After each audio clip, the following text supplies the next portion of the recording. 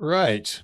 Good evening, everyone. I hope you guys are well, and I hope you can hear me. We're going to get started in just one sec, but I need to briefly explain how this is going to work, and hopefully everything goes according to plan, because as you can probably see, I've got a slightly more complicated setup than normal.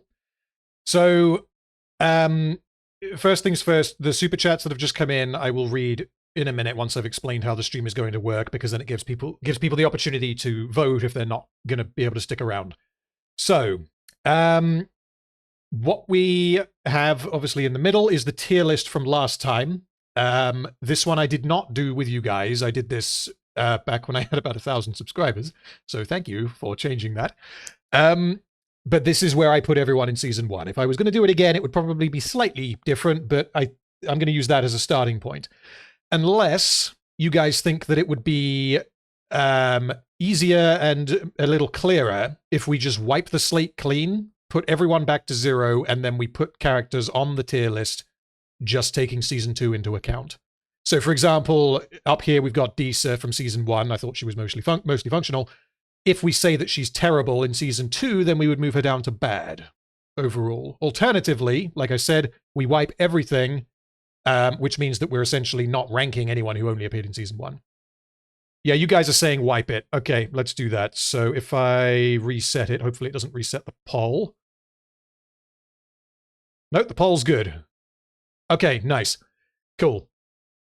Yeah, all of you guys are saying wipe it, because then honestly, once I have the footage for both, then I can compare and make an averaged out one in my own time.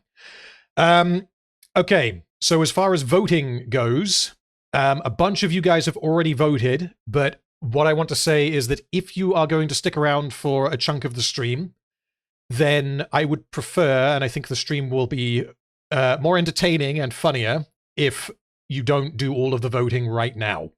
I think it will be funnier if you vote on each character as I'm giving you my summary for each character.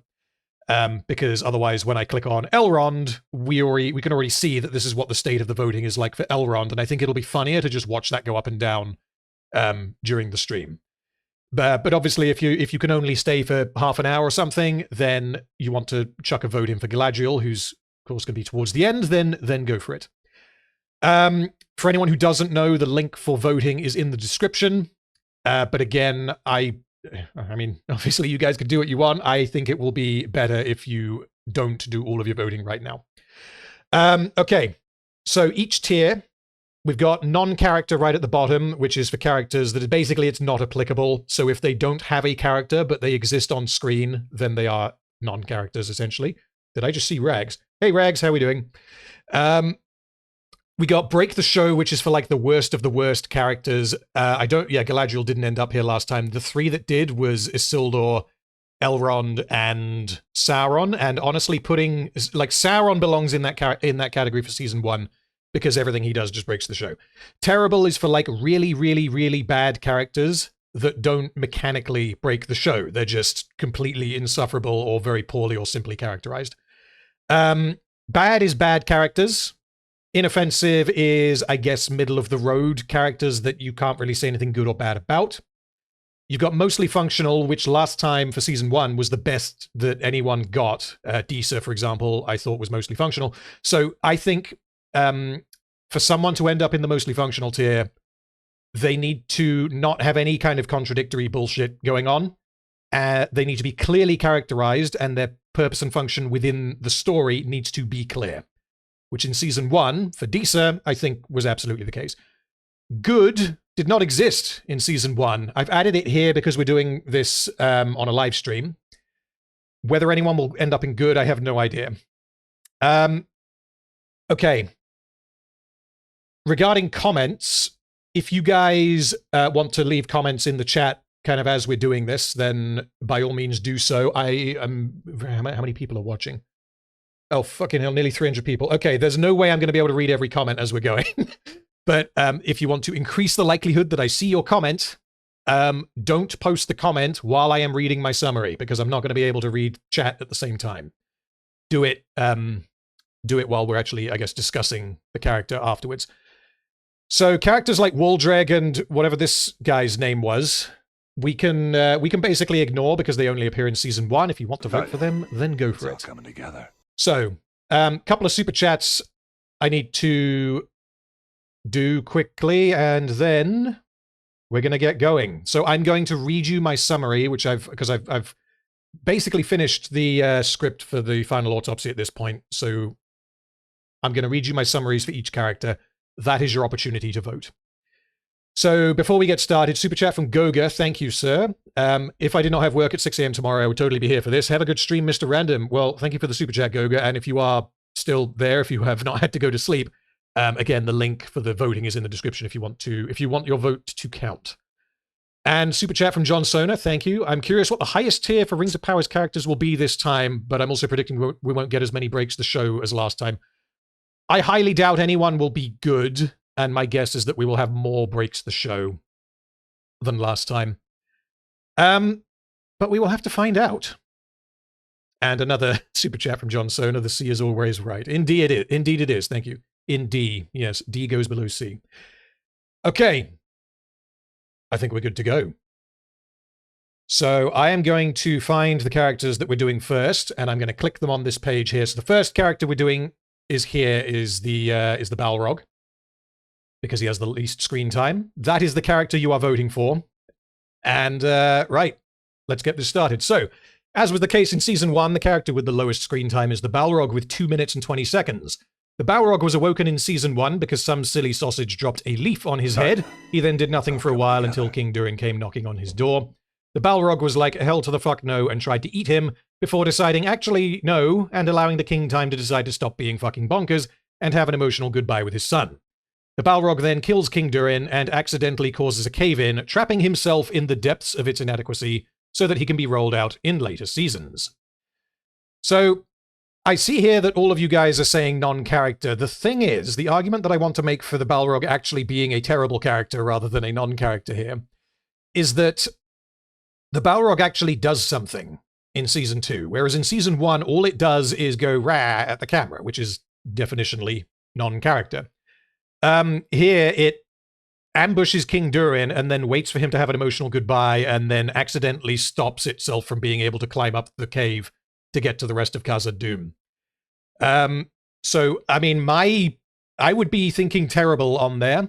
But the overwhelming majority of you guys are saying non-character, which I can absolutely appreciate. So, let's stick him in non-character for now. And yes, so Rag says the Balrog is portrayed more as a force of nature instead of an agent. You're correct, but I think that it has... I mean, to say that the Balrog is characterized is kind of false, to be honest, because it is characterized in Season 2, but it is so simple that it may as well be a non-character. And like you say, it is just it's just an evil antagonist that it may as well be like a tornado. Like, it doesn't interact with anything. By the way, the tornado is not on the tier list.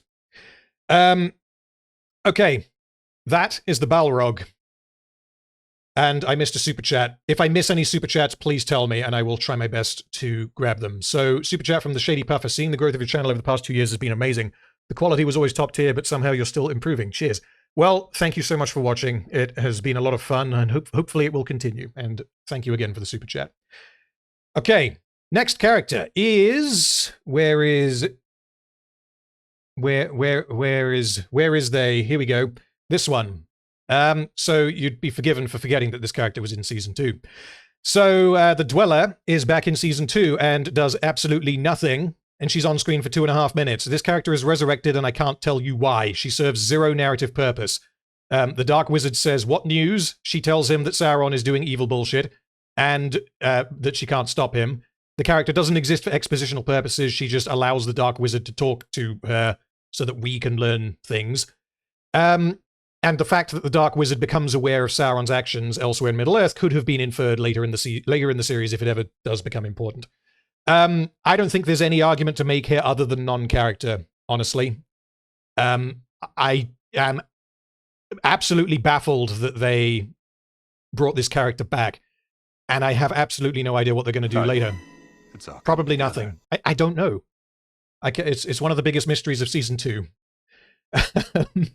Robert White, super chat. Thank you for the super chat there. But Robert says, is this with season 2 only or with season 1 context? So for the purposes of the stream, we're just going to acknowledge season 2. Obviously, you guys can vote how you like, but I am taking into account only season 2. But yeah, I mean, I guess one of the other questions is, why didn't they bring back these two goobers? Like, why did he just bring back this one? I don't know. I have no answers. Maybe he did bring them back, but they're just not, they're not ever seen. I don't know. Okay, next character is, where has he gone? This guy. And no one will know his name, because I don't believe he's actually named in the show. So this guy's name is Diarmid. And he's really nice to Sauron. He's on screen for 4 minutes. He exists only to be nice to Sauron, and to get the plot device into Sauron's hands, because he's carrying the mark of the King of the Southlands. He is a refugee who has recently escaped an orc massacre, but he remains optimistic and has decided to sail across the sea to reach a better life. He is open and honest with Sauron, and seems to want to convince this man he has never met before to change his ways and find a better life. He is curious about Sauron, maintains that all evils can be forgiven and atoned for, and he believes that in order to be a good person, you must simply choose good. He is a terrible judge of character because he mistakenly believes that Sauron is a good person. Diarmid essentially functions as an angelic being of pure contrivance that the writers have dangled in front of Sauron so as to justify his temporary changes in behavior and to steer him in the direction of Galadriel. His personality is such that it is entirely to drive the plot, making him nothing more than a plot device. So, looking at the votes for this one, you guys are saying inoffensive. My thinking with him is that he is mostly functional. And my reasoning there is that he is about as clear in his characterization as he can possibly be.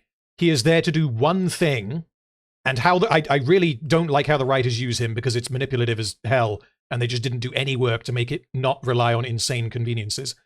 But what he accomplishes in the plot, I think, means that he is able to end up in mostly functional.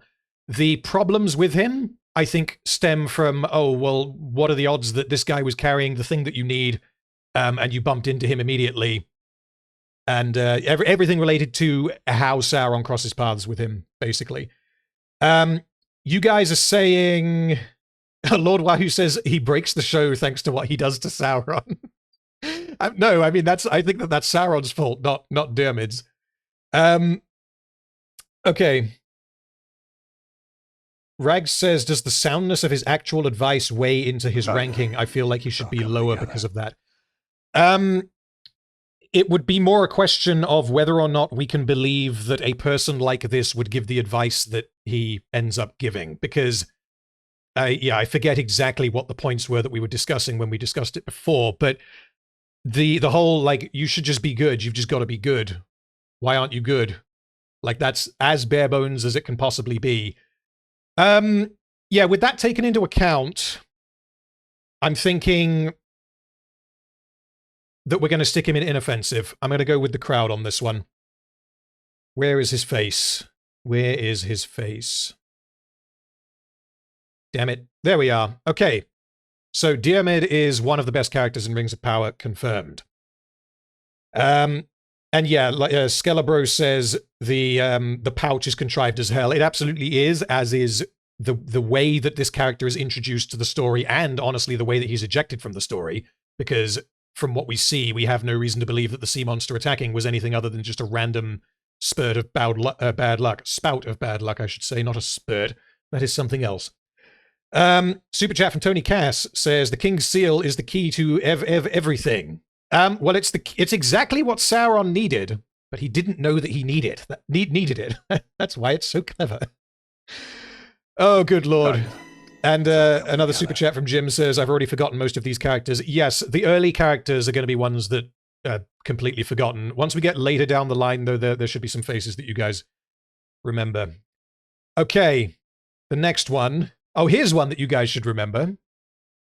Where is he? Here we go. It's this guy. Right, I need to have a swig of whiskey quickly. Okay. Damrod, the legendary hill troll, appears for 4 minutes before he is unceremoniously killed by a grappling hook. He is singularly invested in murder-fucking Sauron in the balls, although why he wants to do this is never even alluded to. He is, however, totally cool with not murder-fucking Sauron in the balls just yet, because Adar said something to him off-screen. He doesn't like orcs, and he will arbitrarily kill them. He takes pleasure in the mayhem of the battlefield, but he will listen to Adar and follow Adar's plan. He goes out like a bitch and is something of an anticlimax given the fact that the writers chose to give him any amount of setup, and what could have been a fun, awesome centerpiece for the Battle of Eregion ends up being entirely forgettable. Again, you guys are saying non-character, and he's either non-character or he's terrible, I think. Sorry, bad, I think. I'm not sure that there's enough to him for me to say that he's terrible. Because he is only characterized as wanting to kill Sauron, like, immediately. That's, like, I think that's his only line of dialogue. Yeah, it is his only line of dialogue. Where is Sauron? But then for some reason he's like, okay, we can not kill Sauron just yet. I think he's definitely characterized more than the Balrog. And, let me have a look. What are we saying? Atanal Kar says terrible. He had one job and he failed spectacularly. That's quite true. He did. Oh, yeah. He did basically nothing in the battle. All he did was just slam the siege weapon into the wall, I guess. Which I don't know why they didn't use catapults. God damn it. Not So Grump. That's true. Not So Grump says he doesn't kill Elrond, right? So he seems to know that he has to go for Elrond. Even though I don't know how he could possibly know that. It's just, there's this elf here, I'm going to attack him. But then he fails to attack him and ends up getting his, like, ribs smashed with the Ravager thing. So with all of that in mind, because some of you guys are saying he's not good. Whoever the two of you are that said good, he's definitely not good. Oh, yeah. It's all coming together. Okay, last comment that I'll read here, and then I'm going to place him. So Tim Mulder says, terrible. First he wanted to kill Sauron, and then he just forgets about it. Yeah, you're right. I think that he has enough characterization, though, to where we're going to place him in bad. I'm not going with the majority here. I think that non-character needs to be for characters who do not have any characterization, not characters that have what I would describe as bad characterization. So we're going to stick him in bad, I think. Super chat from Tony Cass says, Adar failed at trolling Sauron. Indeed he did, I guess in more ways than one. But I think we're expected to believe, God, yeah, I'm getting too many layers deep here, because I think we're expected to believe, based on what I've seen from interviews with the showrunners, that Sauron did indeed plan everything. Which means that maybe Sauron was trolling Adar the entire time. And another super chat from Tom Waiting, thank you, says, ever heard of The Last Ringbearer? It's a Russian novel that retells Lord of the Rings from Mordor's perspective. It sounds like a bunch of commie gobbledygook. No, I have never heard of that. That sounds like something I am not going to read, but it sounds like it could be quite funny. I don't know if there's any videos that exist on the topic. But yes. Okay. And we may rejuggle these characters once we get a little bit later into the stream, but I want to kind of blast through some of the early ones before we have proper discussions about the later ones. Where's it gone? Where's my notes gone? Here we go. So the next one, we're doing two characters at once. So this one and the other Ent, their names are Snaggleroot and Winterbloom.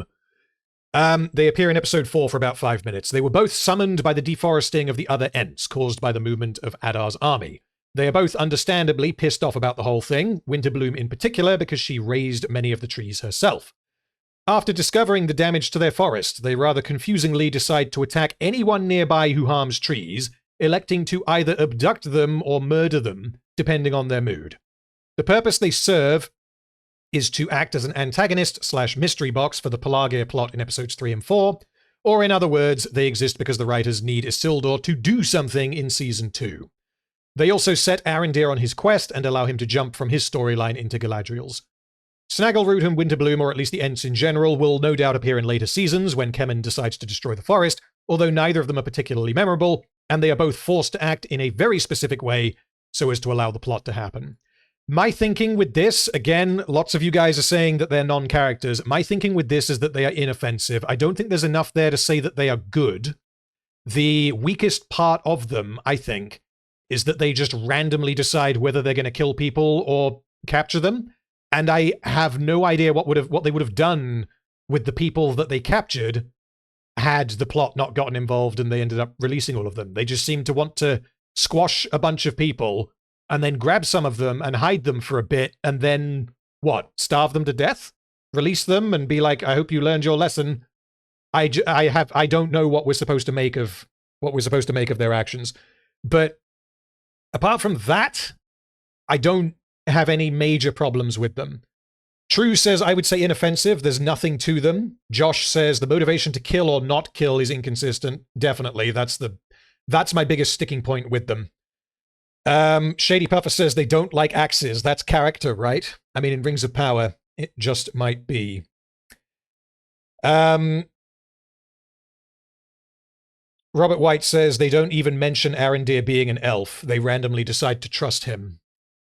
That is, yeah, because that is based on information that I don't believe exists in Rings of Power. You guys are going to take pity on me because I've actually rewatched the entire series twice more now, in addition to when I did the videos originally.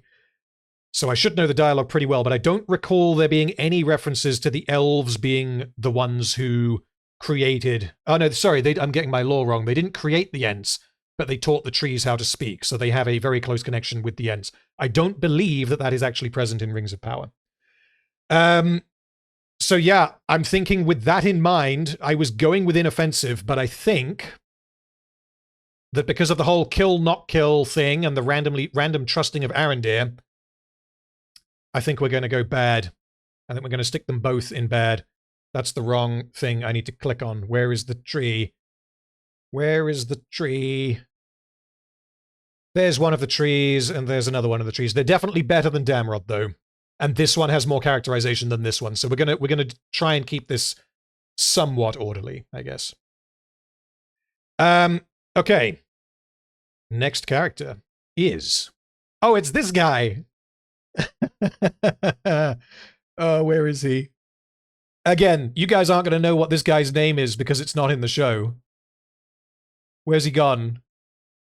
Where has he gone? It's all coming together. I did check before the stream and make sure I had all of the characters. This guy.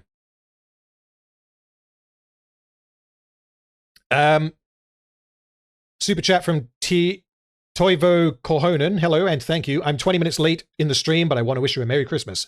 Merry Christmas to you, and thank you for the super chat, and Merry Christmas to everyone else, because this will be the last stream I do before Christmas. So I hope everyone has a good one. Right. This guy's name is Daemor, and he is the first member of the Company of Elrond to die. He appears for 5 minutes. He carries a sword. We can assume is rather good with his sword, given that Galadriel chose him to accompany them. He notices that the spooky forest is spooky, and then he dies immediately and accomplishes nothing. This guy, I don't even think I gave a nickname in my videos, because Map Guy, the Daggerman, and what are they? They all had nicknames. This guy, I don't think has a name. I mean, there is no discussion. He's the definition of a non-character. He exists to say a line and then die, so I think we can move on. Yeah, he was there because they needed someone to die in the Barrow White scene, basically. Right, where is he on this one? Where is he? There he is. He actually has less characterization than either the Balrog or Feminem, so we're going to put him right at the bottom. Okay. Next character is... Oh yeah, this one you guys should remember. This guy. So this guy's name is Brank.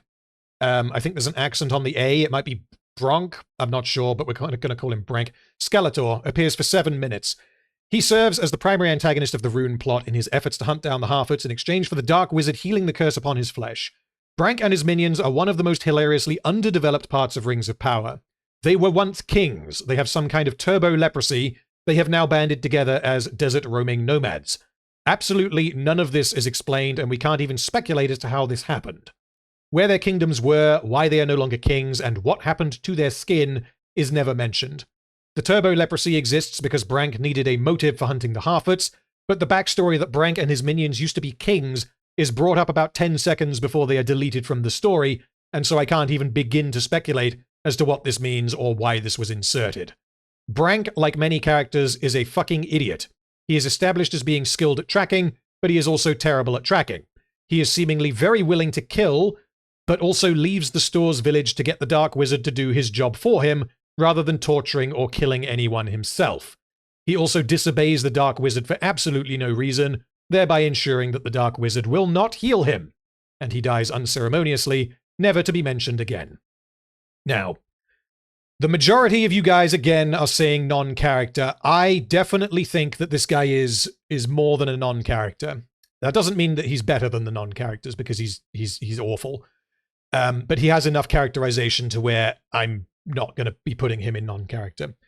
So you guys seem to be saying terrible/bad. True says, I would go either bad or terrible. It's a toss-up depending on how bad the other characters are going to be. Honestly, I don't think that matters, because if we end up with every character in terrible, then that just speaks to the quality of Rings of Power. This is not meant to be relative, by the way. This is meant to be... I'm trying to treat this as if you could apply it to basically anything, because in my Hobbit tier list that we did, we had good, and we had very good, and then I think we had... No, it was good, excellent, and perfect, I think. So perfect would encompass, I think Gollum. I think we put Gollum in perfect, purely from The Hobbit. This is, I mean, he'd probably go in perfect for Lord of the Rings as well. But point being, if you extend this, you can end up placing characters from whatever show you may want to be talking about. Ethan says Skeletor is a complete retard. Yes, you're not wrong. What have we got? What have we got? John says he accomplishes nothing and acts in nonsensical ways and then dies without consequence. Terrible. That's basically what I'm thinking. Robert White says terrible, could even break the show given how much of the plot he moves forwards in Rune. He makes Gandalf get his stick and powers for the future, given his stupidity. So I agree, but I don't want to put him in breaks the show because I think that he doesn't quite fulfill that criteria, personally. But I absolutely think that he is among the worst characters. Well, I don't even know if he's among the worst characters in Rings of Power, but he's definitely going in terrible. I think we're going to put him there. Oh, and chat, thank you for reminding me. Obviously, Wheelie Boy went in perfect. So the perfect characters that we had in The Hobbit was Wheelie Boy and Gollum. Also, for reference, for anyone who hasn't seen my Hobbit video, the good category, for someone to be in the good category, the characters from The Hobbit that ended up in good, I believe, was Smaug, Thranduil, and it was Smaug and Thranduil. I can't remember if there was anyone else.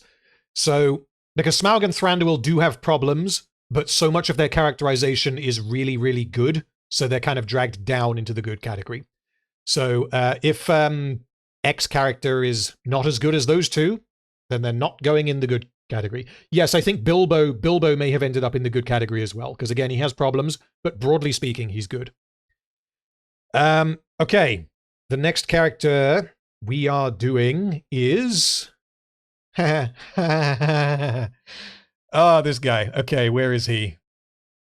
It's this guy. Can anyone tell me what this guy's called?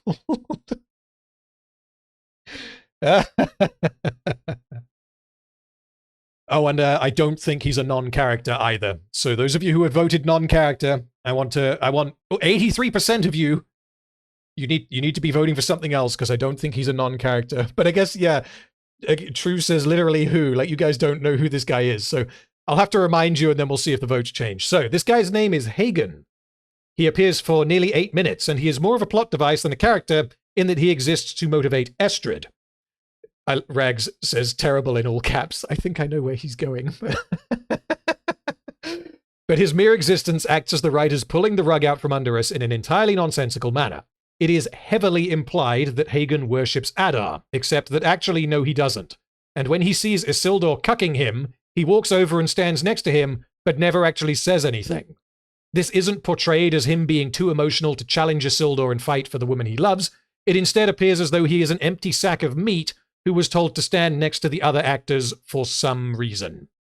We learn from Estrid that Hagen does genuinely love her, and after Isildur leaves Pelargir, he definitely wants to, he clearly wants to continue their relationship, despite Estrid pining after another man's noodle.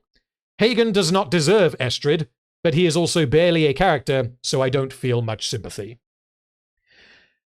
That's who this character is. This is the cuck. Cuckman, I think is how he was referred to as. I mean, I guess, yeah, he ends up in terrible because the only characterization he gets is contradictory garbage. I don't think he breaks the show because his impact on what actually happens is minimal. But I do think that there's enough to him to where we can say that he's terrible. You guys are all saying cuck tier. Unfortunately, so I can change the names of the tiers on this screen here. I can't change it on this one. But the thing is, if I change terrible to cuck tier, then that means that, yeah, that means we're going to have a lot of characters in cuck tier, which I don't think we can do. And I don't want to be messing around with creating new tiers because I want to try and keep things fairly uniform, and also it will fuck up the poll if I do that. Anyway, super chat from Sahid Co, I think. Sorry if I butchered your name. Thank you for the super chat. Enjoyed your reviews more than the actual show. So here is a form of thank you, I guess. Well, thank you very much for the super chat. It is much appreciated. God damn it. Do I actually need to make a cuck tier? I'm not making a cuck tier. We're gonna do this. That's all you're getting. That's all you're getting for cuck tier. Where is he? Where's he gone? He's so forgettable that I can't find him. There we go. Is Hagen worse than... No, I don't think... I think Hagen is probably better than Skeletor. If for no other reason than that Skeletor has a much bigger impact on the plot. Okay. Next character is... Oh, yeah. It's awkward. Oh, God. Here come the fucking memes. I can just tell. Right, it's Waldreg. Waldreg appears for 8 minutes and 22 seconds despite being killed tragically in the first episode of Season 2. Since creating Mordor, Waldreg has gone up in the world and now has the privilege of welcoming newcomers to Mordor. It is also his job to personally ask people, to swear allegiance to Adar, and to make sure everyone knows that Mordor is called Mordor. Waldreg is a bit of a meme, as I can tell as I look into the chat right now. But honestly, Waldreg is a fucking idiot. He was established in Season 1 as being fully devoted to Sauron, and he ends up as Adar's minion due to a misunderstanding, a position that he is more than happy to fill because he appears to be devoted to being evil in a general sense. He learns in Season 2 that Sauron may have returned, but then he takes no further action, remains as a minion of Adar, and doesn't consider it alarming that Adar intends to kill Sauron. Waldreg is somewhat entertaining because he is characterized as a man who relishes in being evil for no reason other than that he likes being evil, although why the writers have decided to have the character of Waldreg play the role of pure fucking evil rather than, oh, I don't know, Sauron, I have no idea. That's what we've got for Waldreg. And, I mean, the memes are saying that he's good. But the problem is I have to filter out the memes because Waldreg is not a good character. It's all coming together. Oh, God damn it. There's so much perfect S tier in the chat. What the fuck?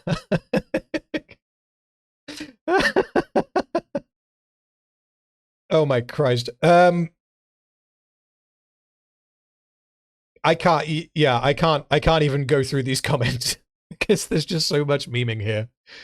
Okay.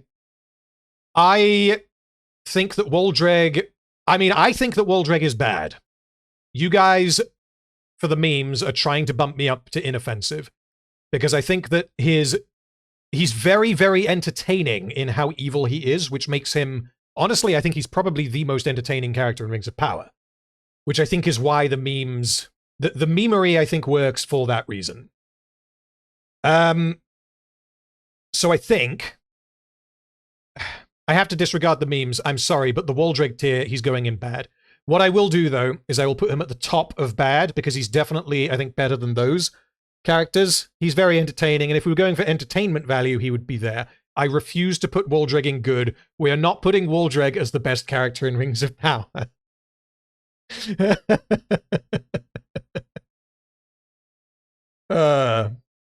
Yes, Philibetrus says, memes aside, he's inoffensive or bad. Everyone else seems to be saying no, monster. Oh, God. Rags says random murdered Waldreg just like Sauron did. Hey, well, was it really murder? I mean, it was kind of... Waldreg kind of brought it on himself for not realizing what was going on. Okay. He welcomes people to... I know that he welcomes people to Mordor, but unfortunately that's not enough to get... The good category is not the welcome to Mordor category. We're not doing that. Oh, damn it. Right. Super chat from Jim, heretic. You, sir, are the heretic. All of you guys, I like how only one of you guys thinks that he's non-character, but no. All of you guys, for the memes, he's not as memeable as, like, Wheelie Boy or something. Or, honestly, like, Glug. I think Glug memes are also very good. And, spoiler alert, Glug is also not going in good tier. Okay, let's continue. The next one... Oh, this should be interesting. This guy, Rasputin. So, the Dark Wizard, also known as Rasputin, also known as Saruman, except not really, appears for nearly 9 minutes. The writers heavily imply that this character is Saruman because he repeatedly calls Gandalf old friend. He does that 4 times, by the way, in like one dialogue exchange. And given Rings of Power's immensely frustrating tendency to conceal the identities of certain characters for purely meta reasons, only to reveal them and be like, wow, wasn't that fun? Anyway, let's move on to the next one. This means that the writers are telling us that the Dark Wizard is Saruman. Except that apparently, this character is not Saruman. So, this is a quote from the showrunners. We can say definitively he is not Sauron. Definitively, 100% he is not. So that means that either the writers were lying by misdirecting us in the show, or they are now lying in interviews, or they're just making shit up as they go. Anyway, to say that this character is confusing is a misuse of the word confusing. He is established as an incredibly powerful sorcerer who wants to ally with Sauron and take over the world. His minions are excruciatingly incompetent, and when it is revealed that they accidentally lifted the veil on the wrong person, the Dark Wizard decides to ally himself with this person, presumably to ensure that he doesn't get in the way of his evil plan. The Dark Wizard is very evil but makes no effort to hide it. He is terrible at manipulating people, and he draws from information that he can't possibly have because the plot requires it. His backstory is unclear, as his claimed backstory is presumably a lie, but it also makes 0 sense, and the fact that it makes 0 sense means that I'm more inclined to accept it as the truth, because this is Rings of Power. He and the other Istari lived in Valinor with the elves. At some point after Morgoth's defeat, Gandalf convinced them to go to Middle-earth and defeat Sauron together. The Dark Wizard arrived before Gandalf for some reason, and decided to team up with Sauron instead. He saw a meteor, and was like, oh boy, that must be Sauron, and he sends out his minions to go and recover him. Unfortunately, he was mistaken, and the Meteor Man is Gandalf, and so the Dark Wizard hastily cobbles together a plan B, that he will manipulate Gandalf into siding with him. Which goes directly against what the Dark Wizard claims was Gandalf's original intention. This is complete nonsense, and I have no faith that any further clarification later in the series will help to fix this. So it's good... Yeah, it's good that you guys are saying terrible, because that is my inclination as well. I will read the super chat, and then let's have a look at what you guys are saying about Mr. Dark Wizard. From Jeremy Super Chat, thank you. Need a second dimension for entertainment value. If we were ranking these guys by entertainment value, then honestly, I think basically everyone would be down here apart from Glug and Waldreg and possibly, like, Durin, maybe, in Season 1. Yeah. It's difficult. Difficult to say, honestly. But yes, thank you for the super chat. Oh, yeah, when I was speaking just now, if I suggested that the writers said that that character is not Sauron, what I meant to say is that he's not Saruman, because obviously we already know who Sauron is. I was talking about whether or not he's Saruman. Sam says, I would say breaks the show, but his plot line is so unimportant that I don't give a fuck. I don't think that he breaks the show yet, although I think he potentially will break the show in later seasons. Okay.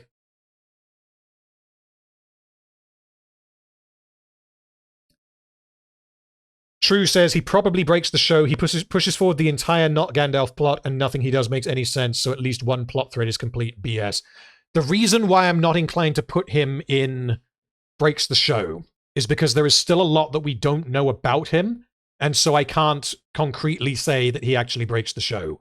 Whereas as we will see later and as we had for season 1, there are a bunch of characters where we know everything about them.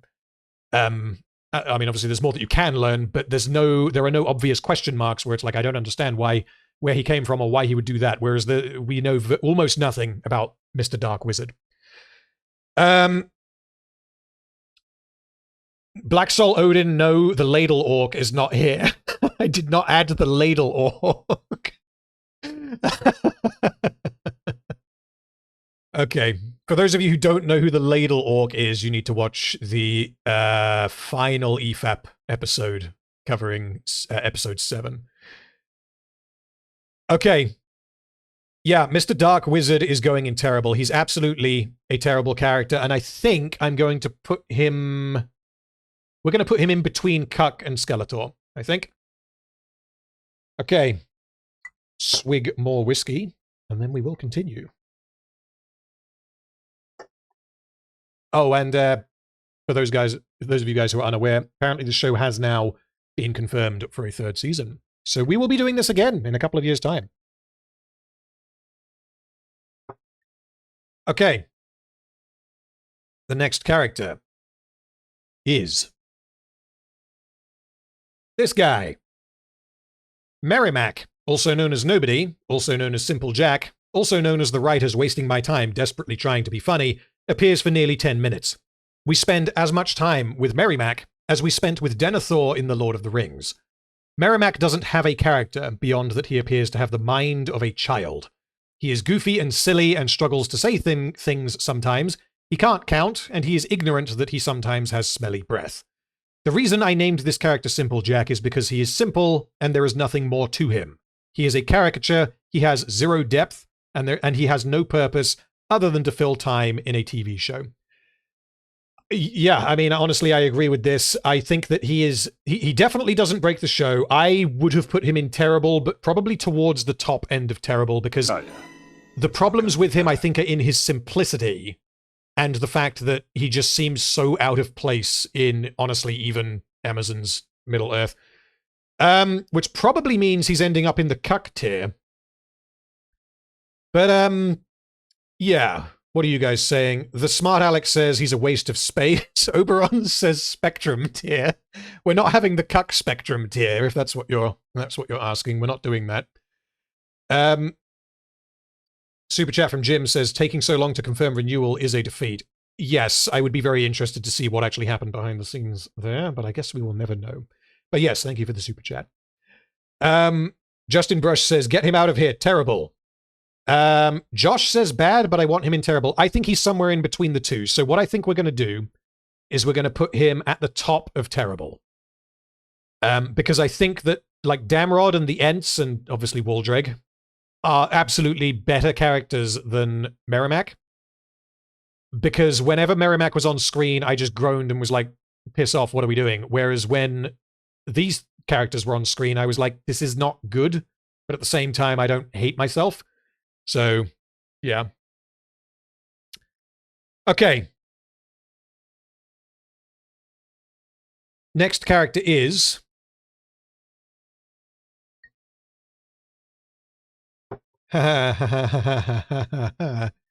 Next character is... We didn't add this character in Season 1. This one. Berek, Isildur's Chad of a horse, appears for 10 minutes, and in that time he is shown to be far more intelligent and far more useful than Isildur. He has a psychic bond with Isildur, and he will run into enemy territory, even braving the infamous Black Forest to find his master. However, he also allows himself to be abducted by wild men and doesn't put up any kind of a fight. And when Isildur turns up to rescue him, it appears Berek is totally chill with his new life as a wild horse.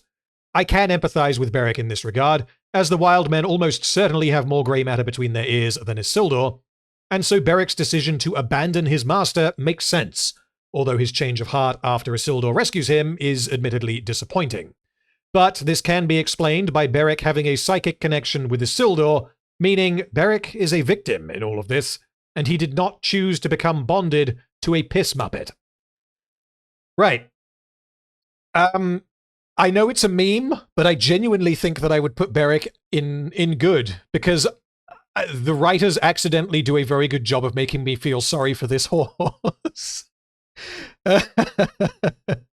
Linux Wizard says he's the only worthy character of being in Chad tier. Well, Chad tier was where Afrock Valandil was in season 1, but he's not going to be there in season 2. I think that Berek is going to end up in good. What else do we have?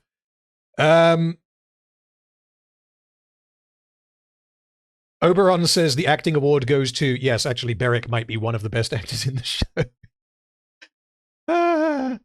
Lydia says, no, he's responsible for the worst and most pointless arc. You are absolutely correct, but that is not Berek's fault.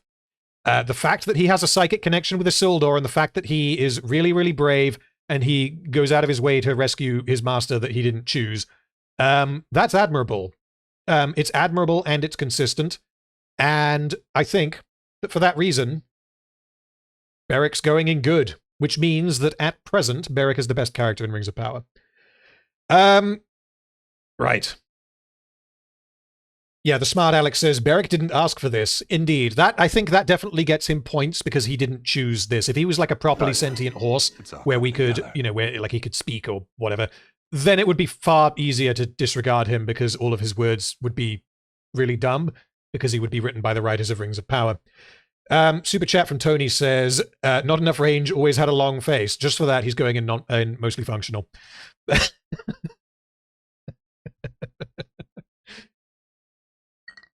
No. He can go back there.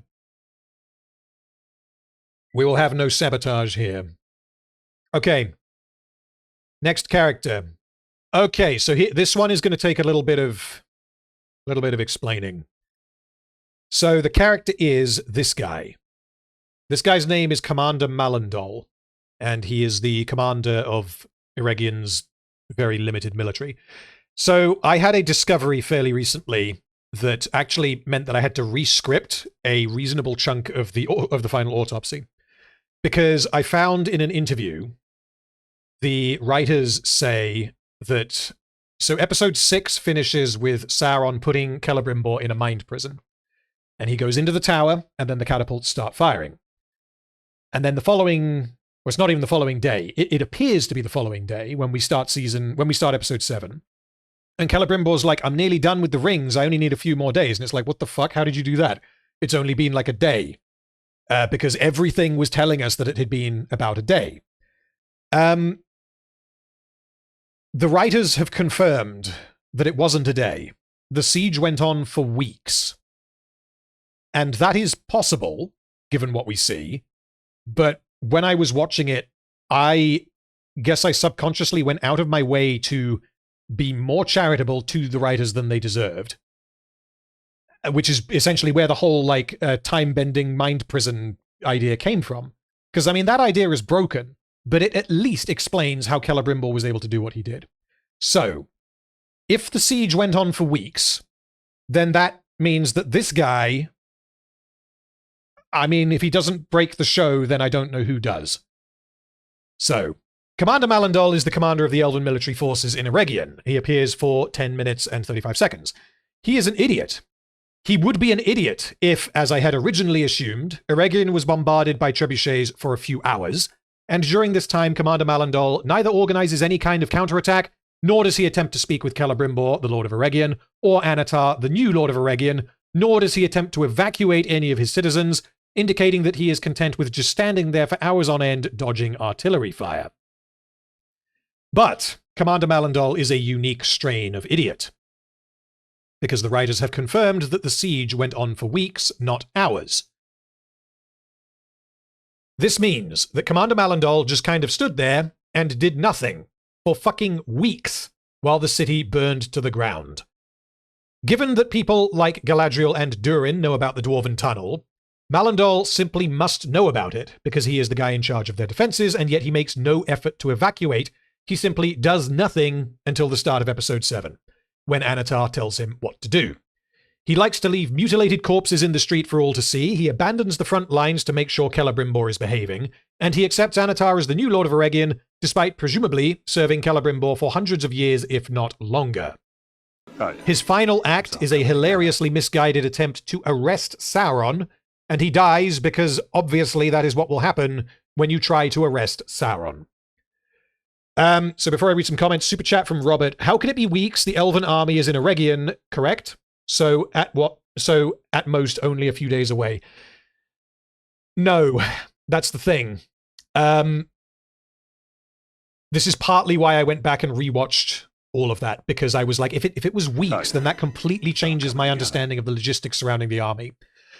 And I'm not going to be able to properly explain it here because I've written out quite a long piece for the autopsy video to explain it. But essentially what happens, which is communicated unbelievably poorly, but what happens is Celebrimbor sends his letter to Gil-Galad. Gil-Galad receives it, and it is about as suspicious as a letter could possibly be. I don't have the exact words in front of me, but there's like 3 very obvious reasons why he should be like, oh, okay, so Sauron is in Eregion. We need to go to Eregion right now. Gil-Galad then decided off-screen to send his army to Mordor, which was what the original plan was. So the reason why the Elven army doesn't arrive at Eregion earlier than it does, and the reason why the orcs are bombarding the city for weeks, is because Gil-Galad, after receiving the letter, sent the army to Mordor.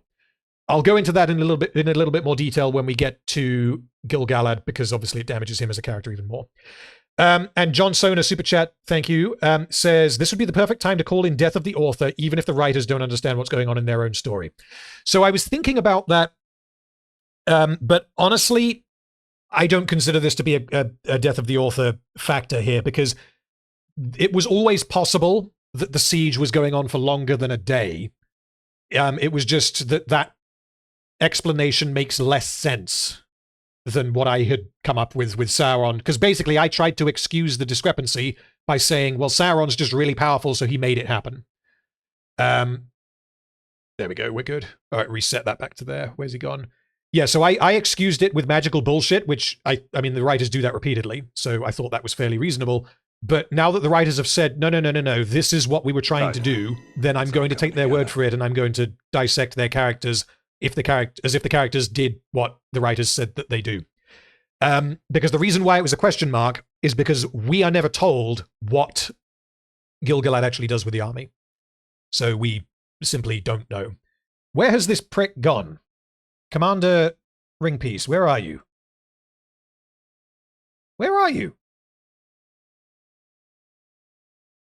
I can't. Okay, I can't find him on there. We're gonna have Sadok there for now, but I'll move him in one moment. Anyway, and I'll read this last super chat for now, and then we will look at what you guys have said for Commander Malendol. But honestly, I think he's going to end up in non-character, which means I do actually need to find where he is. Where is he? Where is he?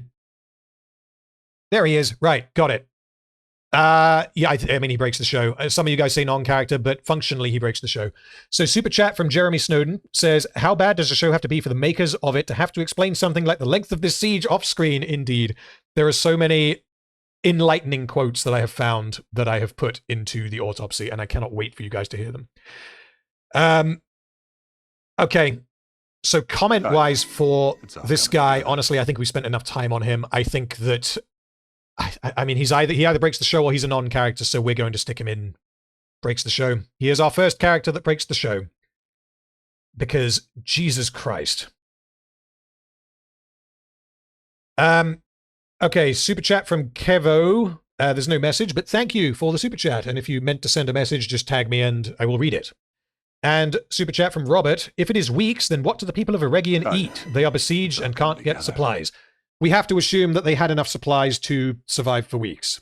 I have no idea if that's reasonable. My understanding is that in the case of like real life military sieges against like a castle or a well-defended city, not that Eregion is well defended, but take the point, I guess, they will often have enough food to last for weeks, if not months, even if they are blockaded, because the idea of like you starve your enemy out is has historical precedent. I don't know. I think I'm actually going to go out on a limb in support of the show here and say that they probably would be fine for food reasons. Obviously, the city is getting flattened on top of them, so they're fucked for that reason. But elves have lembas bread. So I think that it's probably reasonable to assume that they would be able to last a little while on lembas bread. Okay. Right. Next character is this lovely lady. There we go. Okay. Gundabale, also known as the Gund, appears for 11 minutes. There is an idea underneath what we actually got. The idea of a village leader who is highly attached to the sentimentality that she has for her home, to the point where she would rather die to protect it than leave it. The idea that this character would convince Nori, who holds the opposite view, that homes are important. The idea that after losing her village, she is forced to embrace Nori's way of life instead. The problem is that none of these beats land because the writers are incapable of maintaining any degree of character consistency. Gundabale is characterized immediately as an arrogant, self-important, derogatory, and bad-tempered cow, and I have no idea why this decision was made, given where her story goes. It is very difficult to empathize with such a character, because I can't imagine being in the same room as her for more than 5 seconds without wanting to leap headfirst into a Balrog. Terrible seems to be the consensus. That is what I'm thinking. Rags, terrible can't be the Gund tier because it's the cuck tier, and I'm not making a new one. Lydia says, don't forget that she introduces the concept of the Shire as the Promised Land. That is a mechanical purpose, but I think that that is an issue more with the writers employing magical bullshit rather than... It's not her characterization that makes that happen, but yes, she's, of course, connected to that. Cedric says, yeah, this is a good point, actually. I forgot to mention this. She doesn't immediately think that the other hobbits she met could be part of Sadok's group. Absolutely. Even if she doesn't necessarily know who Sadok is, she should absolutely immediately suspect that these halflings who have come from the west might potentially be from where her people went in ancient times. And she doesn't, because the writers don't let her, because they want to save the twist for when... Well, it's not even a twist. To call it a twist is giving it too much credit. Oh, yeah. It's all coming together. Butterfly Minder, Keeper of Fluttery Thoughts. I love your name. Bad. They were going for sassy black mother figure, but failed badly. I think she's worse than bad, though. It's difficult to hate a character in a TV show that is as bad as Rings of Power, but some characters are just so hateable, and I don't understand why they characterize them in this way. Because if you want to make a character like the Gund or Gundabale act in the way that she does when we first meet her, because she doesn't really act like that after we first meet her, but by doing that and having that be our first introduction to the character, it makes it so much harder to empathize with her actions, or not her actions, to empathize with what ends up happening to her later in the series, later in the season, and presumably in the series, because I'm guessing we're going to see her in season 3. So I don't know why they did that. She's going in terrible, but I think I'm going to put her above these two. She's we'll put her above the cuck as well. Okay.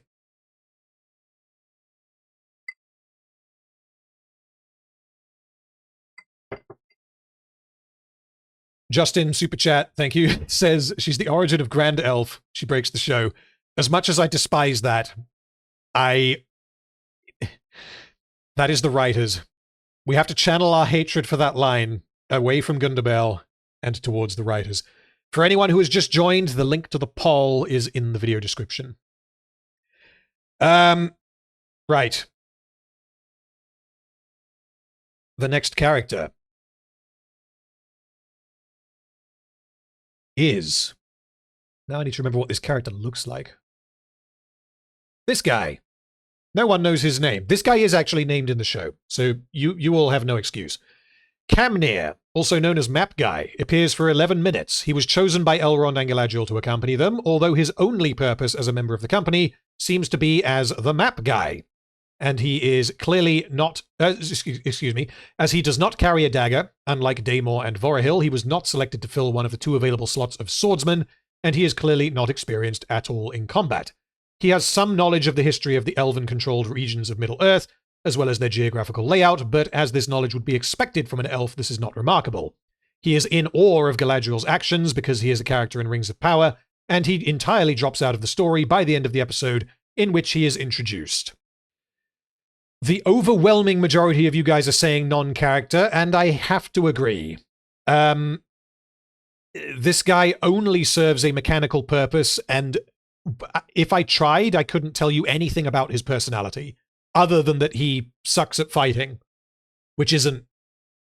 That means that he's not good at something, and being good or not good at something is not characterization. There are things that you can potentially read into there and be like, well, okay, if he's not good at fighting, maybe he spent his time doing other things, but like the fact that he's good at reading maps is also not characterization, so I think he's absolutely going in non-character. Do you guys have anything to say about this one? Lydia says breaks the show. I don't think he breaks the show because he doesn't have enough of an impact. And yeah, that's quite right, actually. Who the hell, which one of you psychopaths put this character as good? This guy is not as good as Berek. What are we doing? And Jan or Jan, excuse me for mispronouncing your name, says, where was he in the last few episodes? At least what are they came back? So he doesn't appear later in the season because he isn't a soldier, would be my guess there, because they kind of go out of their way to show us that he's no good at fighting, so him appearing in the army wouldn't make any sense. Not that that stopped them from doing it with Elrond, but anyway. Right, map guy, Camnir, my dearest. Where's he gone? I have to find his face. There we go. He is a non-character. He is more of a character than Daemor. Actually, I think we're going to put him at the top of non-character, because there's more that you can read into him than you can with these other three. Okay. Swig of the whiskeroony, and then we will keep going. Okay.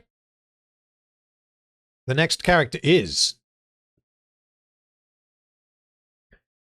Valandil, also known as Afrock, appears for 11.5 minutes, and the destruction of this character is one of the things that pissed me off the most about Season 2. Valandil is a very simple side character. In Season 1, he was a relative high point. For reference, in Season 1, we had him in mostly functional.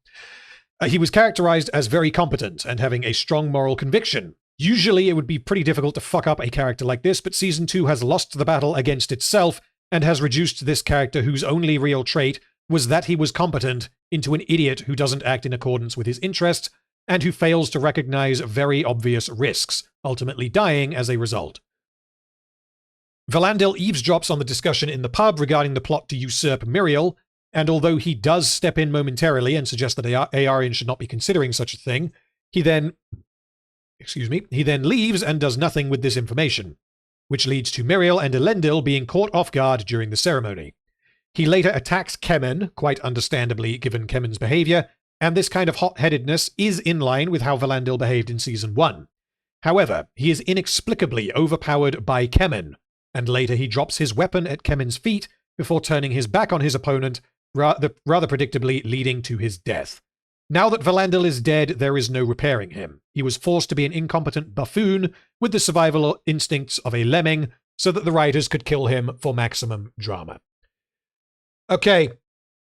You guys are saying, so Noonish says he still has some good moments, like when he talks to Arian. That is, I think, the only scene.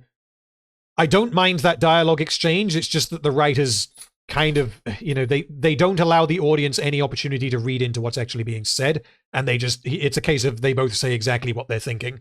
But the point that the writers are making with the character at that point in time, I think, is decent enough, and it's executed okay. I think I will agree with that.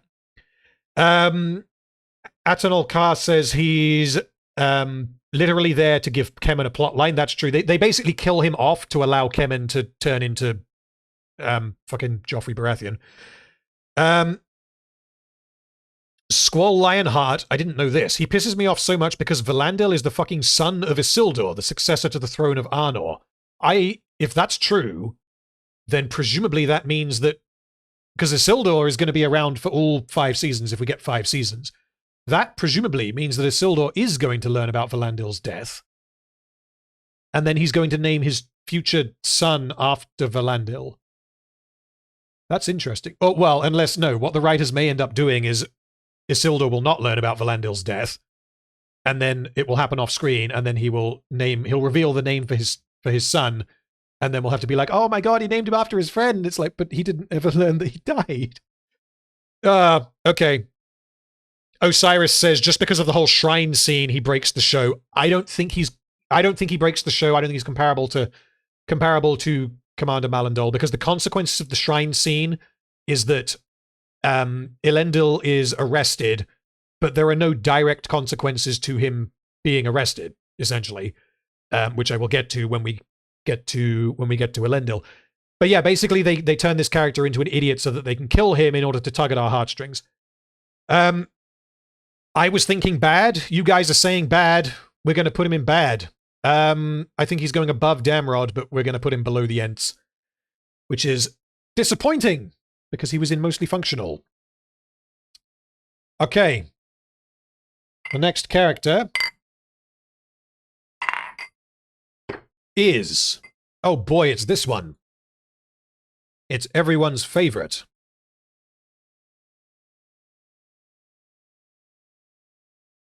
Where is his face?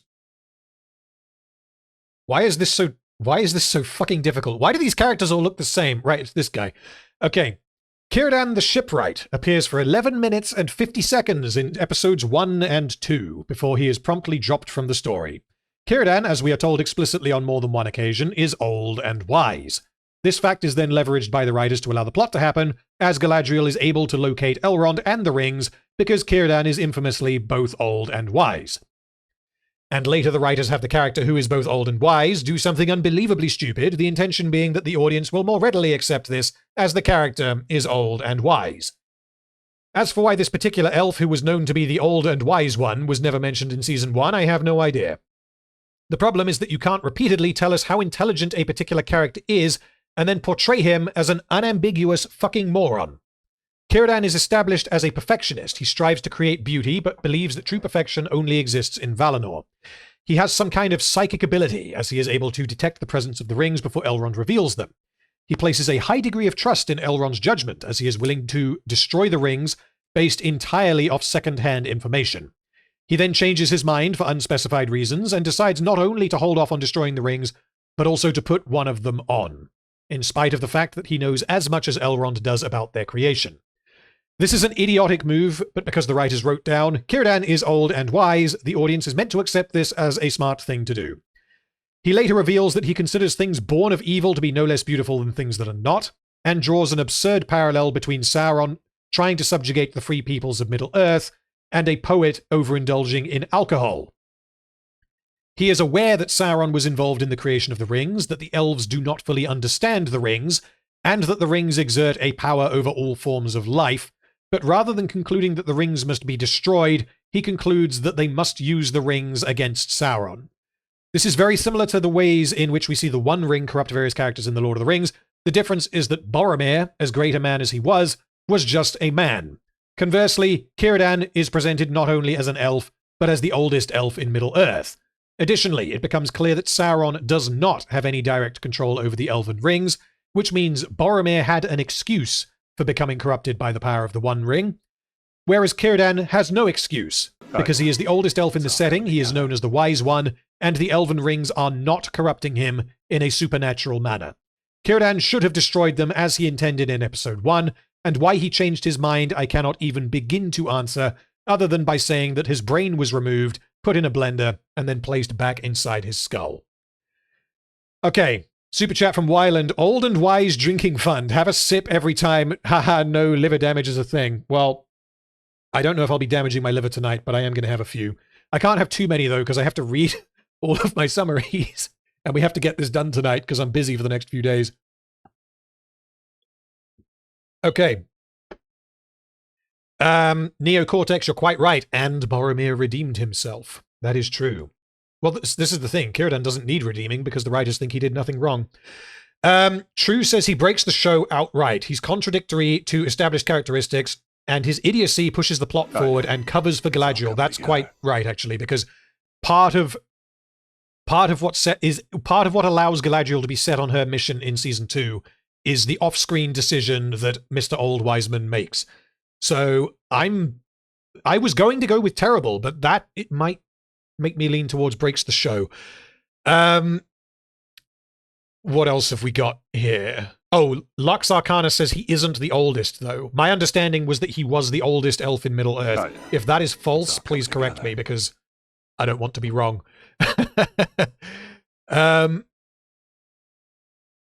Graham says if the writers adhered to the source material, they would realize that elves do not age, so technically this character breaks the show. That's true, he does have a beard, and he obviously shaves it. Okay, and super chat from Anathigozo. I've taken fucking bonkers into everyday use. Good to hear. It is a fantastic phrase. And thank you for the super chat. And another one from Tony Cass. Thank you. The wisest in Rings of Power is a low bar. I don't know. I mean, looking at right here, we've got, this is the wisest, right? It's Berek. Berek should get a Ring of Power. He'd know what to do with it.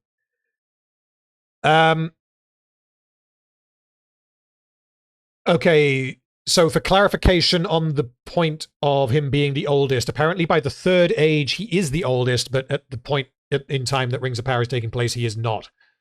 Okay, fair enough. If that's the case, I will double check that, and then I will amend my script.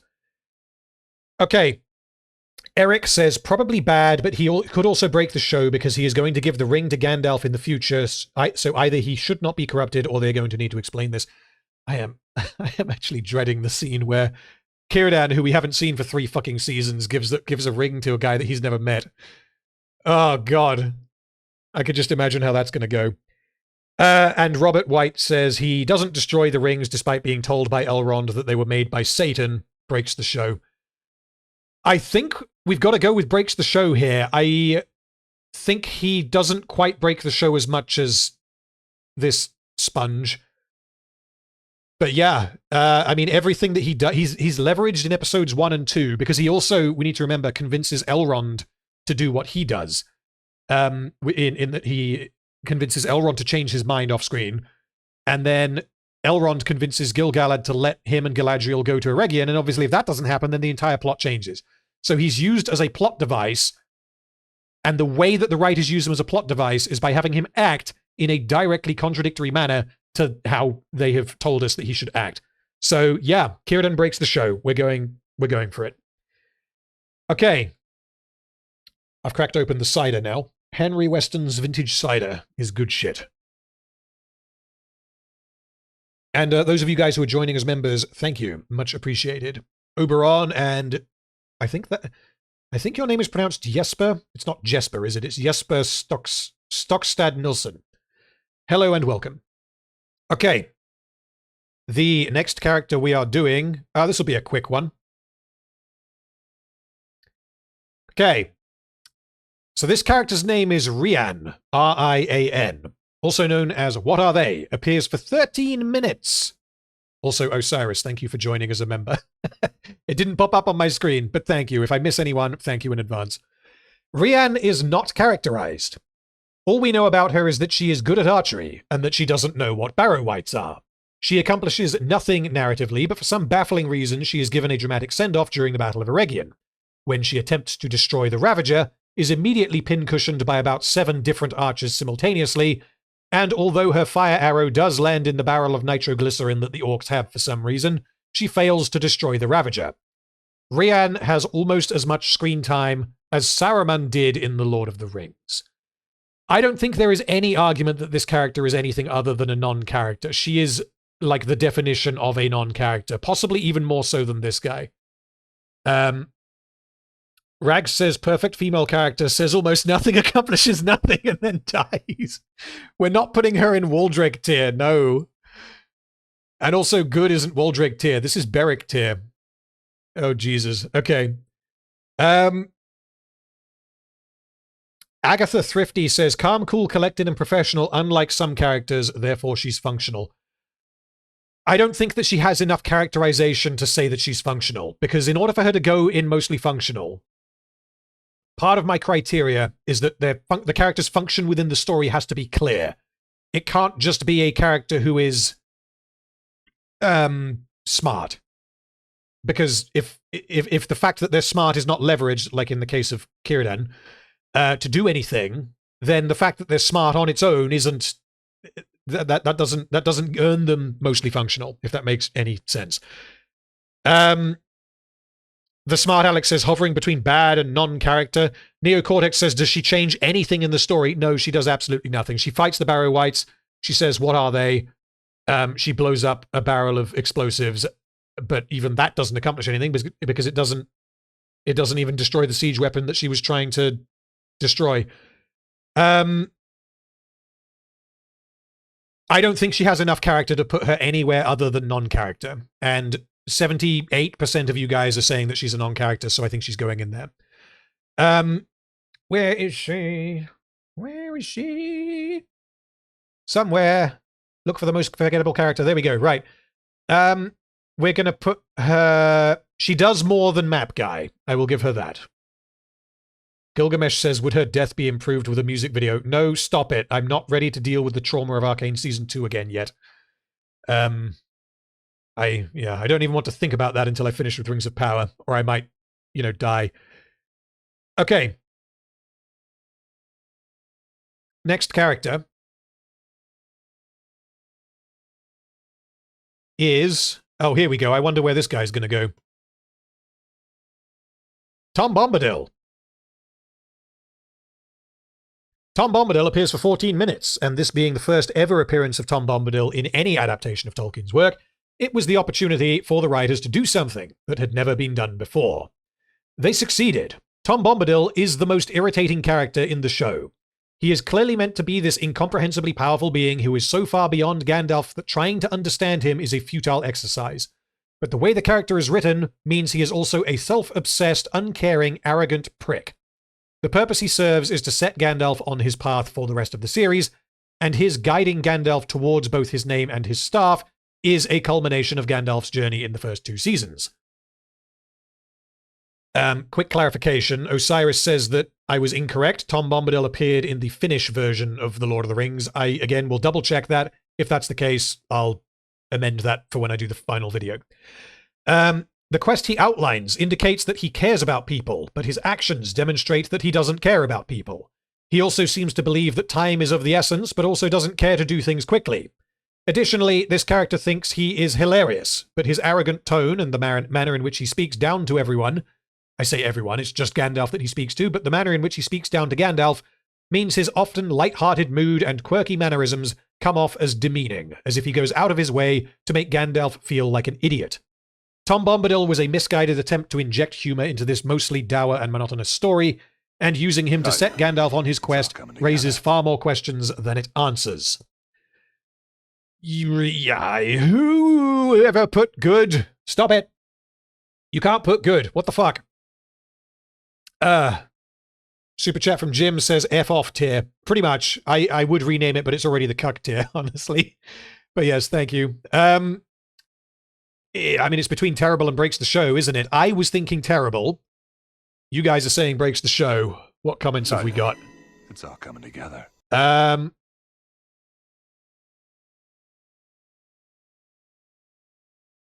Pebble Institute says he is everything wrong with the show. The bastardization of the source material, the smug time wasting, the insane decision making, the torturous key jangling, etc. He is awful. Yeah, I could not have put that better myself. That's a very convincing argument.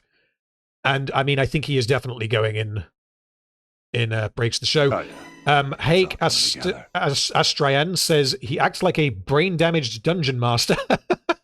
But for some reason, no one calls him out. Bomb Bombadil breaks the show. Critical Meme Theory says he sings about himself in the third person. He totally breaks the show. John says this character is so bad that it makes me question my own purpose in this world. Nothing could have made him worse, and he breaks not only the show, but also my will to live. Oh, good God. Yeah, he's pretty bad. He's going in breaks the show, I think.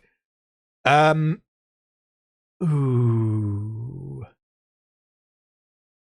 I'm going to decide this without intervention from chat. Where do I put him compared to these two? I think that his impact on the plot is far less than either of these two, so I'm going to put him above them in breaks the show, even though I hate him more. Just to be clear, I despise this character, but I think that these two cause more narrative problems in how they're characterized. Okay, and yeah, Humphrey and Quillpoint both, so he defiles the law, indeed. Yeah, I'm honestly glad that I don't particularly care about that, because otherwise I would have hated him even more if that were possible.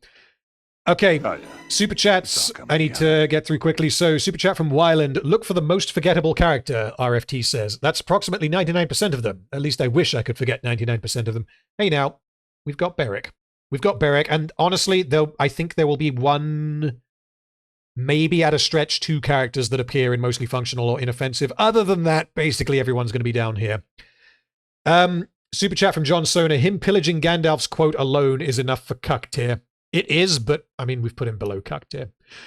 But yeah, I hate that line. Yeah, it's like, I forget exactly who it was that said it, but he represents everything that is wrong with the show. And super chat from Justin. Trying to make this guy Yoda was a big mistake. Indeed. I mean, it shows a misunderstanding of Star Wars as well as a misunderstanding of Tolkien's work as well, and arguably a misunderstanding of Rings of Power. So, yeah. Super chat from Synarix says, if you were in Rings of Power, you'd be in Chad tier and single-handedly destroy the show through the unlimited power of logic and common sense. Well, thank you for the compliments, but honestly, I don't think I could exist in Chad tier, because if Chad tier is this one, the only reason why Berek is here is because Berek doesn't speak. Whereas if I existed in Rings of Power, I would have to speak, and I would necessarily be written by the writers of Rings of Power. Okay. Who is next? Who is next on the list? Oh, here we go. This might be a change of pace.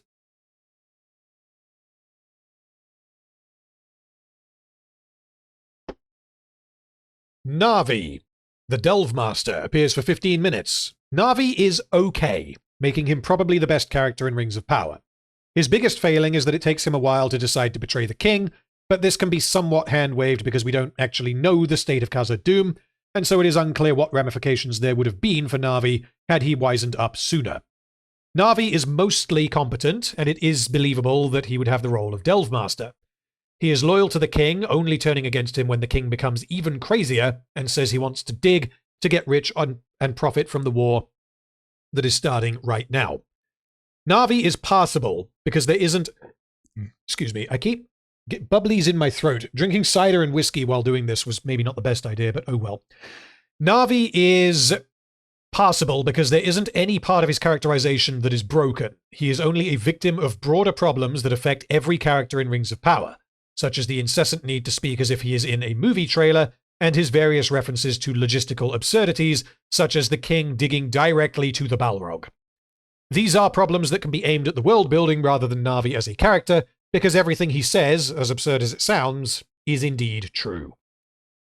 Right, you guys are saying somewhere between mostly functional and inoffensive by the looks of it. So what have we... What do we have here? John Sona says better than Berek. When I wrote this, I wasn't planning on Berek being the best character in season 2. That just kind of happened. Graham says mostly functional, a serviceable miner who knows his job and his place. I don't know why he threatens the dynamic duo with his pick before offering to join them. Aside from that, a decent enough dwarf. Yeah, we can probably attribute that whole interaction to more of a framing problem because of the writers trying to hide information from you for dramatic effect, rather than reading into Narvi as a character, because there is no reason why he would do that. King of Moorland says, inoffensive, does his job without breaking anything. Hake says, I actually like the actor. He feels like an actual dwarf. That's a good point. Yeah, the actor, I don't hate the actor. He's definitely towards the top of the pack. When I say I don't hate the actor, I mean I don't hate the performance, because there's some of the actors where I don't like them, given what I've seen them say in interviews, but I do like their performances, for example. Osiris says, I'd say that Narvi is bad mainly because of where the doors of Durin are crafted. However, otherwise he's inoffensive. So the thing with the doors of Durin is, yes, they did build the doors of Durin somewhere other than at the gate of the mountain. But the fact that they did that means that we have to accept that they can get it back. Which is insane, but I'm not sure that I would say that. I think that that's the writers just being, like, fucking dumb, rather than Narvi being either out of character or being an idiot or whatever it might be. Okay, super chat from Noonish. Narvi's name comes from Fellowship of the Ring. He made the doors of Moria and signed his name on them. Okay, yeah, I didn't actually know that. Interesting. I guess I'm kind of wondering what will happen. And honestly, like, Narvi, if he had appeared in Season 1, he would be a character that I would say I want to see more from him, which is what I said about Disa in Season 1. Because as bad as Season 1 is, it's like there are small things that I'm like, I want to see more. Given what Season 2 has done to those things, I am not going to say that I want to see more of Narvi in Season 3, because they're going to destroy Narvi in Season 3. Like, there's so little to Narvi, but what little there is, I think that I am willing to put Narvi in mostly functional. Where is the Narvster? There he is, mostly functional. And a super chat from Sparks. Just got here, random, why is there no Waldreg tier? We've been through this. There is no Waldreg tier because Waldreg is a bad character. I'm not putting him up here for the memes. I already put the fucking horse up here. I'm not putting Waldreg up there. Waldreg is a bad character. I am very sorry. Okay. Next character is this guy. Vorohil, also known as Overconfident McDaggerman, appears for a rather surprising 17.5 minutes, although a big chunk of that is during the negotiation scene where he is just standing there as a bodyguard. Vorohil is overconfident, and he has daggers. He is implied to be very skilled, but he is also an idiot who tells the orcs their battle plans for no reason. And he doesn't realize that he has seen a spooky demon when he has obviously seen a spooky demon. Vorohil is probably the most characterized out of the company of Elrond, which truly speaks to how pathetic these characters are. All four of them are vapid, emotionless faces who exist to wear armor and hold their respective weapons, and I cannot imagine these characters chilling by a campfire and having a chat. Every line they speak is expository in nature, they do not have personalities, and they only exist because Galadriel and Elrond need people to come with them. Okay. What do we got? Oh, definitely not. Boromir says, wait, the horse was for the memes. Kind of. The horse being up here is a bit of a meme. Honestly, the horse being on the tier list is a meme. But given that the horse is on the tier list, the horse has enough character to mean to where I can say that it's the best character in the show so far. Okay. Poison Sumac says D for daggers. I mean, he's got to be lower than D, right? Because D tier would be bad. But yes, I take the point. He does have daggers. Definitely not. Boromir says he is overconfident and he has daggers. Non-character. That's basically it. The thing is that the only reason why I'm thinking that I'm not going to put him in non-character, and I'm going to potentially break from what you guys are saying, is that he is absolutely more characterized than either of these three. That doesn't mean that he is a character, but I mean, if he's going in non-character, he's going at the top. Adrian says he's just a plot device, not a character. Seko, yeah, this is a good point, actually, so we need to bear this in mind. His open discussion of battle plans in an enemy camp is just so insane and stupid, therefore terrible. So that is kind of why I'm thinking that he has enough characterization to where he breaks out of non-character, and we have to put him in... Is he going bad or... I guess he has to go in terrible, because he only really does one thing, and it's terrible. That's basically it. Ave Zebra says, I don't see much difference between him and the troll. Yeah, that's true. They're very comparable. We need to remember that Damrod went there instead of in non-character.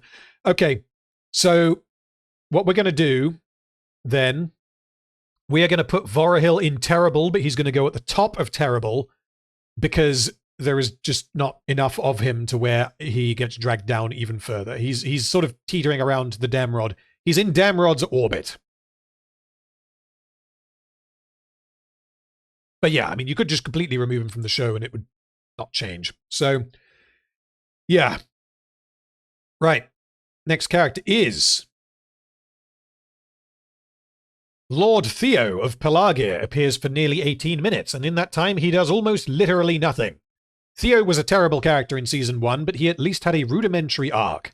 In Season 2, he tells Arondir to go fuck himself after Bronwyn dies off-screen, helps Isildur rescue his horse because Isildur told him about aqueducts, gets abducted by a tree, is rescued, and is disappointed that the Númenóreans don't respect him as the Lord of Pelargir.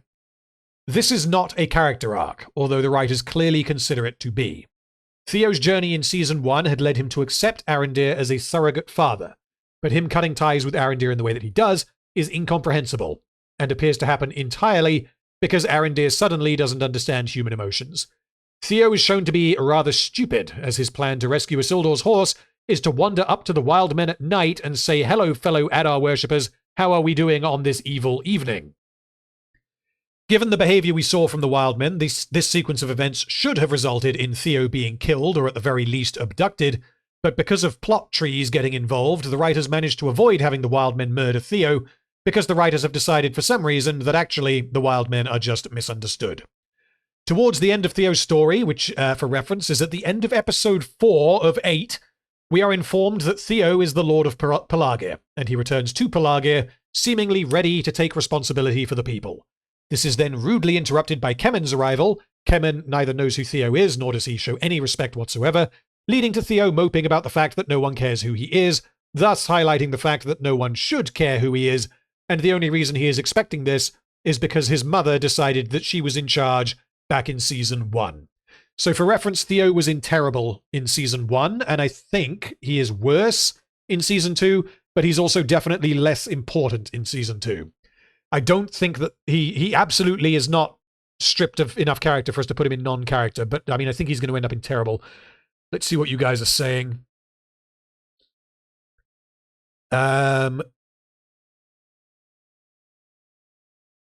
Terrible, terrible, terrible. John Sona says bottom of terrible. I don't think I'm going to be quite that harsh with him, but we will see, because there's going to be more characters to go in terrible. Noonish... Shit, I lost your comment. Where's it gone? Noonish says broken because, 1, he somehow knows where Isildur's horse is, and 2, he's the Lord of Pelargir for no reason that anyone can explain. Graham says Theo is terrible. God alone knows how Tyro Muhafidin got the job, and given his acting range, he makes the average Thunderbird puppet look competent and nuanced. Oh god, yep. All of the yep. Osiris says terrible, he has no impact on the show, but he doesn't break the show either, regardless he has nothing to do with the lore or the show in the first place. Yeah, is Jan or Jan. Tell me how to pronounce your name. It's either Jan or Jan, but the epitome of what we have a character from Season 1 who already had a character arc, so we need to give him something to do. Yeah, I mean, the same applies basically to Isildur, arguably Elendil as well. Red's Bull says, random, put the chat on live. The chat is on live. You go. The chat is on the screen. I take it the stream is still going. Yeah, you guys are still talking. Yeah, we're still going. We're good. Okay. Wyland says he started bad this season, but the quote-unquote plan was just absolutely broken. He should have died. This makes him terrible. Yes, the chat is live. Awesome. Reds Bull says it's not. It's top chat. So on my end, it's set to live chat. We've had this before. So if you send a message and it doesn't appear on the stream, I will still be able to see it because I can see live chat. For some reason, OBS doesn't like copying live chat. It will only take top chat. In a live chat, which is what this is, I don't understand the difference between the two, but apparently there is a difference. But yeah, that's how that works. It's YouTube being YouTube. So yeah, Theo's going in terrible, is the conclusion we can draw from that. Where is he? Okay, so we're going to put him... I hate Merimac and Gundabale more than I hate Theo. Theo's going above them. Okay.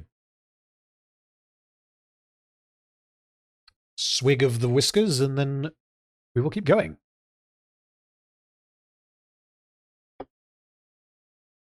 Okay. Next character. Lord Belzagar appears for a substantial 21 minutes, although much of this time is spent standing around in the background and sneering at everyone. He is introduced as a noble who is not respectable, and who wants Pharazon to usurp Miriel for some reason. We don't know what he does in his spare time, what his goals are for Numenor, why he likes Pharazon, or why he dislikes Miriel. He exists as a player in what is desperately trying to be a political drama, but we know nothing about what he wants or why. He is also characterized as an incomprehensible fucking idiot, as he convinces Pharazon to execute Elendil via an elaborate scheme involving a giant Cthulhu monster, and he was seemingly aware that Miriel could take Elendil's place, but he neglected to bring that up at any point. This character exists to be a one-dimensional evildoer, and although he is not anywhere near as irritating as certain characters from The Hobbit, who fill a similar role, he is still agonizingly simplistic.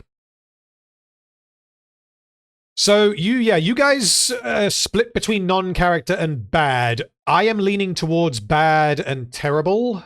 The thing is, he doesn't do enough, I think, for me to necessarily call him terrible.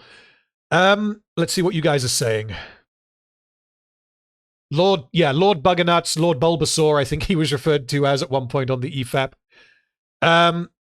Non-character, who, we've got lots of who's. There's a lot of owls in the chat. Who. I'm trying to remember him, literally can't. Lol, no one remembers him. Literally no one remembers him. Okay, so this is the guy who is speaking with Pharazon in the bar, and he says that he basically tells Pharazon a bunch of shit that he already knows. Like, much of Numenor still supports you, and because of Miriel's warmongering, we're ready to do the thing and keep supporting you. And he's also the guy that walks out after Elendil's trial and tells Pharazon if he's willing to live by the old ways, he should die by them as well. And that's where they get the whole idea to execute him with a giant Cthulhu monster. The one part of Lord Belzagar that actually made me go, okay, there's something there, is after the trial by Abyss, which obviously goes as catastrophically wrong as possible for Pharazon and for Lord Belzagar as a result, because he is pro-Pharazon for unknown reasons. He says, the gods have deemed her, and then she gets out of the water, and he says, worthy. But he doesn't say it in... The way that he says it seems to indicate that he cares more about following the letter of the law, which we also get by his kind of admission that, yeah, okay, Miriel can go in instead of Elendil.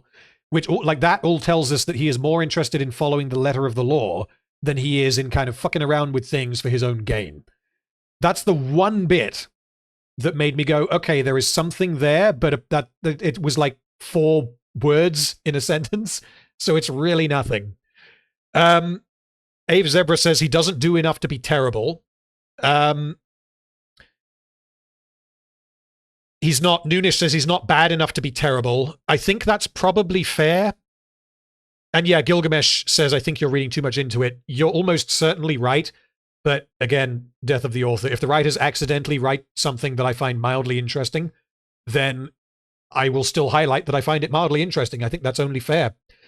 But yeah, he basically doesn't do anything, but I don't think that much of what he does is bad to the point of it being on par with these characters. And I also don't hate him when he's on screen, which is always a positive. So I'm going to put him in bad. I think that's what we're going to go with. Lord Buggernuts, here we go. He's bad. Let's put him at... this is difficult. No, we're going to put him there. My guess is that this will end up being the top end of bad, because we've got a lot more characters still to go. Okay. Next character. Okay, this one I think is going to be very interesting. Need some more cider. Some more cider for this. Right. Where is he?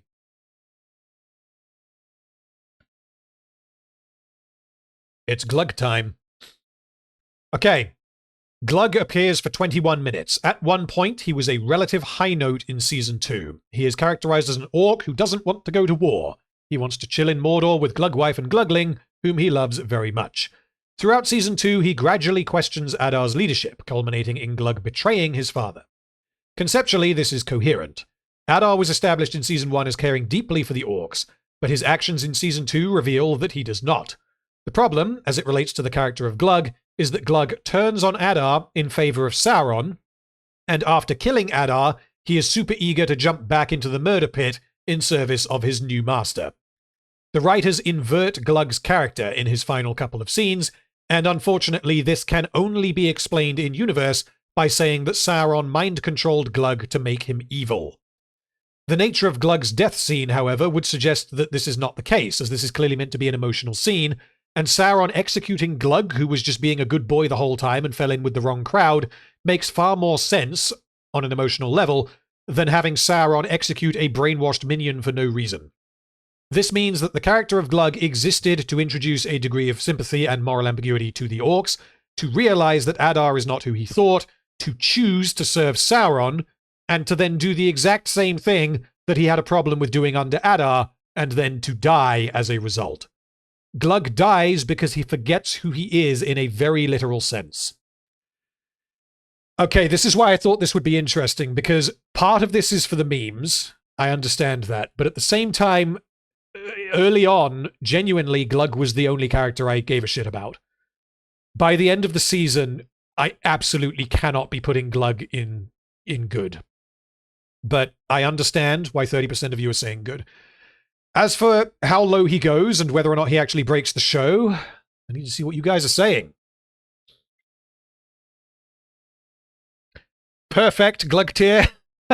Rising Hero says they ruined his character in the end. Honestly, that's my main sticking point with him, is that his final couple of scenes had a clear direction that they should have gone. And if they had... Yeah.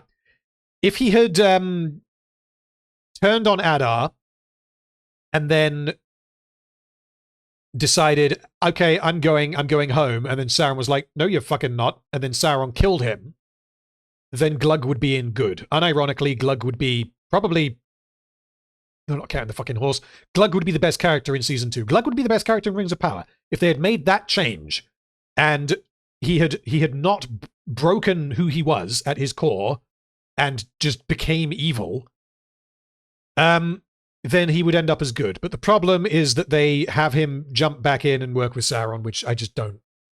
It completely undoes who the character is. Graham says, Glug I thought was terrible. He was an experiment in humanizing the orcs, which failed to make me care about him or believe in him. His attempted personality made him look weak and insincere. Osiris says, mostly functional up until the last episode or so. Up until then, he had basically the same motivation. Gilgamesh says he's the best character in the show until they character assassinate him in the last episode. Yep, I'm agreeing with all of this. Rags says Sauron murdered Glug just like he murdered Waldreg, my beloved. That's true, actually. Yeah, Sauron kills who at one point were two of the best characters. Unfortunate, but true.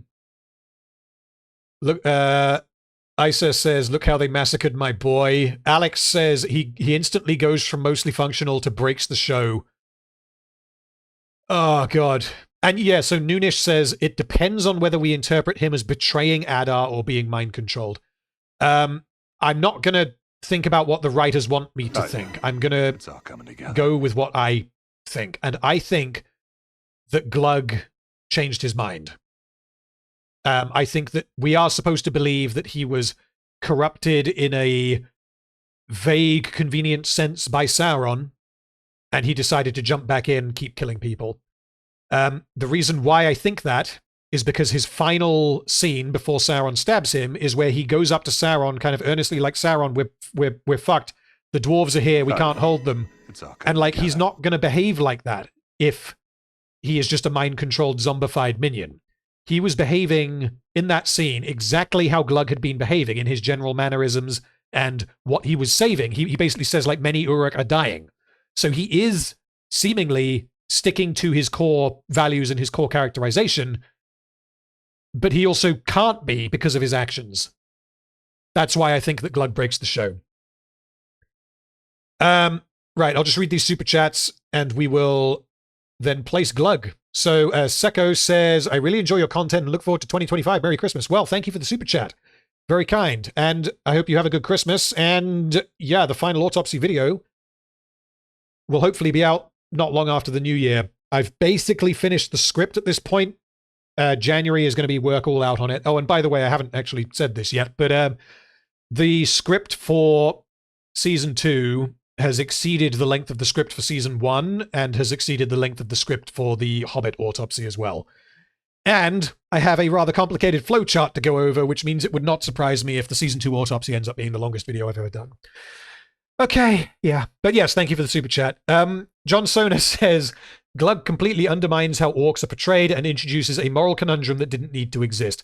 So I partially disagree with that, actually, because given the direction that Glug's story goes, excluding his final couple of scenes, I don't principally have a problem with the whole moral ambiguity angle that they were going for. I understand why they were doing it. I just think it was done really, really badly, essentially. So, I mean, whether it needed to exist is I guess, up in the air, and it feels out of place because we haven't seen anything like that done in The Lord of the Rings before, but I'm open to Rings of Power doing or trying new things. I'm open to War of the Rohirrim being anime, even though I don't particularly vibe with that animation style, because it means that we get to see a stylistically unique interpretation of something that could be very good. It wasn't, for the record. It was not good. But, yeah. And super chat from Tony Cass, Glug would be the best character in Rings of Power.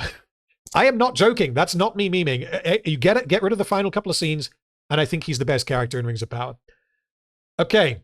I just had to refresh that. For some reason, this page here times out if I don't have the mouse on it for too long. So, Glug breaks the show. I can't put him below Tom Bombadil. Let's put him above Tom Bombadil. Okay.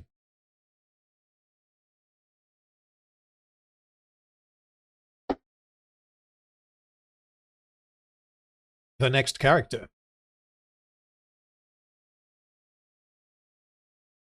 Is this one. Queen Regent Miriel, also known as Miriel, after the eagle, appears for 21 minutes and 20 seconds. Miriel doesn't really do anything in Season 2. She mostly just sits back and lets Pharazon do his thing until she decides not to sit back and let Pharazon do his thing. Through a contrived sequence of absurdism, Miriel comes to accept that if she allows Pharazon to be the king, Numenor will not be flooded. And this is what motivates her throughout Season 2. She spends much of her time trying to ensure that Elendil does the same, but when Elendil resolves to martyr himself to Cthulhu, Miriel makes the interesting decision to take his place, thereby directly interfering with Pharazon's kingship. Yes, in doing so, she appears to save Elendil's life, but the problem is that both Miriel and Elendil are devoutly faithful in the will of the Valar, which means both of them should have expected Elendil's survival, given that they both know that he didn't actually commit treason. At the end of the season, Miriel voluntarily stays in Numenor to be persecuted for working with Sauron that one time, and it is entirely unclear why she didn't escape with Elendil. Overall, Miriel's actions in Season 2 are incoherent given her claimed beliefs, but the writers simultaneously lean heavily on these beliefs to justify her actions, and so the character makes very little sense. Yeah, I pretty much am thinking similar to this. I would put her somewhere between bad and terrible. I think for Season 1, she was either in bad or inoffensive, and she's definitely worse in Season 2. Okay, what are you guys saying?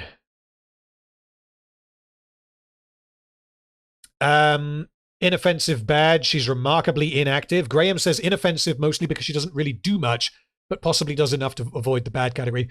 The problem, because yeah, she really does not do much. The problem is that everything that she does, I take major issue with. So I think, or at the very least, I have big questions like, why did you not leave with Elendil? The fact that Elendil is it because obviously she might get captured, but getting captured trying to leave is obviously preferable to staying and getting captured for definite. And the fact that Elendil was able to escape by some fucking miracle means that it would have been possible for her to leave, but yeah. Osiris says she seems like a pushover and close to a non-character. Events happen to her rather than her making events happen. I'd say bad or terrible. Yeah, she doesn't do a huge amount, but she is definitely an active participant within her plot. Even though, because like the whole point of her plot is turn the other cheek, essentially, which is the same as Elendil's. And then the plot pushes both of them to see how much they will put up with before they don't turn the other cheek. So yeah, I mean, she is an active participant in her story. It's just that everything that she does, I take some amount of issue with. Mr. Ty says, bad. She seems to do many things that a real-life inept person would do, and she wanted to get persecuted to escape the show so that she doesn't go lower than bad. I don't know. I'm still thinking that she belongs in terrible. Alex says inoffensive, not bad, would be good, but there is no good humanoid characters in Rings of Power. I still think that that's too generous. I think that it's either going to be bad or terrible. Bad, but better than Theo. Wyland says with her, it feels like she does what she does because the script calls for it and no better reason. I mean, that's absolutely true, but that's a lot of characters. Great Grebo, hello, and yes, I can see you. I don't know if you're appearing on the stream, but I can see your chat, yes. Atanolkar says, bad, if you can't even say, this is my coronation, that eagle is here for me, you aren't worthy. But she needs to do more to be terrible. Robert says she only concludes that Pharazon being in charge will not lead to the destruction of Numenor because of the vision Malendol has, which doesn't prove anything. She's not quite terrible. Yeah, Christian says she's not quite terrible. She's at least consistently bleh. Low end of bad. Okay. She's somewhere between bad and terrible, and what I think I'm going to do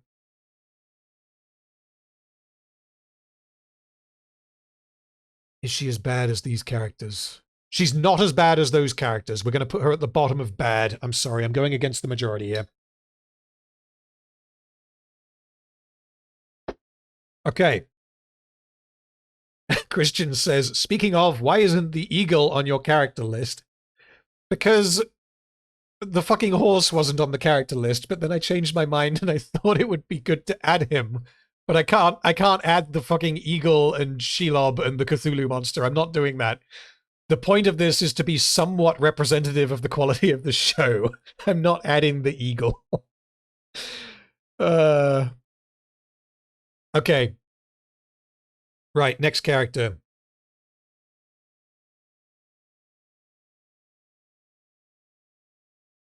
Oh, this one I am undecided on. Mirdania. The only smith in Eregion who is allowed to speak appears for 23 minutes. She is a very simple character whose purpose is to die so that Sauron can torture Celebrimbor. Her personality is virtually non-existent. She is remarkably gullible and doesn't ask questions because the writers won't let her. When she does become suspicious, she becomes suspicious of the wrong person, and she dies without ever learning that Anatar was evil, believing that Celebrimbor, whom she had previously known for a very long time, had thrown her to her death in a moment of anger. Although she is quite dense, underdeveloped, and simplistic, she is never particularly irritating, which means she will likely come out as one of the best characters in Rings of Power. My view is that she is somewhere in between inoffensive and bad. Because what are the major... I mean, are there any major problems with Mirdania? Off the top of my head, I can't think of any.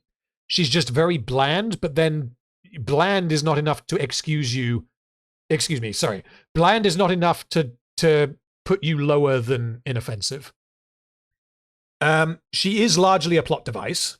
Jay Jameson says, why did she go to the wall again? That is a fantastic question that I cannot answer. It's because the writers needed her to be there so that she could die.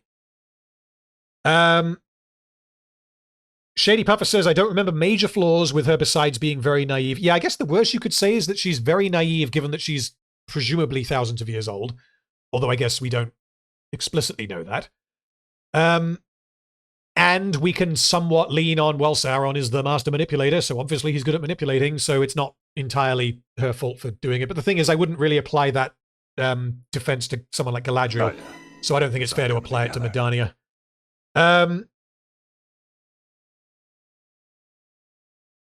Mr. Ty says, mostly functional. She was a way for Sauron to achieve his ends, and he seduced and manipulated her. She is simple, but for what she does, she is even at good.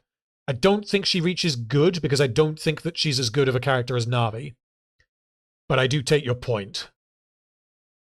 Oh, yeah, because people are asking, yes, this Mirdania is Celebrimbor's assistant, who is ultimately thrown from the battlements in episode 7. So the other major plot point that she is involved in, calling it major might be a bit rich, but is when she puts on the ring and gets transported to the unseen world, sees Sauron in like demon form, and then Sauron is like, actually, that wasn't me, that was Celebrimbor. Lord Wahoo says she cares about Celebrimbor enough to try and help him, but she never tries. That's absolutely true. Actually, that's a good point. Yeah, I mean, the writers don't really give us enough time with her to understand the level of care and the level of respect that she has for Celebrimbor. Because it's the writers almost treat it as if that's a given, but we don't get enough to be able to accept that it's a given, if that makes sense. Robert White Super Chat, thank you, sir, says, given the extra info about Eregion being under siege for weeks, she doesn't check in on Celebrimbor. Does that affect her character? Very good point. Because I wrote the Mirdania section. I forgot to change that. I wrote the Mirdania section before learning that the siege went on for weeks. Yeah, that is a good point. I don't think that Mirdania is as damaged as the commander idiot, this guy, because it wouldn't be so much her responsibility to go and make sure that Celebrimbor is okay, as much as it would be his responsibility to find out what the fuck they need to do to defend their city. So, where are we? Grebo says an unarmed, unarmored person standing in the middle of a battle scene, totally legit. Yeah, that's true. Yeah, she made the decision to go and stand at the top of the battlements. She's almost non-character. I think she's a little bit more than a non-character. I would say bad. Yeah, okay. Yeah, Lord Wahoo says the fact that she doesn't try to talk to Celebrimbor until the wall, despite her concern, makes her a terrible person or a terrible character.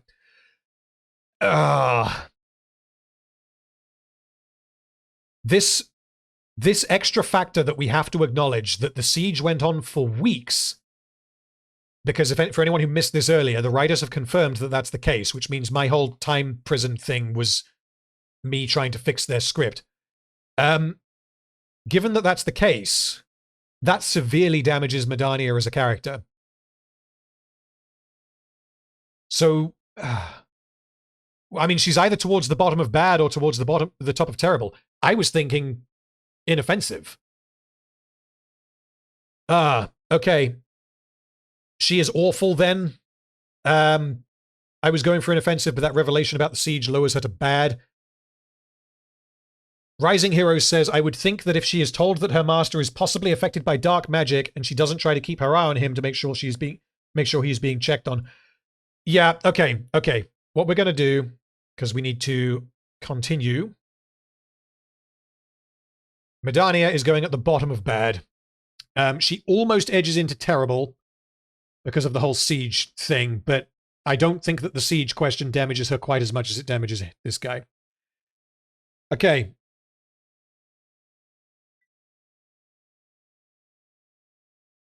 Right.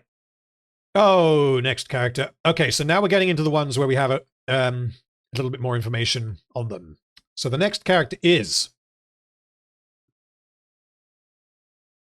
Kemen. Appears for 25.5 minutes. He has undergone something of a transformation in between seasons 1 and 2.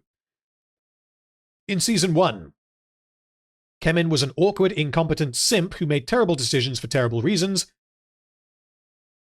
and then got away with this because other characters are fucking idiots. In season 2, all of this still applies, except that this time around, Kemen is now a malevolent force of pure fucking evil.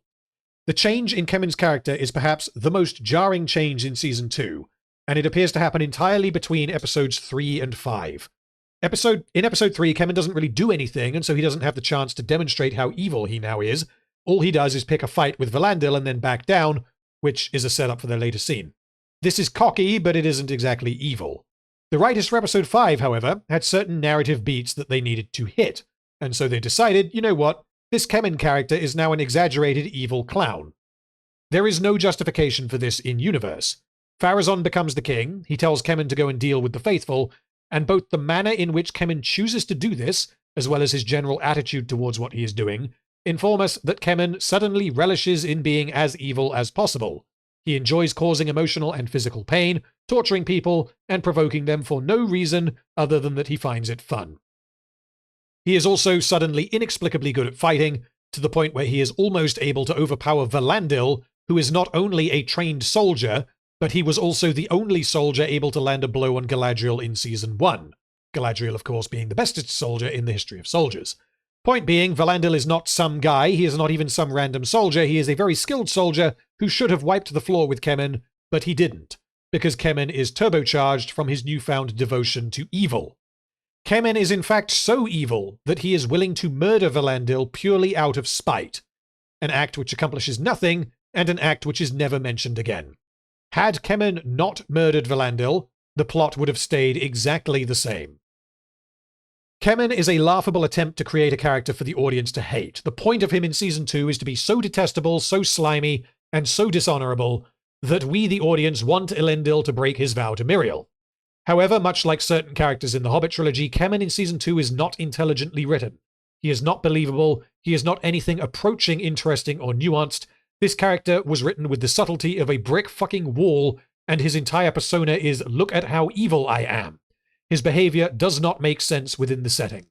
He is a blatant attempt by the writers to manipulate the audience's emotions, and even had they not repurposed a character who was not like this in Season 1, this still would have been an abject failure due to the specifics of how he is characterized and implemented.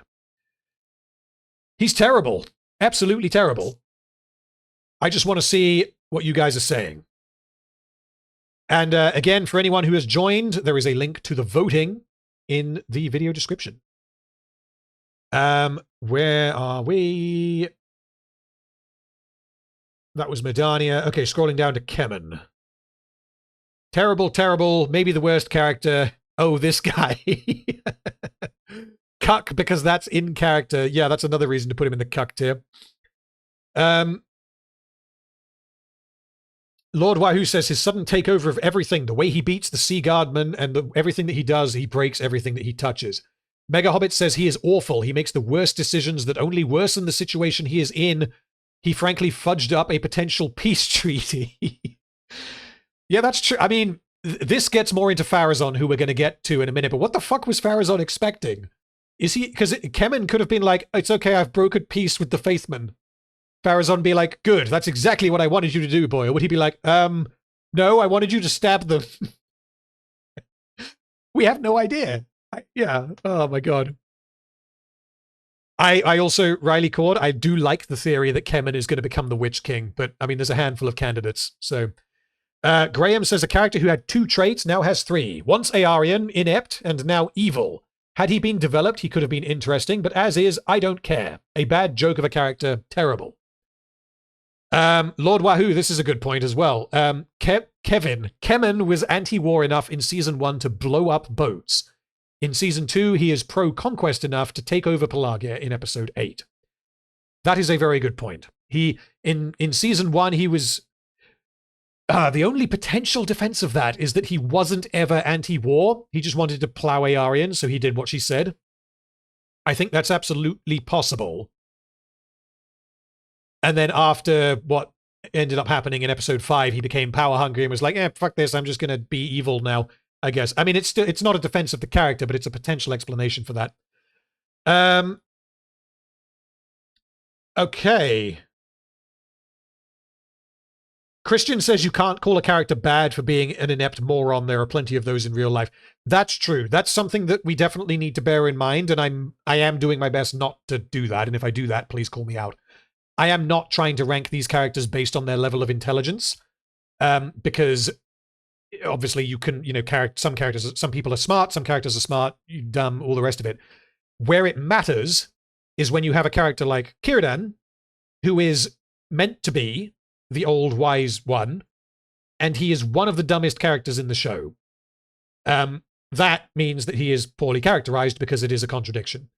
That is the kind of way that we're supposed to be thinking about this, or that I would like to think about this. Okay, yeah, Kemen is going in terrible. And I think he's going at the bottom of terrible. Where is he? He is somewhere. Come on, there aren't too many of you guys left. There he is. Right, he's going at the bottom of terrible. Okay, the next character. Oh, my favorite. Right. This one.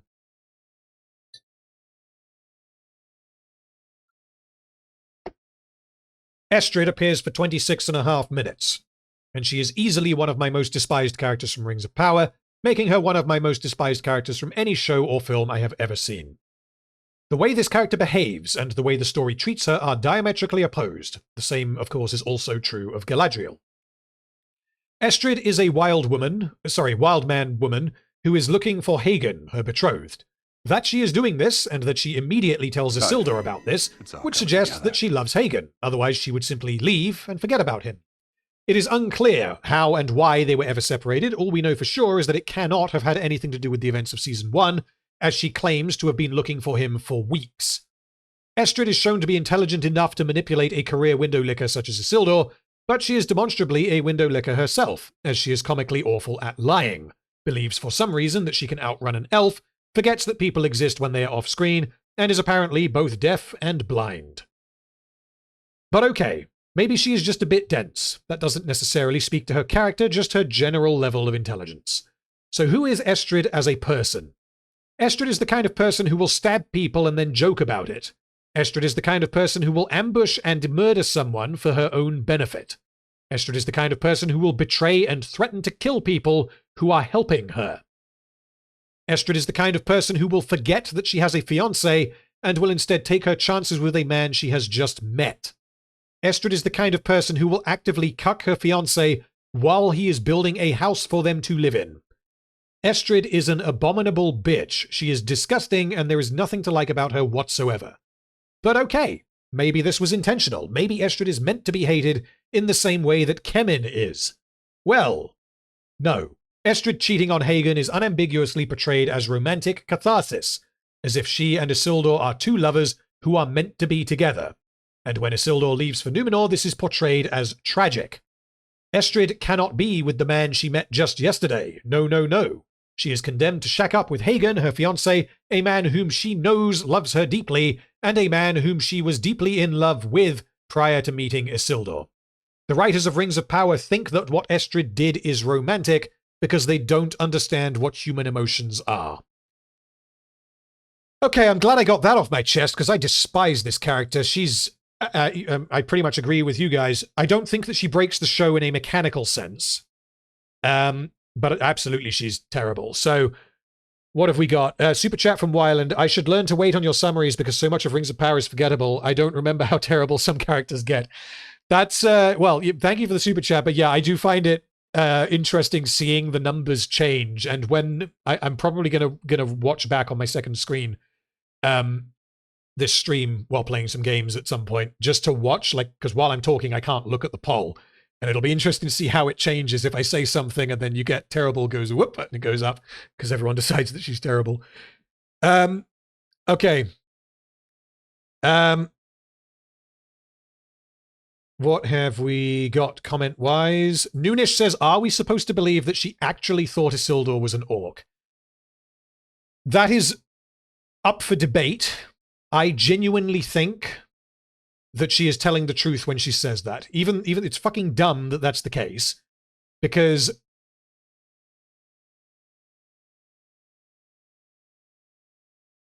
I've got that backwards. Excuse me. The reason why I don't believe that that's the case is because of how dumb it would be for her to genuinely believe that he's an orc. She has the drop on him. She can see him. He arrived on a horse. Orcs don't ride horses. And the fact that she would go in to stab someone without genuinely believing that they are an orc,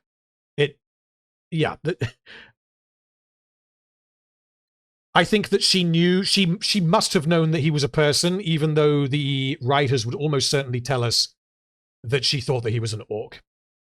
Would be the way that I would summarize that, I guess. But yeah, it does definitely affect the character depending on which interpretation you take. Critical Meme Theory says she completely breaks the show. So stupid and yet a master manipulator. What? Indeed.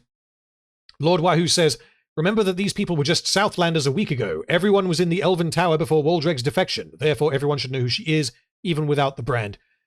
So that is not the case, but I don't blame you at all for having that interpretation because the writers don't make this clear at all. Estrid, Hagen, and the other wild men were not in Mordor or the Southlands during Season 1. They were in the woods outside of what ended up becoming Mordor. So they did not interact with the plot in Season 1. They explained that terribly, but there are small references we can get, and I'm fairly certain at this point that that's the case.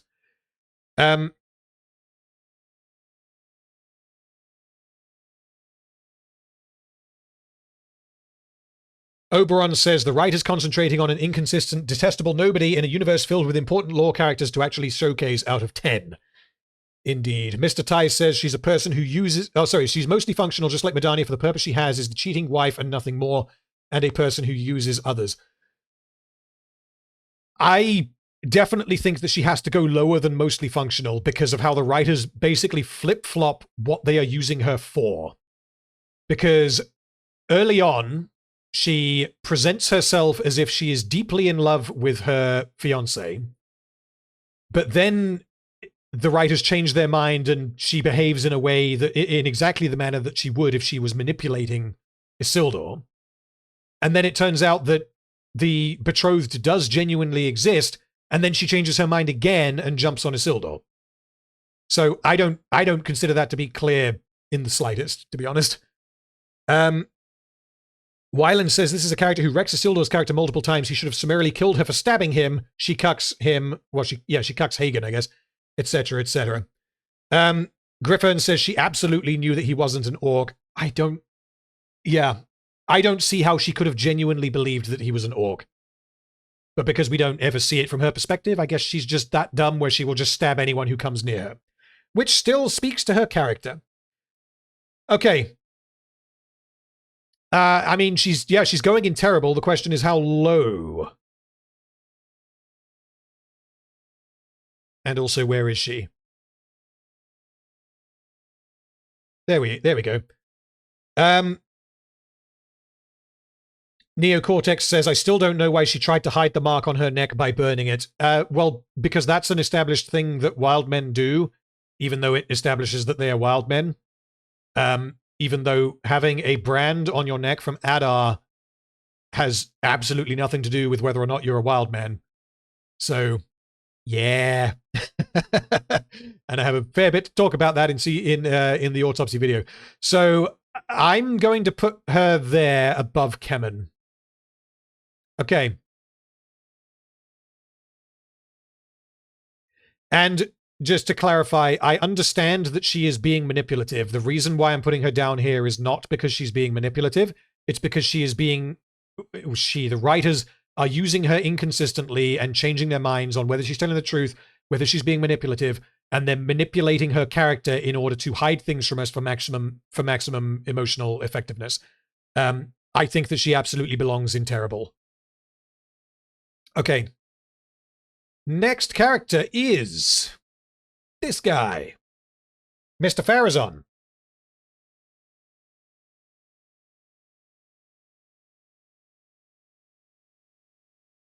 Okay.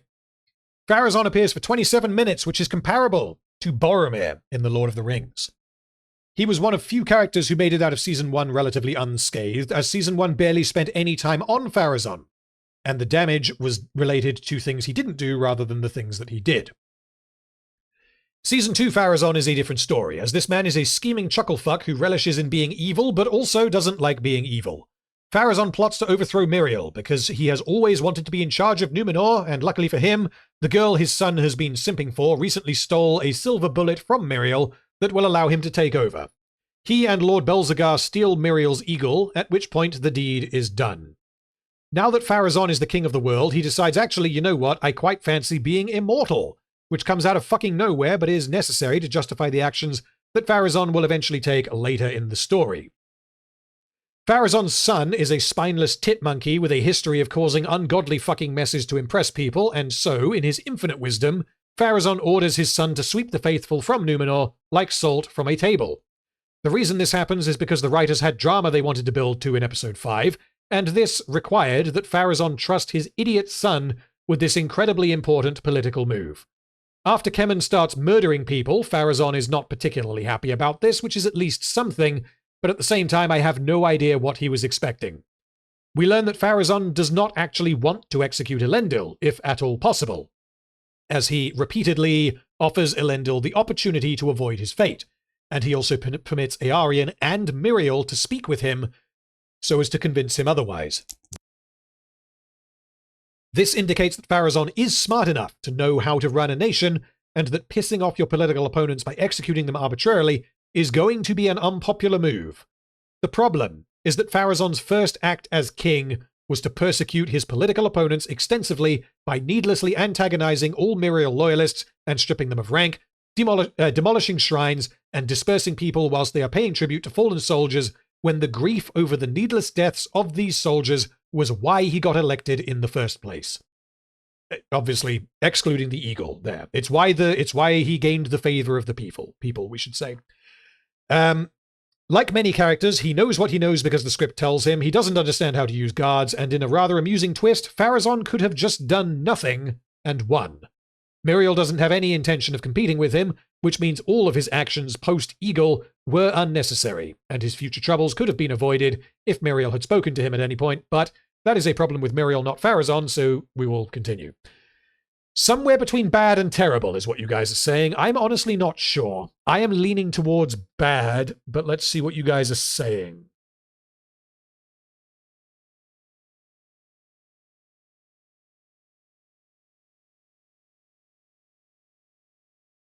Christian says, I mostly buy him as a politician willing to change his morals on a dime, but his actions aren't explicable even by that. That's true. Pharazon is playing a politician, so we should definitely expect that to some degree.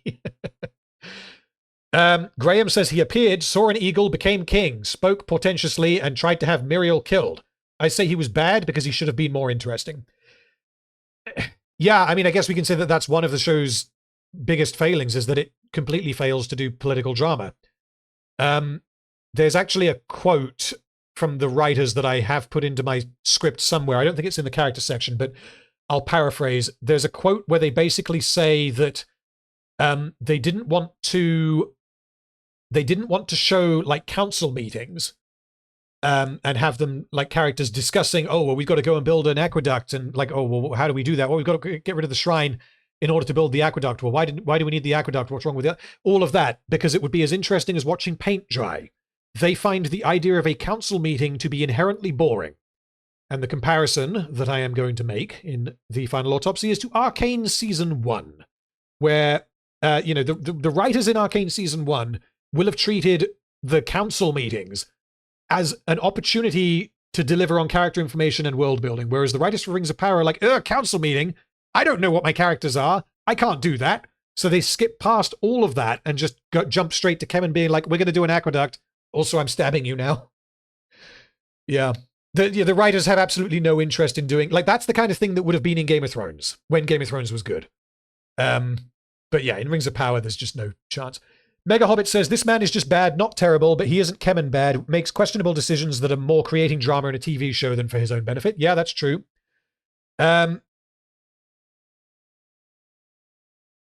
Justin says he's bad and his trust of his son is moronic, but he's not terrible on the level of Kemen. He's just a mustache twirler. I think that's true. Sparks says I'm leaning on bad because at least he brings something to the table, even if the plot lets him down. Yeah. Oh, and Noonish, you're quite right. Did they miss the Council of Elrond? Yeah, that's true. I should probably throw that in as an example. I'll in the script, I might rework the Arcane example into the Council of Elrond example, because that it really is the perfect example, honestly. Okay, let's place Pharazon in bad, but I think he is towards the bottom of bad. Is he worse than Miriel? Is he worse than Damrod? I think he is worse than Miriel. But he doesn't do anything as catastrophic as getting catapulted for months or weeks, which I guess is probably nearly a couple of months, and not going to see if Celebrimbor's okay. He doesn't do anything that catastrophic, so he's above Mirdania. Okay. Next character is Oh, this one's going to be depressing. Right, Disa. Appears for 27 minutes and 44 seconds. Disa, if you recall, was my favorite character with any amount of screen time from Season 1. She wasn't good by any stretch, but she was good enough to be at the head of the pack. She was clearly characterized, she was purposeful in her actions, and her relationship with Durin was a highlight of the show. She is initially characterized in Season 2 as wanting her husband to reconnect with his father, and she believes that healing their failing relationship will also help heal the mountain. She has a deep connection to the mountain due to her stone singing, and she is scared because she's no longer able to hear it after the earthquake. This is dialed up a little further than necessary, as Disa seems to think that hearing the mountain is more important than being able to eat, but this is the least of Disa's problems once we get further into the season. It is revealed that Disa does not understand basic tax law. She is a bumbling moron who bumps into people and drops things before scurrying around on the floor trying to find them. When inside an uncharted cave, she is shown to activate her stone singing powers to locate her recent purchase, stone singing having been shown to be incredibly powerful and destructive, therefore indicating that Disa will just unnecessarily reverberate this unknown cavern and hope that she doesn't cause another earthquake.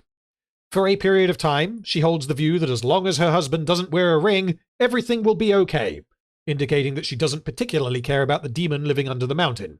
She repeatedly forgets that she has children, and not only are the children never seen in Season 2, but they are only mentioned once. There are multiple times later in the season where Disa commits to certain actions that one would think would prompt a discussion regarding the children. She risks her life multiple times, and no thought is given to what will happen to the children if they are orphaned. The culmination of Disa's newfound idiocy is when it is revealed that she is willing to physically block her people from accessing the mine, the strong implication being that had Narvi and the other miners not stood down, she and Durin would have attempted to carve through them with a pickaxe. This is particularly absurd because Disa was the rare character in Rings of Power previously shown to be intelligent enough to appeal to the desires of others. She, like every dwarf, seemingly forgets about the Balrog after it eats the king, and she is more concerned with the political void that he has left them with. Season 2 has reduced Disa from a somewhat intelligent and loving wife into a bumbling, uncaring clown. Ah, Disa, what have they done to you? Christian says breaks the show with the flip-flopping with her goals and finding the Balrog. Truffle says Disa was mostly functional. At least she could act. She is one of the best actors in the show. I will still give her that. And she has a couple of standout scenes. I don't think she gives the best performance in Season 2, but I also think that she definitely is going to be lower than mostly functional. For reference, she was mostly functional. I had her at mostly functional for Season 1, and she is absolutely damaged by Season 2. So the highest she's going to get is inoffensive. Issa says 2 words, character assassination. Well, it is almost on the level of character assassination. There are other characters who are assassinated harder than Disa. But yeah, Disa is absolutely damaged. Shady Puffer says got assassinated and became a plot device in the later episodes. Issa says, what the hell did the writers do to her this season? She was a good character in Season 1. In Season 2, she does so many questionable things that hurt her character and partially also the people of Casa Doom. Absolutely, that's true. Hang out with me. Are we rating by season? Yes. I mean, obviously, you guys can vote however you like, but what I'm trying to do is approach this just taking Season 2 into account. So ignore the fact that she was mostly functional in Season 1. Pebble Institute says most of the damage is dealt by the writers using her as a tool to move the story forward without considering her previous actions. That's absolutely correct, yes. Seko says her forgetting the Balrog at the end of Season 2 was hilarious. We had so many problems. Your brother, the money, the weather. I don't know her dialogue. I don't know her dialogue was kind of okay, so bad, I guess. Mobster, I have to disagree with you. I think she's mostly functional. She does what she is supposed to do. Probably one of the most consistent characters in the show. I think that if you take Disa from Season 2, you could potentially argue that she is functional. But given that, I know that I said that we're not taking Season 1 into account, but this is a character who was established in a certain way in Season 1, and so we have to acknowledge that they have changed her for Season 2, in the same way that they did that for Kemen, basically. So when I say don't acknowledge season 1, I mean don't average out your ratings and put her in the middle somewhere. I mean that we need to remember that this is a character that already existed prior to season 2. So Mega Hobbit says she can become the brains of her operation with Durin, and then also not because she is dumb. She's actively destroying any setup from season 1. Jay Jameson says, I want to point out that her coming back for Durin instead of leaving for the kids is character destroying. Destroying might be a bit harsh, but I definitely agree with the point. I think that's definitely a point that needs making. Because she inexplicably survives King Durin's rampage as he kills the dwarves and goes into the mountain. And she survives that because off-screen. And then Durin says, whatever you hear, do not come into the mine. Because one of us, either me or my dad or both of us, is not coming out of here alive. And I don't want you to see that. And I don't want you to be at risk. And what he should have said, but even though he didn't say this, I'm willing to read into this and say that both characters were thinking about their children. That was why Durin was saying that, and that's why Disa agreed to it, is because she knew that I might be about to lose my husband, but I have to be there for my children. Except that actually no, because the writers forgot to have either character acknowledge the fact that they have children, and they basically confirm by having Disa show up after the Balrog scene in the mine to save Durin's life that Disa wasn't subconsciously thinking about the children. That interpretation is out the window, because she goes into the mine believing that her husband may well be dead and that she will probably die as well. So therefore she's okay with risking orphaning her children to save her husband. Essentially. I don't quite think that that is character destroying, but I absolutely think that that is a strong point against how she was characterized before. Okay. Not so grump. As far as I am aware, Disa does not acknowledge that they can use the rings at the end of the season, because the writers use that as a mystery box for season 3. We don't actually know what Durin and Disa want to do with the rings that they've been given. As I have said, there are absolutely no circumstances under which either of them should distribute those rings, even though the other dwarf kingdoms have paid for them. What they should do is refund them. And even if they don't refund them, they should, destroy do something. You cannot let those rings get into the hands of the other dwarven kingdoms because of what they did to King Durin. Disa doesn't say, okay, Durin, let's distribute these rings. Which means that, honestly, until that happens, because we all know that that's going to happen, until that happens, I'm not going to count that as a point against Disa. So, Disa is definitely going in bad. She's going towards the bottom of bad, I think. Is she above Damrod? Okay, well, she's definitely below Belzagar. We're going to put her below Damrod. We're going to put her between Damrod and Miriel. I think that is fair. Okay. Super chat from Issa. Thank you. Just want to show my appreciation real quick. Having a blast doing this list with you in chat. Keep up the great work, Random. Yeah, well, thank you for the super chat. And honestly, this is a lot of fun doing. It was fun enough doing it last time when I did the Hobbit one, where I had to make the little poll using the YouTube poll. But Tier Maker, either they changed this recently or I just didn't know that this existed. They added the functionality to live stream, or to have live voting for a live stream, which is essentially what this is. So this is a full window that I have on my computer, but I've cropped it so that it's not wasting space, so that you guys can just see what you're actually voting for. But yeah, you can basically run an entire tier list via a live stream, and the fact that they've added that meant that I thought, well, let's just try it and see what happens, because it's a lot more convenient to do it this way than to only have 4 options on a YouTube poll. But yes, thank you for the super chat. Next character is this one, who will be interesting.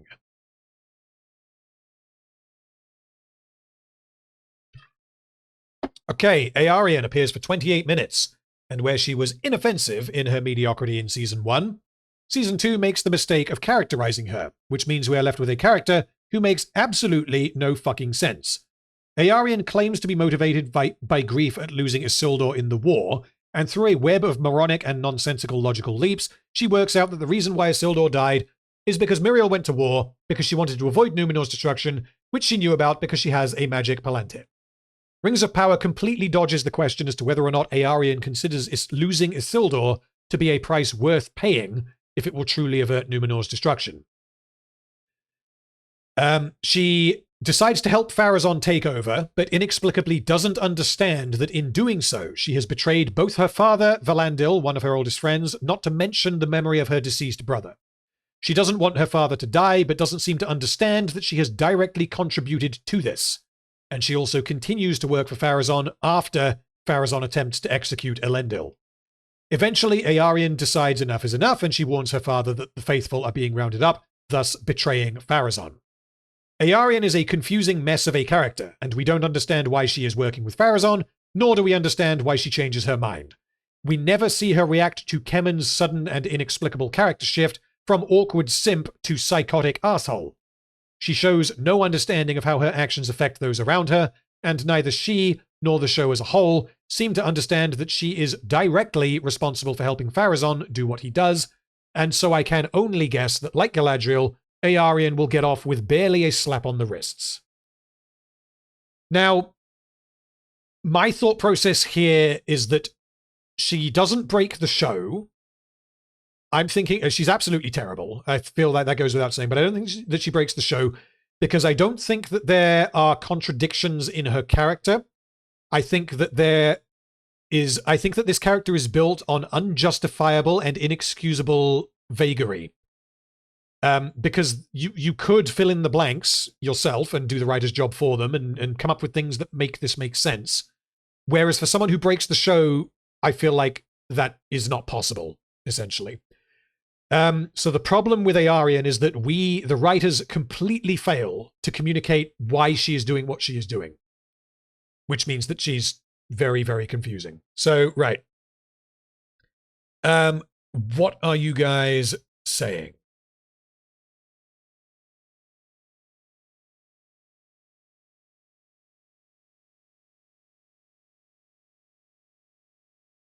Lux Arcana says, I feel sorry for the actress. The character is so terrible. And another contender for a clinically insane category because her actions make no sense. Yep, got to agree. Jay Jameson, probably show-breaking if we're supposed to take her seriously. Osiris says, her motivations make no sense. She constantly changes her mind. If anything, she only seems to be devoted to Isildur. I'd say terrible. That is what I'm thinking, because I feel like there is a way for her motivation to make sense, but as depicted, we have nothing to work with, essentially. Graham says, it seems as though she willingly betrayed her family, only to feel bad about it and betray Pharazon in turn. As far as I can tell, that's what happened, yes. Who is she? What is her motivation? Should I care? She's a terrible character. Yep, I agree. Mega Hobbit says, she breaks the show or is terrible. She spits on her family and friends and acts like they would be proud of her. She is actively making all the wrong decisions and thinks she is doing right. What I would add to that is that it is inexplicable that she believes that what she is doing is making the right decisions. Because her being fucking dumb and screwing everything up on its own doesn't make her a bad character. It's how she and, I guess, the other characters contextualize her decisions. Isa says, she's so weirdly contrarian in this season. Already disliked her in season 1, but season 2 makes her even worse. It isn't even explained why she suddenly started to become a devoted follower of Pharazon. Absolutely, yeah. It's all coming together. And Justin says she shows no believable affection or concern for her father until it's far too late. The show doesn't care about her friendship with Afrock, just exists to prop up Pharazon and be a prize for Kemen. Cedric says, I'd argue she breaks the show because of her insight of the Palantir enables Pharazon to overthrow Miriel. So I'd take the point because Aarion's actions off-screen in between seasons 1 and 2 allow everything that Pharazon does to happen. And the reason why I'm hesitant to put her in breaks the show is because there is an explanation that the show doesn't give us, but there are potential explanations for why Aarion would take the Palantir. I don't consider that to be like a plot hole. I consider it to be like a plot hole in a sense of like taking that thing out past the guards should not have been possible because the guards were on their way. But that isn't, like, as it relates to her character, I don't think that is a broken action. I just think it's an unexplained action, if that makes sense. But yeah, as for how she is connected to the plot, we can argue that that she does break the show, but her characterization, I think we're going to put in terrible. Also, super chat from John Sona says this show has way too many characters. My God. I mean, it does. It's the thing is, something like Game of Thrones is comparable because that has lots of characters as well. But the difference is that, you know, we know who they all are and we care about them. At least we do at the start. Noonish says that her understanding of the Palantir and what it means comes out of nowhere. She understands that Miriel was using it somehow. This is the thing. The question mark with Aarian is she can't have known what the Palantir is. I think it's absolutely unreasonable to say that she knew what the Palantir is, because Elendil has more reason to know because of his whole faithful thing, not to mention the fact that he's much older and more experienced, and he has some kind of relationship with Miriel, and he didn't know what the Palantir was until the ceremony where he touched it and got blown across the room. So when Aarian came across it, there is no way that she knew what it was. So what does she do? Does she touch it? Does she use it? Is she like, oh, this looks important, I'll take it? I don't know. That whole interaction happening off screen is just a massive question mark, but I don't think that I'm willing to say that it breaks the show yet. Breaks the show, I think in order to say that it broke the show, I would have to wait for clarification that what she did didn't make sense, rather than saying that I don't understand what she did because the writers are shit at their jobs, basically. Okay, so Aarian, I am going to put in between Estrid and Kemen. So she's right at the bottom of... Where is she? Somewhere. She's somewhere here. Definitely here, I promise. There we go. Right about there.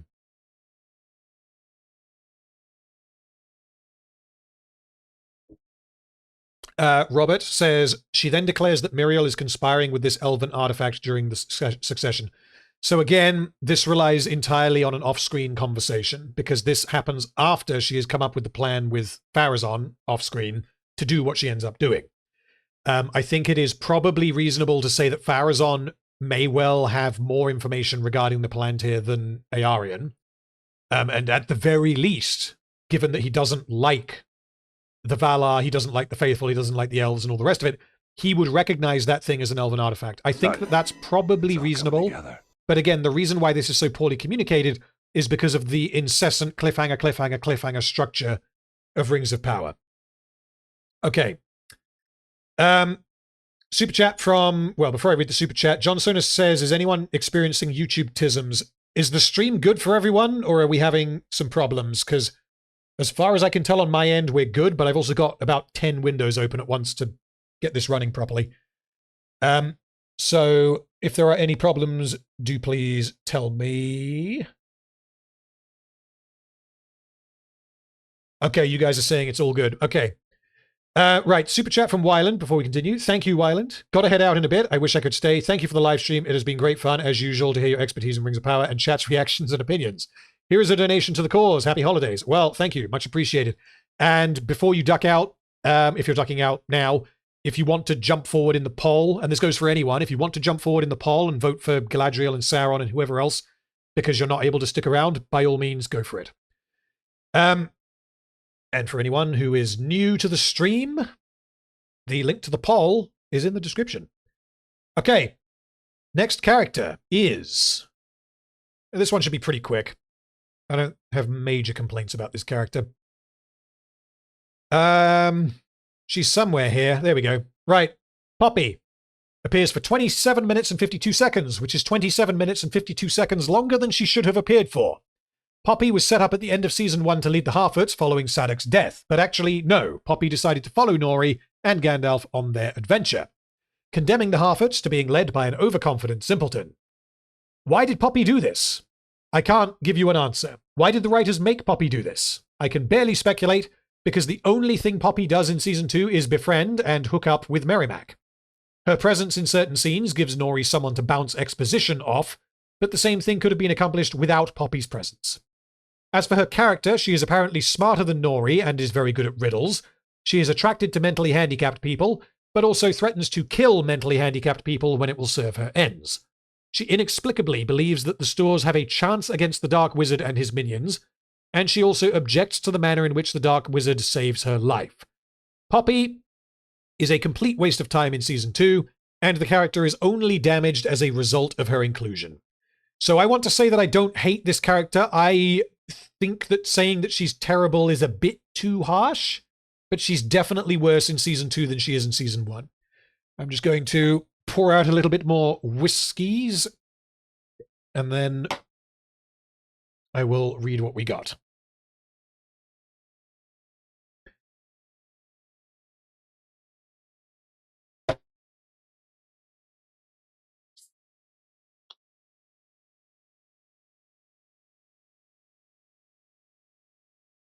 Lydia says she shouldn't even be here. Is there a tier for that? Unfortunately not. We can't do that because then we'd put obviously Isildur, Estrid, all of that, Gandalf, they would all be in that tier.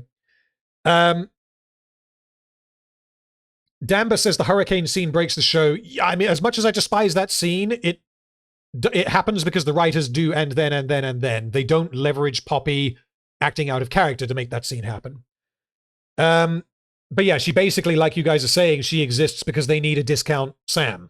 And I would be interested to know, but I'm fairly certain at this point that when they filmed the end of Season 1, Oh, yeah. It's all coming together. They absolutely were not intending for Poppy to come back in Season 2 because they dedicate quite a lot of time to her saying goodbye to Nori. And then they realized, oh, wait a minute, they need to do something in Season 2. So, or in Episode 1 of Season 2. So, yeah. Critical Meme Theory says she's damn near non-character, terrible at best. Fair enough. Cedric says, terrible because she shouldn't be there in the first place and then she contributes nothing. The thing is, contributing nothing... Actually, yeah, because, like, this guy, Diarmid, contributes something. Most of these characters do contribute something. Honestly, all of these characters contribute something. I guess Hagen doesn't contribute very much. He's a plot device, basically. As is Vorohil. Everyone else up here, I guess Damrod doesn't really contribute anything. So, the issue is that I don't know how low we should rank her, bearing in mind that she should not be in the season, and she does nothing. She stands there and says lines. But in those lines, she does have characterization, so I don't think that what's the word I'm looking for? Categorizes? I don't think that she can be categorized as a non-character. Justin says she should have stayed gone. She was useless in Season 1 and useless here. Apparently Simple Jack needed a girlfriend. Why are you even here? Okay.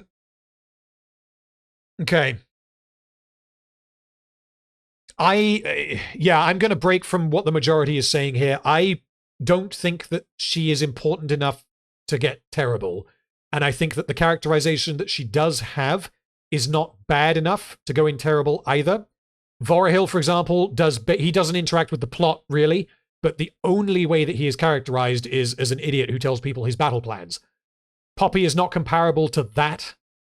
And also, honestly, it's excusable for Poppy to be acting dumb if she does in any particular scenes, which, honestly, I think Poppy is almost certainly smarter than this guy, which is... Again, inexcusable. So I'm going to put Poppy in bad, but she's going to go towards the bottom of bad. Where is she? She is somewhere.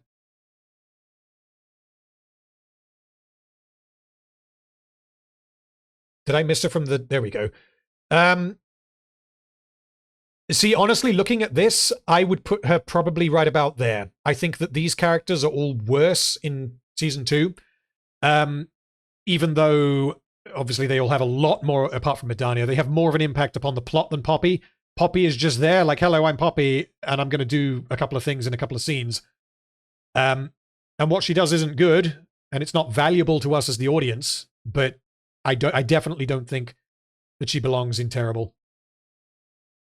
Great Grebo says, bottom and top of terrible merch, please. Oh, God. Yeah, at some point I might consider doing merch of some kind if enough people want it. The issue that I'm going to have is copyright with the avatar that I use, the Kronk Yzma face swap avatar, even if it's wearing a whole bunch of outfits. I wouldn't be able to use that in merch. But yeah, potentially, I mean, like merch with like a particular Justice for Glug on a shirt or something like that. Yeah, that's an option. Right, couple of super chats quickly. Super chat from Mega Hobbit, thank you, says, I'm a head out too. Jesus Christ, so many characters in season 2. And they really destroyed their own. It's almost art. It's almost its own art form for sure. Also honoring Eregian's 12 elves who did their best. That was fun to see you in Discord, yes. Indeed. Well, we have... how many more characters do we have left? We've got at least 10 characters left, and these are getting to some of the heavy hitters. But yes, thank you for the super chat. Super chat from Deconstructing Laura, thank you. I just popped in because I have 2 minutes left of lunch, but I love that at the very end you have one good character and it's a horse. It's kind of for the memes, but it's also kind of not. The horse is a better character than everyone else because the horse doesn't fucking speak. But yes, thank you for the super chat. And super chat from Tony Cass, you just put Poppy with well-known Alpha Chad Waldreg. Yeah, Waldreg's a bad character. Fuck you guys. Memes aside, Waldreg is a bad character. He has, like, major problems. He just gets bumped up from being anywhere near these idiots because he is very entertaining to watch because of how juicy he is in his evilness. Like, that I am not willing to look past the problems with his character just for the memes. I'm sorry. I know I did it with Wheelie Boy. No, I didn't do it with Wheelie Boy. We don't want to break the law. Wheelie Boy is amazing. Wheelie Boy is perfect. Right. Okay. Okay. How long have we been? Oh, Jesus. Yeah, we've been going for a while. How far are we? How far? I'm just going to check how far we are through word count wise.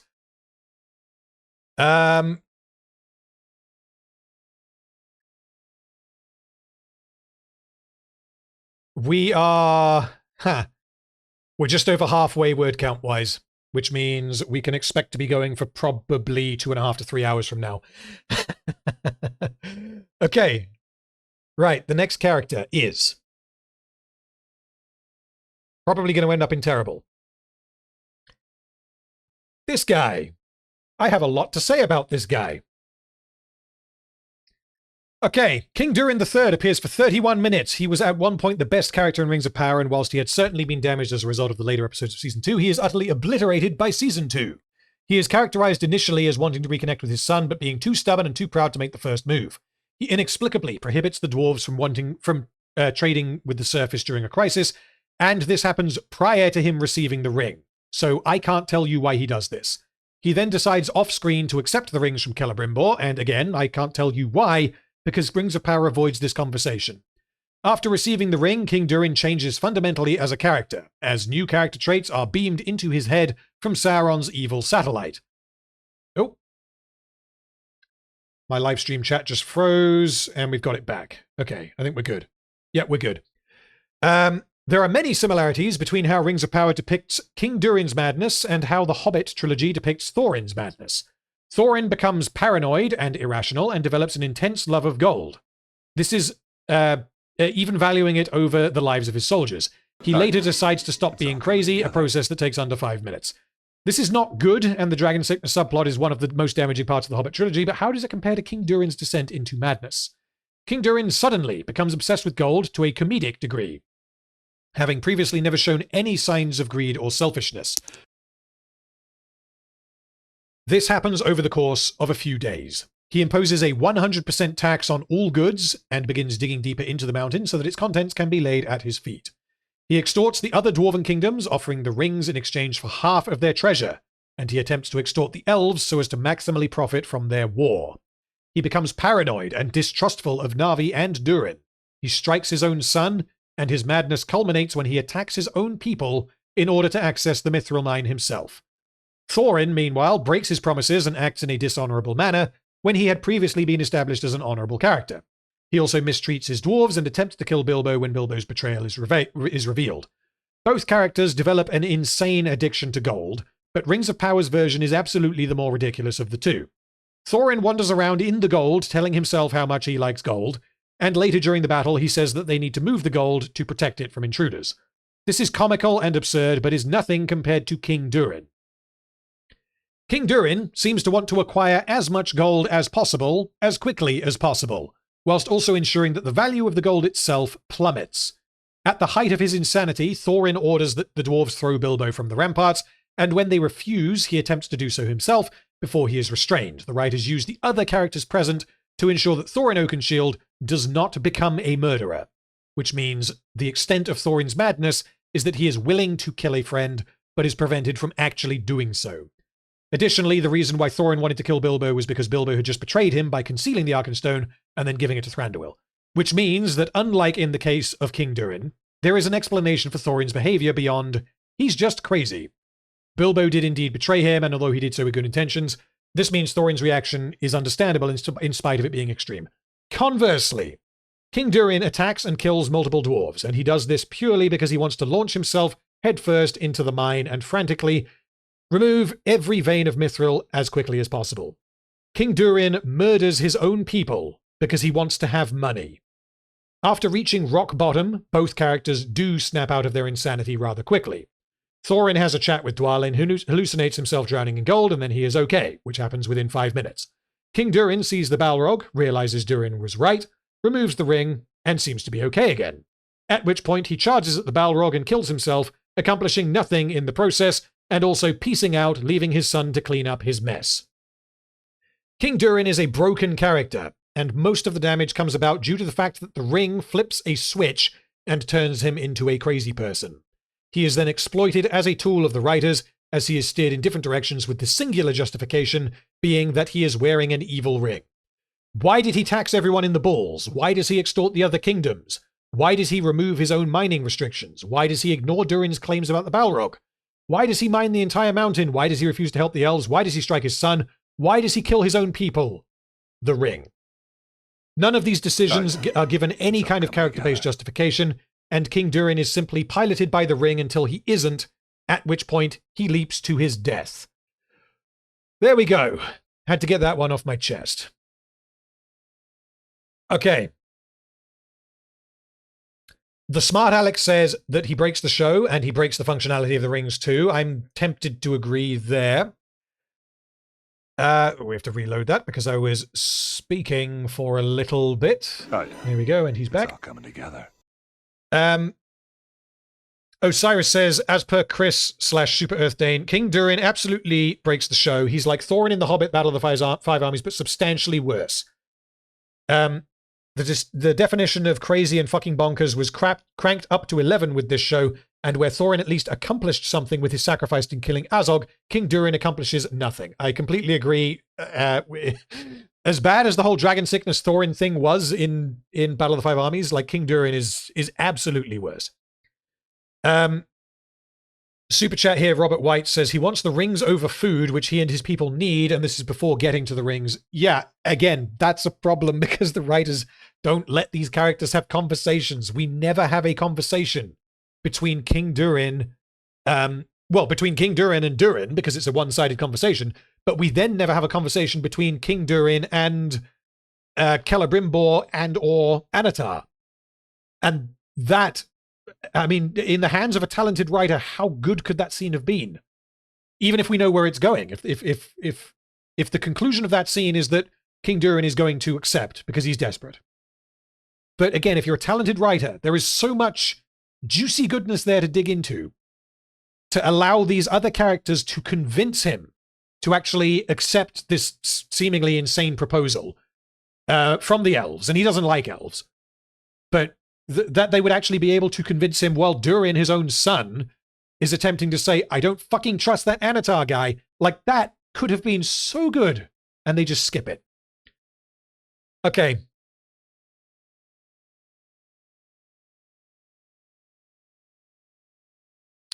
Atanol Car says, Thorin can't really be compared because he doesn't have a magic ring. They're differently bad. The reason why I compare them is because it's magical bullshit that's making them act out of character. The reason why they're acting out of character is, of course, different, but I think that they are at least somewhat comparable. Justin says he puts on the ring and immediately becomes a leftist caricature of capitalism. He can see the whole mountain, but he doesn't know the Balrog is there until it's right in front of his face. Interesting, yes. super chats here as well. Oh no, hold on. Great Grebo says King Durin instantly becomes a mustache-twirling villain because Ring, it's completely retarded. I agree, yes. Alwes Asmas says the fact that we're supposed to believe that an idiot like him is the king of a kingdom like that is just insulting to the viewers, breaks the show. He is unbelievable. Tony Cass says, did Thorin not threaten to kill Dwalin? He did, but nothing ever came of that because Dwalin backs down, because he can't bear to see Thorin like that. He says, get out before I kill you, and then Dwalin leaves. And then he goes and has his hallucination. Shady Puffer, super chat as well. As much fun as this is, I need to go as well. Toodaloo. Well, thank you for joining, and thank you for the super chat. Okay. Philibetris, this is a good point, and I need to highlight this before I look at exactly what you guys have voted. This is entirely going to depend on what we want to attribute to Durin's character or to the Ring's corruption. Because 70-80% of what we have from King Durin in Season 2 is King Durin with Ring. And if we're going to say that the Ring magics him into an idiot, then that isn't a problem with King Durin. That's a problem with the world building. It's a problem with Sauron. And it's a problem with the writers. But, yeah, the question is, where do we draw that line? And does the fact that he put on a ring that does that to him, does that mean that he breaks the show? I'm honestly not sure how I feel about this. Because if we're considering the decisions that he made as having any kind of basis in his characterization that was set up in seasons 1 and 2, then he's terrible. Arguably breaks the show. If we're excluding that, he's probably bad. Because the real fucky stuff doesn't start happening until after he puts the ring on.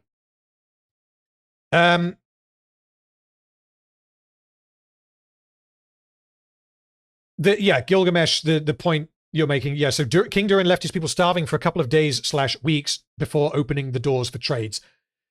Yeah, that's the only major problem with him prior to putting the ring on. And I guess not speaking to the elves about I'd like food, not rings. But yeah. Noonish says, I'd have to say terrible instead of breaks the show. It's the other characters around him who break the show. And Jolene Fields, he denied Sauron Mithril. What's that? We can disregard that to some degree because he's wearing the ring. And given that he's wearing the ring, it means he's an idiot, crazy, greedy person, which means he wants the Mithril for himself. So he's willing to backtrack on the deal that he originally made with the elves. I am really struggling with this one because we have to separate his characterization from his characterization after he puts the ring on. And I have major problems with the ring and what it does to him. But those problems can all be laid on the character of Sauron, not King Durin. So given that King Durin was essentially mind-controlled for 2/3, 3/4 of the season, I think I'm going to put him in bad. Because basically everything that he does after he puts the ring on, we cannot attribute to him as a character. So I think we're going to put him in bad. The question is where. I'm going to put him above. I'm going to put him between Buggernuts and Damrod. Which I understand that one may be controversial, but the reason for that is because I am really trying to separate magical bullshit, which I'm going to criticize the shit out of elsewhere in my video, and the characterization of King Durin. So I think we're going to put him there. Grebo, if you want to be involved in the voting, there should be a link in the description, and you can join. Okay. So basically this means that what we're doing is we're diverting a bunch of the problems with King Durin to Sauron, which I think is fair. Damba says, why did he jump on the Balrog? Yeah, I don't know what to tell you. Because he wasn't interested in dealing with the fallout of his wearing the ring, I guess. He decided, yeah, I'm not having any of this. Goodbye. Jeremy says he rage quit.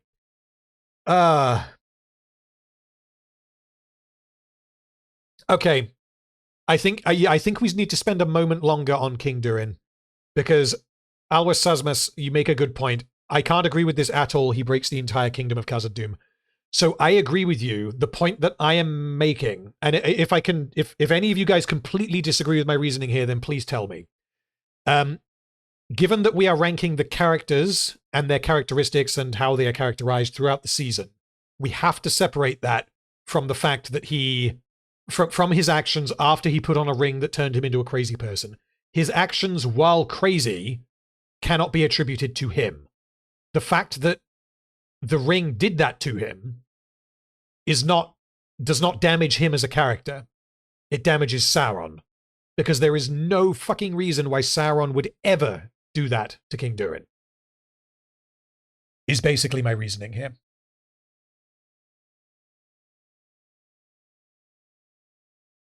Catpelt says, how did he lose the ring? Did he take it off and all's well? So what happened is he saw the Balrog, was like, oh, okay. And then he took the ring off, put it on the floor, and then Mario jumped at the Balrog, basically. Not So Grump says, even if you're corrupted by magic, 100% tax is illogical. I mean, yes, it is. Oh, actually, yeah, this is a good point here. Yeah, so Noonish says, how do we weigh his ability to just not be crazy right at the end? Because there isn't enough it's basically the Thorin problem, right? It's he sees the Balrog and then decides, I'm good now, and then he kills himself.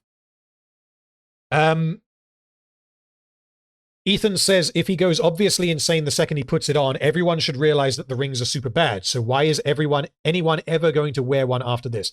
I completely agree that is a massive problem, but I don't agree that that is a problem with King Durin's characterization.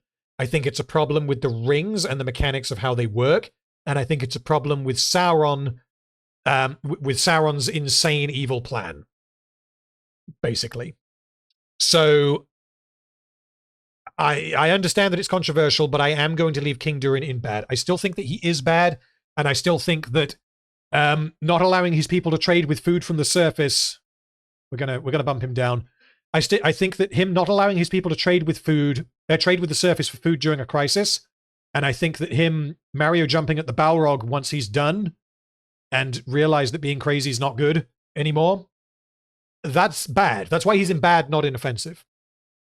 Because he does take action in Season 2 outside of the influence of the ring, and those actions are bad. Essentially. That's my rationale here. Okay. We need to continue. Anyway. Oh, this next one is going to be juicy. Okay. I will show you who the character is, and then I need to go for a wee. Oh, and actually, this is a good point before I click this. Definitely not Boromir says, think of what the ring did to Boromir. His corruption still made sense for his character arc. Durin's corruption doesn't do that. I completely agree, and I've got a bit in the autopsy where I go into that. But again, that's criticism that's levied at how the writers use the magic within the setting, rather than how they wrote King Durin, basically. So, the next character is... Where is he? He's somewhere around here. There he is. Right, the next character is Gil-Galad, and I'm going to go to the toilet. I'll be back in a minute.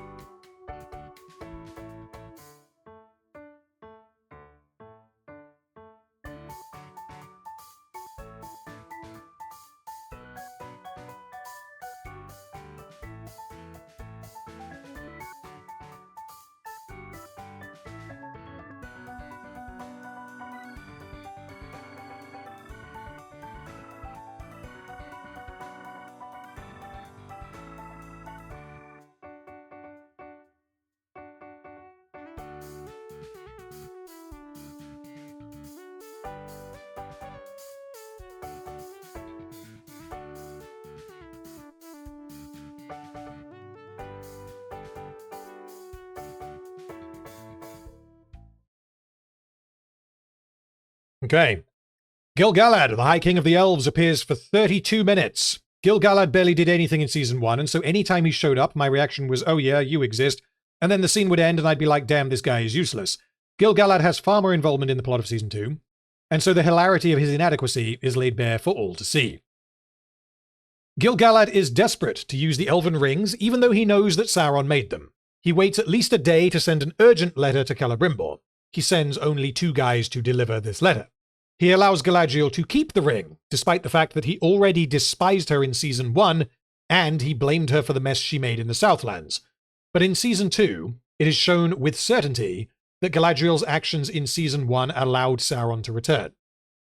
When presented with earth-shatteringly bad news and an obvious action for him to take in response, his reaction is, I wonder what I should do. But it is what he does next that truly breaks this character and the story surrounding him. This is what I was alluding to earlier, by the way, so this may be news to some of you, but yeah, bear with. He receives a letter from Celebrimbor that is not just a little bit suspicious. This is the most suspicious letter in the history of letters.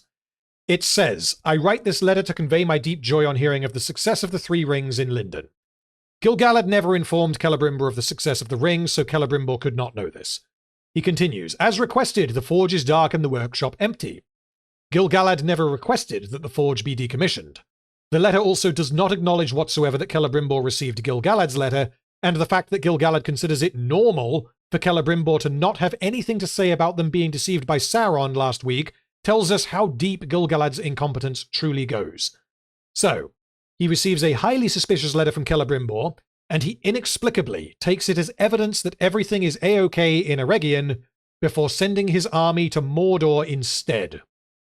So this is the difference in my understanding of what actually happened, having now watched some interviews with the writers. I understand what they were trying to do, and the pieces are there. And essentially, yeah, the siege went on for weeks, and the reason why the army didn't arrive sooner is because off-screen, because cliffhanger, Gil-Galad did indeed send the army to Mordor after receiving this letter. So, this isn't just a dumb thing to do in the same way that sending only 2 guys to deliver a letter is really fucking dumb. This is a new level of dumb. He has very strong evidence that Sauron is in Eregion, and then he concludes that Sauron is in Mordor, and he sends his army to Mordor. So there is no word for this other than broken. He is unbearably stupid as a military commander, opting to charge at his vastly more powerful enemy instead of retreating into the city that is right fucking next to him. And he cracks jokes at people that he hates shortly after a city and many of the elves who live there have been wiped off the face of Middle-earth. And the cherry on top, Gil-Galad has every reason to blame all of this on Galadriel, and yet he is not allowed to, because the writers don't understand their characters. Gil-Galad is meant to be very old and very wise. Okay, not as old and wise as Cirdan, but as the High King of the Elves, we should expect a baseline level of intelligence. And yet Gil-Galad demonstrates in every scene in which he appears that he is mentally deficient. He is one of the least intelligent characters in Rings of Power, and I cannot understand how the writers could write a character in this manner and not realize what they are doing. Okay. What do you guys have to say? Because, I mean, my mind is pretty much made up unless I hear arguments elsewhere. Graham says Gil-Gadad is a bad, boring character. His best moments are challenging Galadriel, and I don't know why he isn't leading the army from Lindon. Also, dwarves. Indeed. Indeed. Robert says he's in between terrible and breaks the show. Noonish says him not replacing the commander of the Northern armies is also a major problem. Yeah, that's true. Jay says middle manager Gil, doesn't his decision with the ring break the show? If he was sensible, there's no way Galadriel gets one. That's another reason why he breaks the show, I guess. Yes, they keep piling up.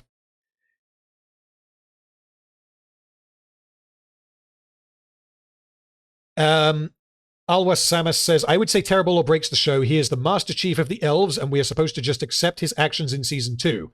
It's apocalyptic stakes, and he doesn't act adequately. Absolutely. As I think was pointed out on the EFAP, every scene, he's just like, what do I do here? And the reason why he does that is because of the whole cliffhanger bullshit, which, again, don't you worry. I've been adding up the various cliffhangers. Actually, I'll tell you guys what the numbers are. since you guys are here for it. So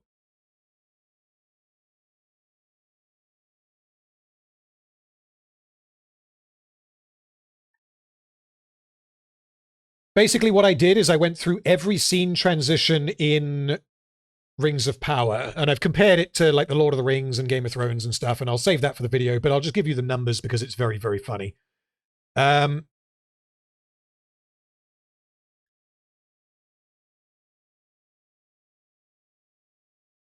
Okay, so there are 57... No, hold on. There are 28 scene transitions in Rings of Power that are definitely not cliffhangers, where it just goes from scene to scene. So in other words, a normal scene transition. There are 57 that are cliffhangers of some kind. So that's, what, 2/3 of the scene? You have a 2 in 3 chance when you're watching a scene in Rings of Power that it's going to end with some bullshit like, oh, but Gil-Galad, what if I wasn't alone? Dun, dun, dun! Then we cut to Numenor. It's, yeah. I'm not exaggerating there, and I basically applied the same thought process there to season 1 and then season 8 of Game of Thrones and also the Lord of the Rings, just for comparison. It's insane. It's honestly unbelievable that they did that.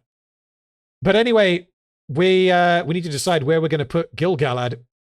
Justin says Gil-Gadamas's authority is mocked in subtext throughout the show. He also put a politician in charge of cavalry. The Laughing Cavalier says Gil-Galad the Broken, Shamrock Dragon. He definitely breaks the show.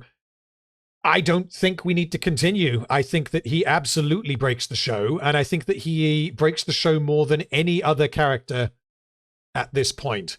The reason why he is this low, same with this guy, but the reason why those characters are that low is because the writers clarified that the siege went on for weeks.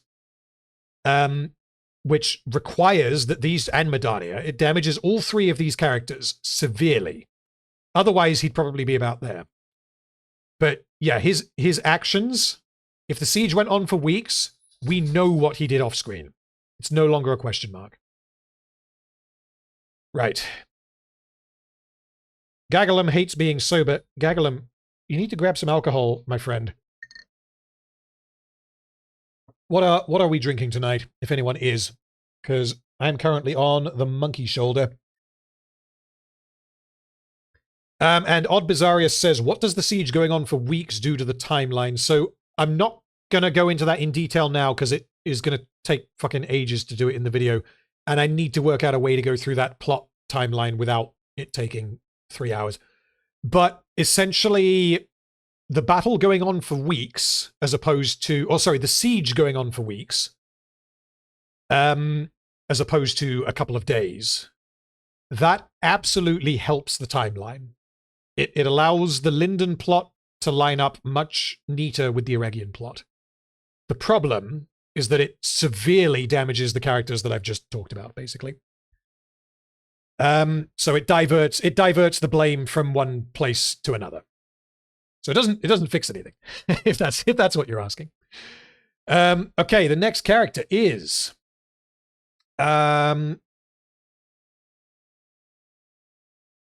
which one? Where is he gone? It's this guy. Everyone's favorite. Okay. Elendil appears for 34 minutes, and just like Season 1, I really wanted to like him, but the writers have made that impossible. After returning to Numenor, Elendil continues to be utterly dedicated to Miriel, despite the fact that Miriel was deceived by Galadriel, whom Elendil appears to despise. How any of this fits or doesn't fit with Elendil's faith is entirely unclear. Elendil, in fact, doesn't seem to question Miriel about anything, even when ridiculous bullshit starts happening, such as, oh, I don't know, why was Miriel running the place by consulting a crystal ball, and why does this crystal ball launch Elendil across the room? This would suggest that Elendil is absolutely, unbelievably, and comedically loyal to Miriel. She could walk around Numenor executing people, and Elendil would be like, yes, my queen. However, he also refuses to obey Miriel when she orders him to kneel before Pharazon, because it appears that his integrity is worth more to him than his obedience to Miriel or to the Valar. He still does not kneel, even after Miriel takes his place at the trial by Abyss, which indicates that Elendil will absolutely let Miriel die instead of kneeling before a man he deems to be illegitimate. This is a clear value, but why he has this value is entirely unclear. Oh, yeah. It's all coming Pharazon together. became the king via what we are led to believe are conventional means, Eagle notwithstanding, and he is therefore not illegitimate. Regardless, Elendil has decided that Pharazon is a traitor because he is not Miriel.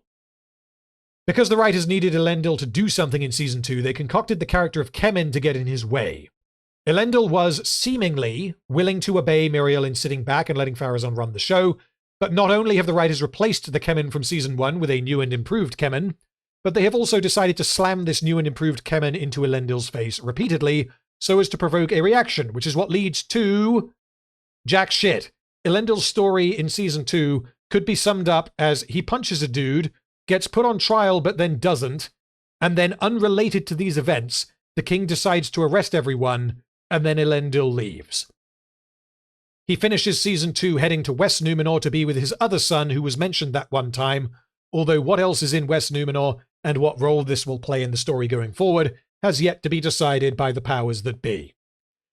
I'm undecided on Elendil. I mean, bad to terrible is my thought process here, but let's see what you guys are saying. Obviously, the C is always right. We've got plenty of that.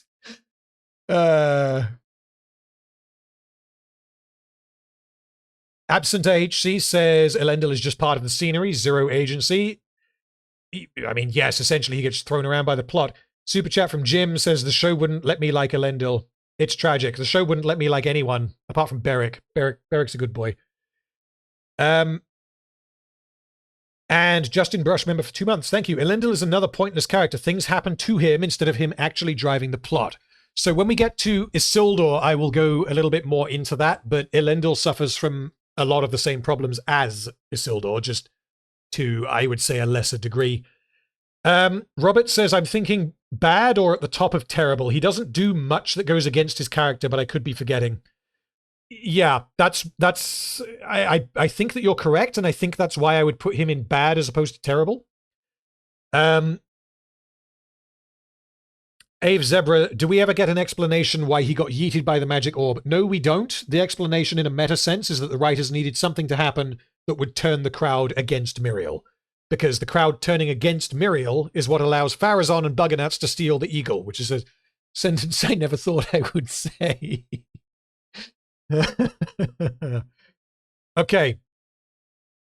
Gilgamesh says Elendil knows Miriel for a couple of weeks, and yet he acts as if he was her personal bodyguard for years. The show even dares to hint at some romantic tension. I'm thinking bad. Yeah, the show treats them as if they're like lifelong friends, but I think if we track the timeline, it's a couple of months, maybe 3 to 4 months at most, that they've known each other. So honestly, I think that we're going to put him in bad, but it's going to be towards the bottom. I think he was bad in Season 1, and he's about the same in Season 2, I would say. I'm thinking he probably... Let's put him above... No, let's put him below... We'll put him between Poppy and Disa. That's kind of our break point. Poppy and Disa... not fucking Disa. Poppy and Damrod are the, like, the break point for the middle of bad. If you're above them, you're on the top half. If you're below them, you're on the bottom half. Okay. Right, next character. And for those of you who are new to the stream, welcome. And if you want to join in on the voting, then click the link in the description.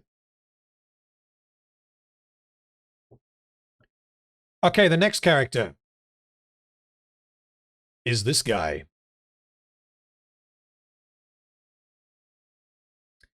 Arondir appears for 38 minutes. He was unbearably boring in Season 1, but Season 2 has taken this boring character and given him a lobotomy.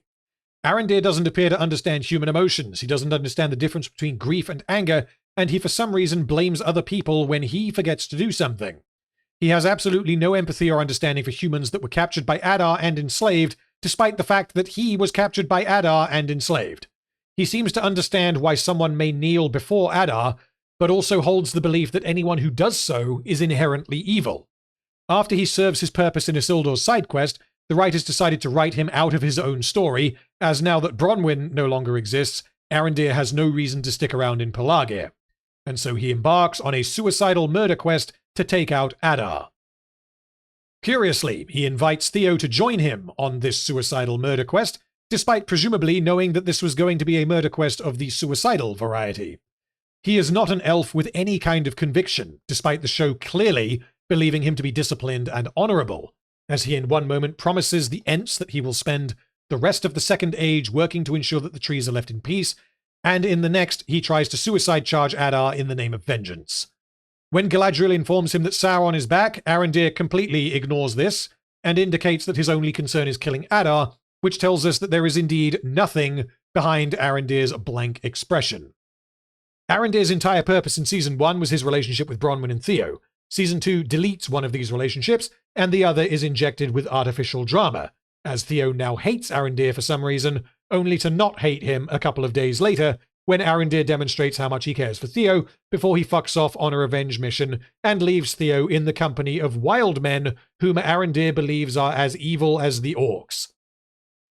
Arondir is a relic of Season 1 whom the writers clearly had no idea what to do with, and so all Arondir does is help Isildur on his side quest and then join the other elves of Eregion, at which point he stands around next to the other characters and is treated by both the elves and the orcs as a super important person, despite him just being some guy. Okay, without looking at your voting, I'm thinking towards the top of terrible. Whereas in Season 1, he, I think, was towards the top of bad. I think he's absolutely damaged by Season 2. Well, yeah, there we go. Great Grebo says top of terrible. Gagalum says, did dwarves shave their balls? I don't know. Did dwarves shave their balls? I mean, honestly, I'm going to go with no, because, like, it doesn't look like they shave anything. They seem like, it reminds me of a Bill Bailey bit where he says, what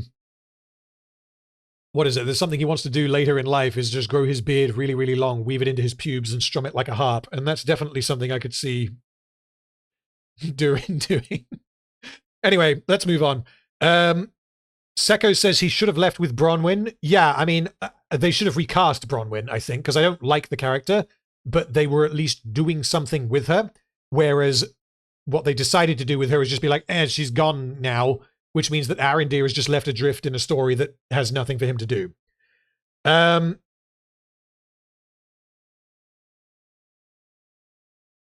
Graham says, troublingly boring, lacking in dynamic emotional responses. Why is he the only dark elf in the village? He has done nothing to make me care about him. His action scenes style over substance and make no sense. Would that he did a bit more archery and fewer acrobatics. Bad character. Yeah, I'm not going to get into the skin color bit now. I assume that's what you mean by dark elf, but I don't take issue with that fundamentally. But I mean, he's the only elf in the village, honestly. So yeah, the fact that he's the only dark elf, if that's what you're referring to. If not, then excuse me for misunderstanding. Next to read, where have we got?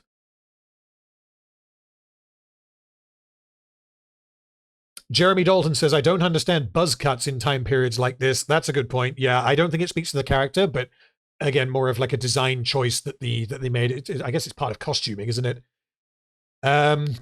Which partly goes into the whole short hair thing. But yeah, in the case of Arondir, it's a modern haircut. Whereas like Celebrimbor and Elrond, you could say, well, they just look like people rather than elves. Whereas Arondir looks like a person from, 2024, basically. Shade says, at least he understands trees, but not human emotions. Makes sense. Yeah, that's true, actually. He is shown to understand the trees pretty well, but not human emotions, which we could arguably call a hole. But I guess he likes trees, which is why he wears trees on his chest armor, because his chest armor is made of wood. Oh yeah, also he doesn't die. He gets run through with the sword and doesn't die, which that doesn't speak to his character, but that's another thing to remember with this character. Is his sense of hearing still inconsistent in Season 2, says Gilgamesh? Yes, absolutely. He gets snuck up on by the orcs who are defecting. Not defecting, I misused the word defecting when I did my videos. They were deserting, not defecting. Yeah, they sneak up on him and then they give him a map and then they die. Definitely in that order. Yeah. I think we continue. I think Arondir is absolutely in terrible, but he's towards the top. Is he worse than...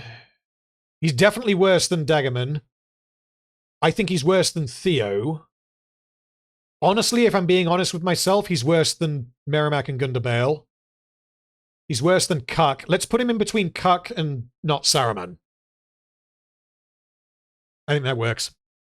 Man, the state of this tier list is fucking depressing. Like, the Season 1 one was not good, but we had, like, 4 characters here. We had about 8 characters here. The best 3 characters in the show is a fucking horse, Narvi and the Goodman. That's all we've got. Oh my god. Okay, right. The next character. 1, 2, 3, 4. We've got 9 characters left to do. Okay. The next character is...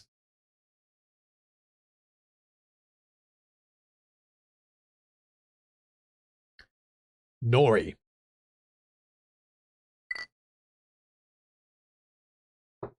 Okay. Nori appears for 38.5 minutes, which is thankfully substantially less time than we spent with her in Season 1. Nori continues to be brave, curious, clumsy, and she still doesn't like following the rules.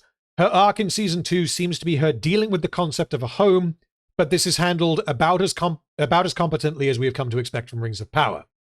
Nori has recently set out on her adventure with Gandalf, and she tells him that she misses her home, presumably referring to her family and friends, rather than any one location. Her perspective seems to be that home is where your loved ones are, a perspective that makes sense given who Nori is. After being informed of the magical Promised Land, Nori begins to cry, lamenting the fact that she doesn't have a home. She learns from Gundabale that homes are pretty cool, and she resolves to stand and fight with the Stores in their village. A fight which rather predictably ends in the destruction of their village, which makes this the second village that Nori has accidentally gotten destroyed. She ends Season 2 leading the survivors to the Promised Land because she has learned that having a home is good, even though she already thought that homes were good. Nori doesn't have a character arc in Season 2. She has a character circle. That's all we've got for Nori. That's all I have to say about her. So what are you guys? You guys are overwhelmingly saying terrible, possibly bad. What have we got comment-wise?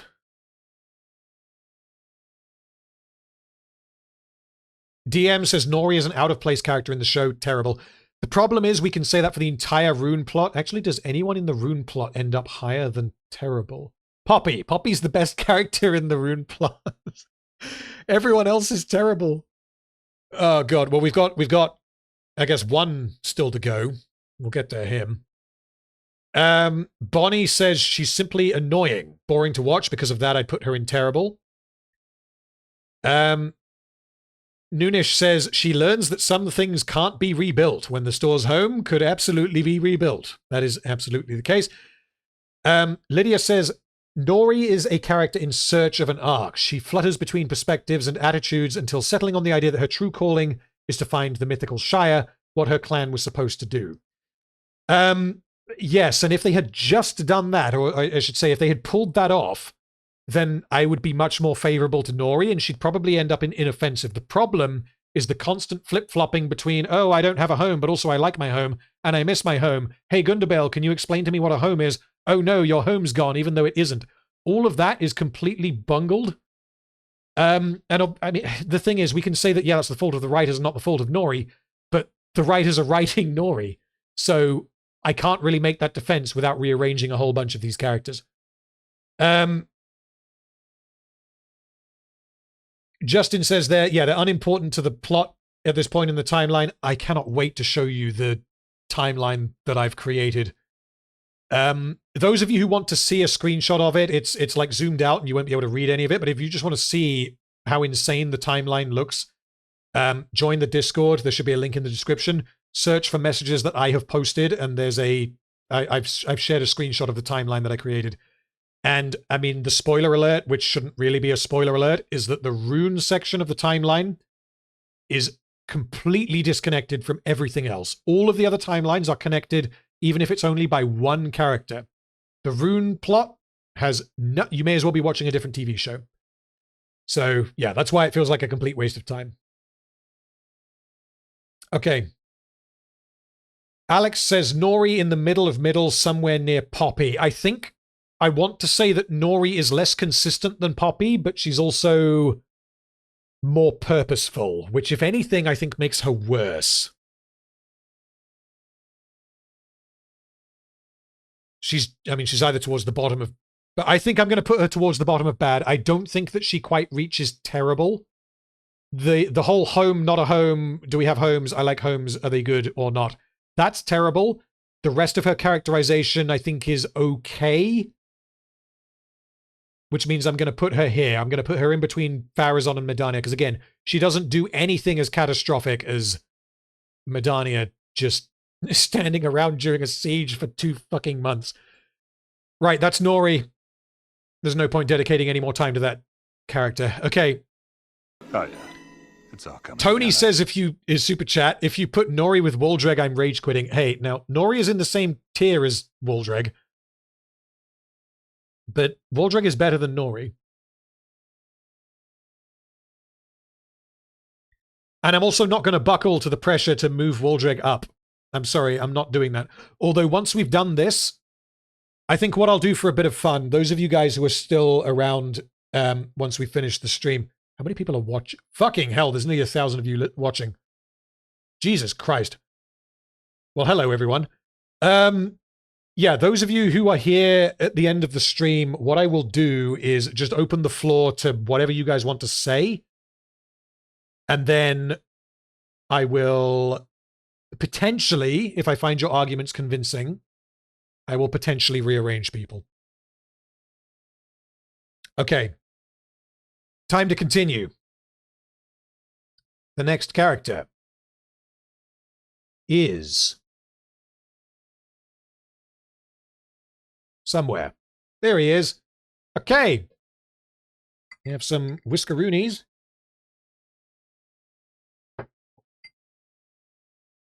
Okay. Isildur appears for nearly 43 minutes, all of which is spent doing meaningless bullshit because the writers have been forced to invent things for this inane character to do as a result of their decision to crunch the timeline of the Second Age of Middle-earth. Isildur remains just as unlikable as he was in Season 1. He is unbelievably lucky and is repeatedly rescued through contrived nonsense, as if the world is repeatedly contorting so as to ensure that he cannot die. He continues to spout drivel about why he came to Middle-earth, having now decided that he did so because he wanted to go on an adventure to see the grander things in Middle-earth. This is a blatant falsehood, and it is also demonstrably false because the technology we see in Numenor eclipses anything else in Middle-earth. After losing his horse because reasons, Isildur decides to go and rescue Berek alongside Theo, who helps him for some reason. Throughout this sequence, we see that Isildur cares about Theo, and also that Isildur does not care about Theo. His romantic entanglement with Estrid is infuriating, because although both of these characters thoroughly deserve each other, Isildur is unable to comprehend that he is being used. We learn that Isildur accidentally caused his mother's death when he was younger, and he understandably has survivor's guilt. He claims to be selfless whilst being selfish, and continues to try to leverage his father's respectability, please excuse the dog, to get what he wants, indicating that he has learned absolutely nothing during his adventure. I have no idea what to expect from Isildur in Season 3. Presumably he is going to return to Numenor, make up 17 different reasons why he chose to return to Numenor, team back up with his father, and never ask about Valandil.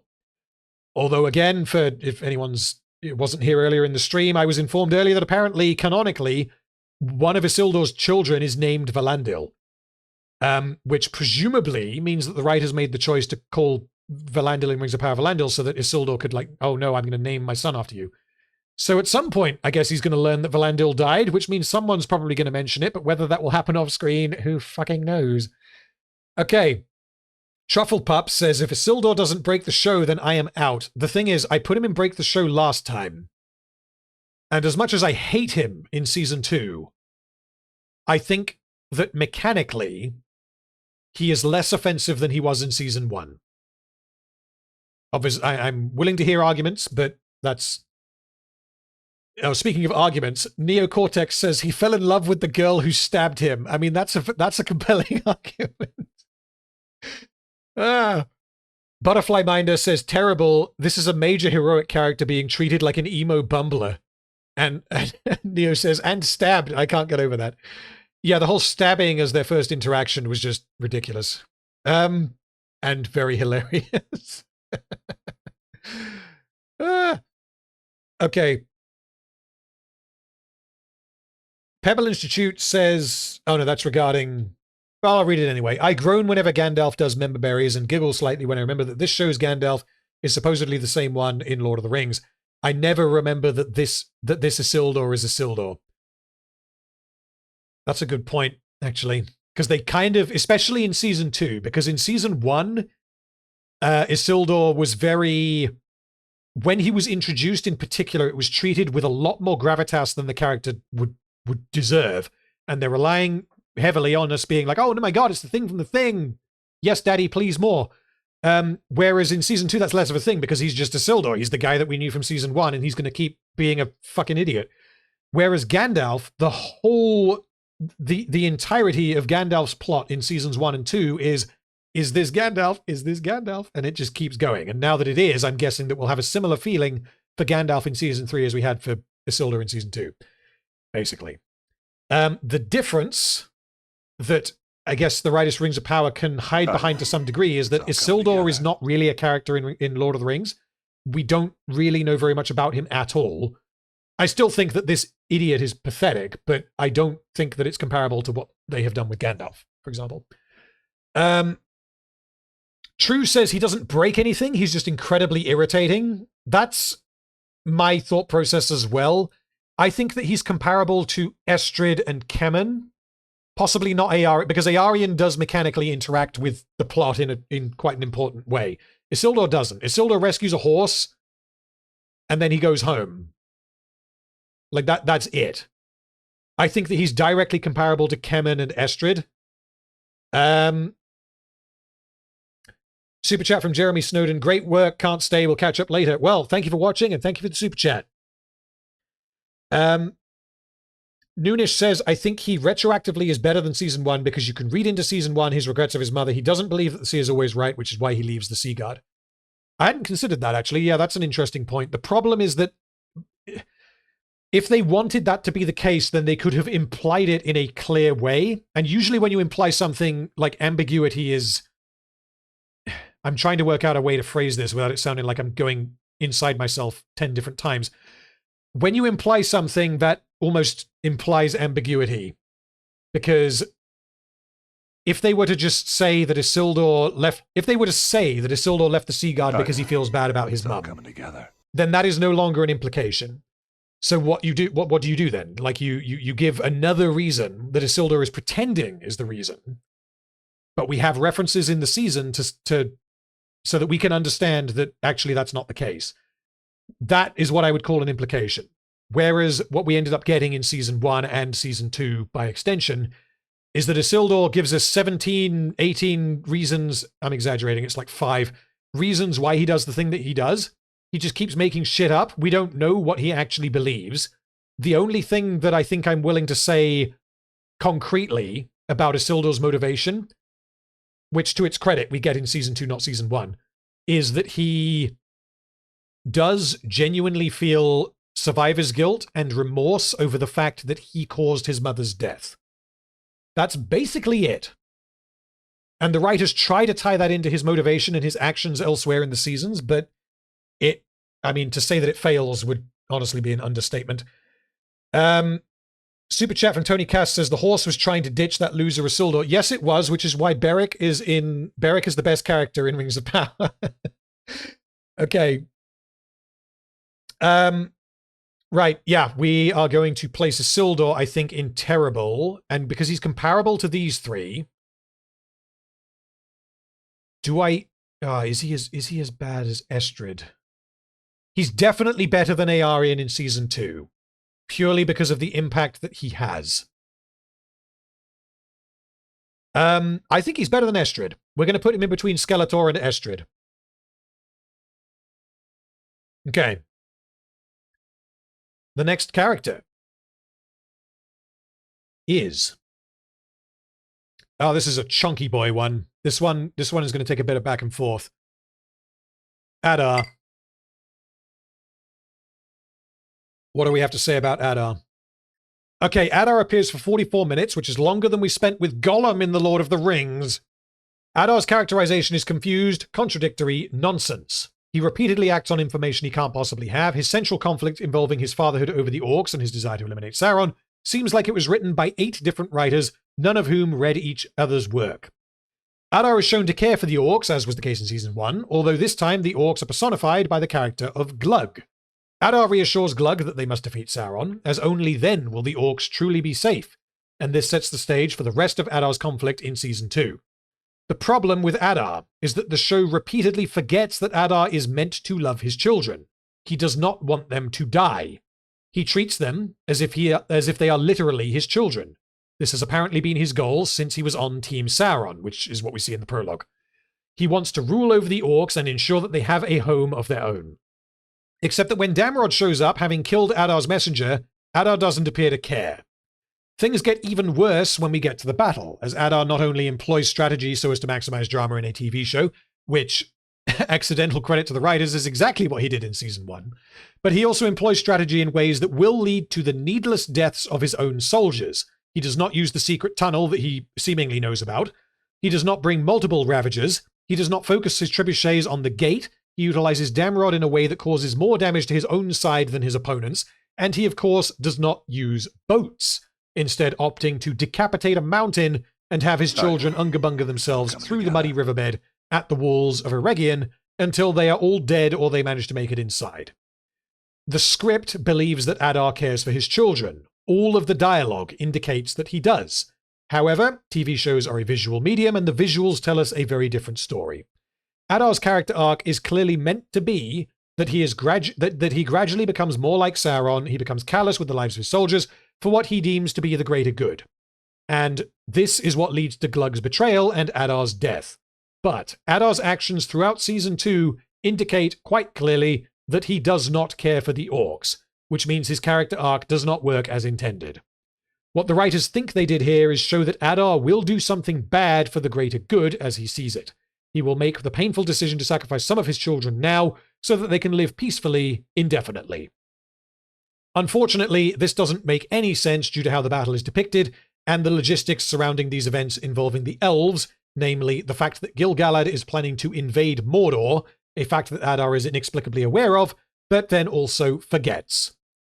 Adar's actions in attacking the elves in the manner that he does are utterly incomprehensible.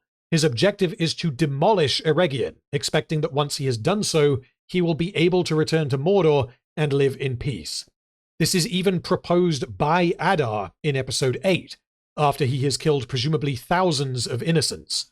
When he puts on the ring, his character changes completely, and it is unclear why this happens, beyond that the writers are about to kill him off, and they want him to become a sympathetic villain whose actions in trying to defeat Sauron tragically led to his death. This doesn't work at all, because in his final conversation with Galadriel, both characters forget that they should hate each other, perhaps more than any other character in the setting, with the exception of Sauron.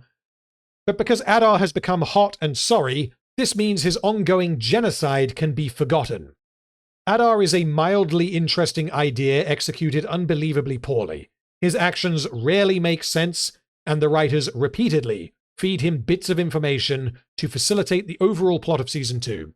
He is broken in a fundamental way, and is a large part of why the plot of Season 2 is nonsensical. Adar breaks the fucking show. Honestly, he probably goes right there, but I'm going to read through what you guys are saying. To see if I missed anything. Breaks the show. Breaks the show. Breaks the show. Breaks the show. Breaks the glug. Sauron broke the glug. Lord Wahoo says his very presence breaks the entire show. He doesn't want war, but he loves being at war. His killing Sauron means Galadriel is hunting the wrong person. I mean, yeah, Galadriel should have honestly been hunting both of them, to be honest. And, little fact, actually, because I haven't seen this acknowledged anywhere else that I am aware of. So I did a little bit of digging, and by digging, I mean I watched and analyzed I reanalyzed the prologue from Season 1 for the autopsy video. And again, I reanalyzed the opening of Season 2. And the reason why I did that was to work out how they do or don't merge together, because it appears that those two sequences of events cannot coexist. Hold on, I lost that comment. Where is it gone?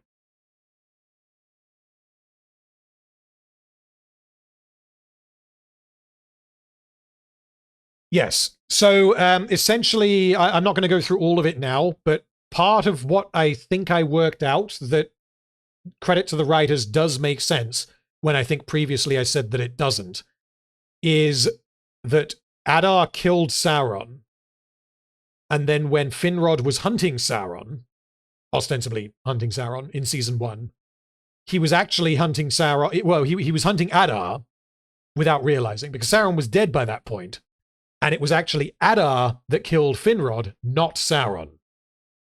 And when he gets branded, because that's a thing that Adar does, not a thing that Sauron does, that essentially is, I think that what actually happened there is that Finrod was hunting Sauron, he found Adar killed him and then branded him, which means that Galadriel was, again, like you say, Lord Wahoo, hunting the wrong person. I'll go into that in more detail when I actually release the final autopsy video, but because there's a lot more to it than that, but that's, yeah, I thought worth mentioning. Critical Meme Theory says Adar is all over the place. His turn towards the elves at the end makes no fucking sense. Absolutely correct. And the thing is, we can attribute some of that, like we did with King Durin. We can attribute some of that to magical bullshit from the ring. The ring gooded him and he's now a goodman. But that doesn't work because of how Galadriel does, or I should say doesn't, respond to him. That gives us an indication as to what the writers feel about the character, what the show itself, his perspective of the character actually is. And yeah, it doesn't work at all. Jeremy says he's a wizard. He made a river disappear. Yes. DM says Adar is so inconsistent and irrational. Terrible. The whole children thing is so over the top and his plan is outrageous. Again, the children thing I thought was an interesting enough idea. But everything that he does, everything that the writers do with it, and all parts of Adar's plan are just fucking ridiculous. Lord Wahoo says Adar's worst sequence is the one that puts him in break is killing Sauron at the beginning. That destroys the entire timeline from season 1, meaning Galadriel was actually chasing ghosts. So, again, I'm not going to go into it now. I do think that the two timelines do not work together. Those two prologues, as we are told them, cannot coexist. But the reason why they cannot coexist is not because of Adar. That is what I will say for now. What else do we have? Lydia says Adar invented the reverse crossbow piton? I don't actually know what that word is. Siege weapon. A true genius of our time. S-tier character. I guess Adar invented. Maybe it was just an orc thing. Honestly, I don't know. Okay. Kai says, my God, Random, it's been 4 hours. Are you all right? Yeah, I'm doing all right. I've got alcohol to see me through. We've got about 8 characters still to go. And honestly, I'm liking seeing the voting, and I'm liking seeing the points that you guys are making, because it's reminding me of various things in both directions. Like, we've moved characters from bad to terrible as a result of what you guys have said in chat. Or honestly, Mirdania, I think, was the big one. I would have put her up here, or potentially up here. And yeah, we're rearranging them. I like the back and forth process. It is a lot of fun, and I think it's very useful. Okay, so yeah, Adar breaks the show, and I think that he breaks the show to a greater degree than any of these other characters, and I think that we've adequately explained why. Next character is... Yeah, we're into the big hitters now. All of these are going to be chunky boys. Prince Durin IV.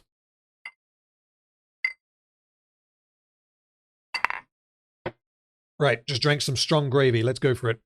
Prince Durin IV appears for 45 minutes. Durin was, like his father, one of the best characters in the show early on in Season 1. At the start of Season 2, Durin is suffering the consequences of losing his lordship in Season 1. He wants to provide for his family, to be a good father and husband, and he is ashamed of being poor. Durin was shown throughout Season 1 to be exceedingly gullible and easy to fool, so his being immediately suspicious of Anatar is pretty nonsensical. given that Sauron is meant to be this master manipulator. In spite of his persistent suspicions regarding Anatar, Durin does not act in accordance with these suspicions, as he does not mention Anatar or the rings to Elrond, even when the topic of conversation is Celebrimbor and Eregion, and he would have every reason to mention Anatar. Season 2 also retcons who Durin was in Season 1. He was shown on multiple occasions to be a hands-on leader. He was not some detached noble sitting on a throne somewhere surrounded by cheese and wine. He was a miner who worked with his people. Season 2 has decided, however, that Durin is an inexperienced miner with weak hands. His spine has also been removed as he gets bullied at work and seemingly does not fight back whatsoever. Possibly the greatest moment of character assassination occurs when Durin tells his father that he perhaps should have let Elrond die back in Season 1.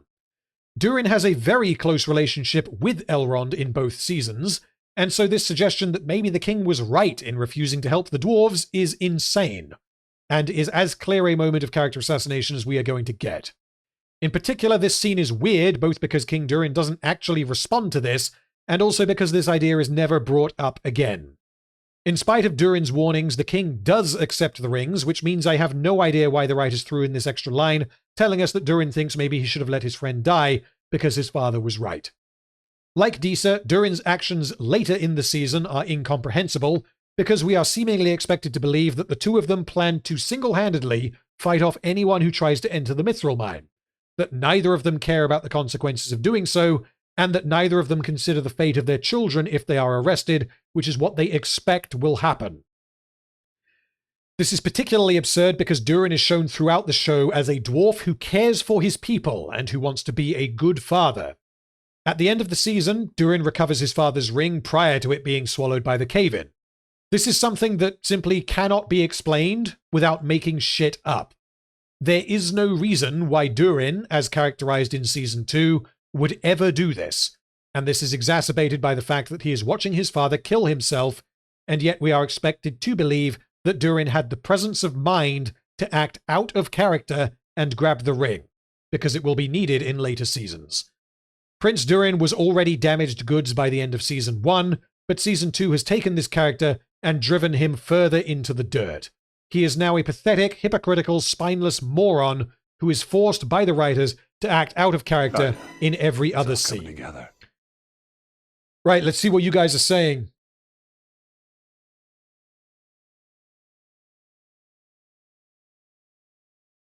My poor sweet boy. Yep, Durin, it's such a shame. Honest, it's comparable to what they did to King Durin. But as much as the actor is he the best actor in Season 2? The dude that plays Durin? Probably. I don't really know who he's competing with, but yeah, he's probably the best. Oh no, the guy that plays Celebrimbor is the standout, sorry. Charles Edwards. Yeah, this guy is probably like number 2, maybe number 3. And he does so much work trying to sell this character. But I've got to separate, because if the actor does a good job selling bullshit, it's still bullshit. It's just slightly more convincing bullshit. Hold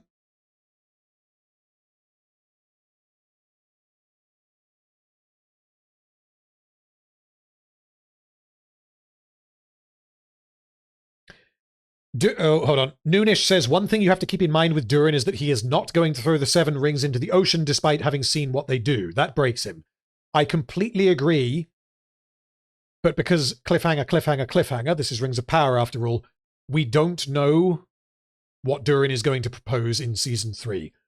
If Season 3 opens with Durin saying, Disa, honey, you need to help me take these rings and throw them into that giant chasm that totally exists near Linden for some reason, because we have to destroy these fucking things. And then Durin's brother appears like, no, brother, I need one. I need a ring because I'm evil brother and I'm plot for Season 3 or some bullshit.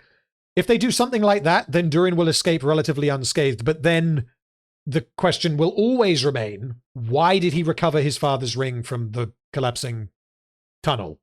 I don't have an answer for that, regardless of how Season 3 goes. Lydia says his assassination near the end of the season was crippling for his character. Him even considering the idea that the elves deserve to fade from the world is simply beyond the pale. I completely agree. I think that that destroys him, and I think that that means he's worse than King Durin by an order of magnitude, because King Durin has the excuse of magical bullshit, as I've explained before. Super chat from Robert White. I want to put him in mostly functional, but he has a few good scenes, but given the cliffhanger bullshit, he seemingly as well takes a deal for rings instead of food back to his father, which puts him lower. He does have a few good... The problem is that the few good scenes that he has are right at the start of the season, and they're reliant heavily upon the actor, I honestly think.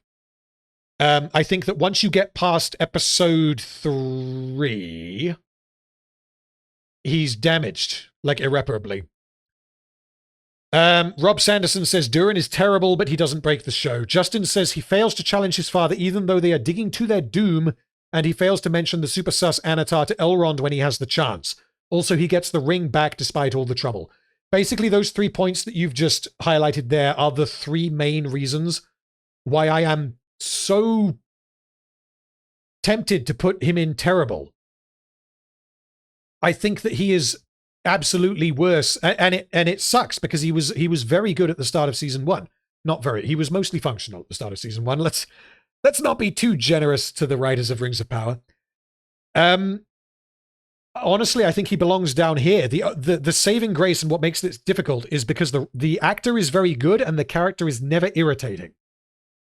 But so much of what he does off-screen, or doesn't do off-screen, I should say, as a result of the structure of Rings of Power, means that we essentially have confirmation that he acted a certain way, and that certain way is complete bullshit based on how the character has been set up to act. That's why I think it is terrible. True says, I would say he's bad, probably around the same as Pharazon. He's extremely moronic and character-breaking, but I don't think it's cuck tier yet. The thing is, the worst of Pharazon is that he trusts his idiot son to do important things, and he also seems to understand that it's a good idea not to antagonize his opponents whilst antagonizing his opponents. That isn't as bad as what Durin does, in terms of his character and how contradictory it is. Because the problems with Durin are like core, they are fundamental. They are fundamental contradictions to how he was characterized. And so I honestly think, I know that I'm definitely being more harsh with this than you guys, and we can revisit this at the end, but I am going to put Durin in terrible. I genuinely think that season 2 destroys this character, and I think that honestly we don't need to look any further than the scene in which he says, hey Dad, maybe we should have let Elrond die. Like, how? How? How did we get there? Oh my God. And yeah, as much as the actor tries, and as much as the earlier scenes for him kind of make me want to raise him higher, I really do think that is where I would put him myself. Ethan says, could we steelman Durin grabbing the ring because he wants to keep the evil magic ring away from the evil fire demon? There is probably some work that can be done there. Well, so an argument that I've seen is that the reason why the Balrog attacks King Durin in the way that it does is because he's wearing the ring. It's an evil entity that wants the evil ring. I don't think that the show does enough work to grant us that. And I think that if that was the case, that the Balrog was trying to get the ring the whole time, then the Balrog would have gotten the ring. Which, if anything, means that the Balrog moves out of here and into terrible, because it attacks Durin in the way that it does, which doesn't align with its goals. All of that kind of thing. So the thing is, if we were to say that, like, if Durin was completely, like, of sound mind, he would probably think that leaving this obviously evil ring next to this gigantic fire demon is a bad idea. Obviously, the Balrog can't wear it, but maybe the Balrog can do evil bullshit and become even more eviler and, something. Durin doesn't understand the Balrog and he doesn't understand the ring, which is the only groundwork that we have to kind of build that argument on. The reason why I don't think that that's reasonable and why I think that steelmanning in this case is not really going to get us anywhere is because Durin is incredibly, like, emotionally distressed. He is watching his father kill himself, and then the cave-in happens as their blades clash, which means that we are expected to believe that during all of that, not afterwards, during all of that, Durin went and was like, oh yeah, there's the ring, I better grab that just in case. Fuck off. That didn't happen. There's no way. There is absolutely no way. Yeah, I don't think that there is any argument that anyone could make to say that that is the case, so I don't think that Steel Manning is going to work. Right, I need to pour out a little bit more whiskey. Maybe someone else grabbed the ring, says Ricardo.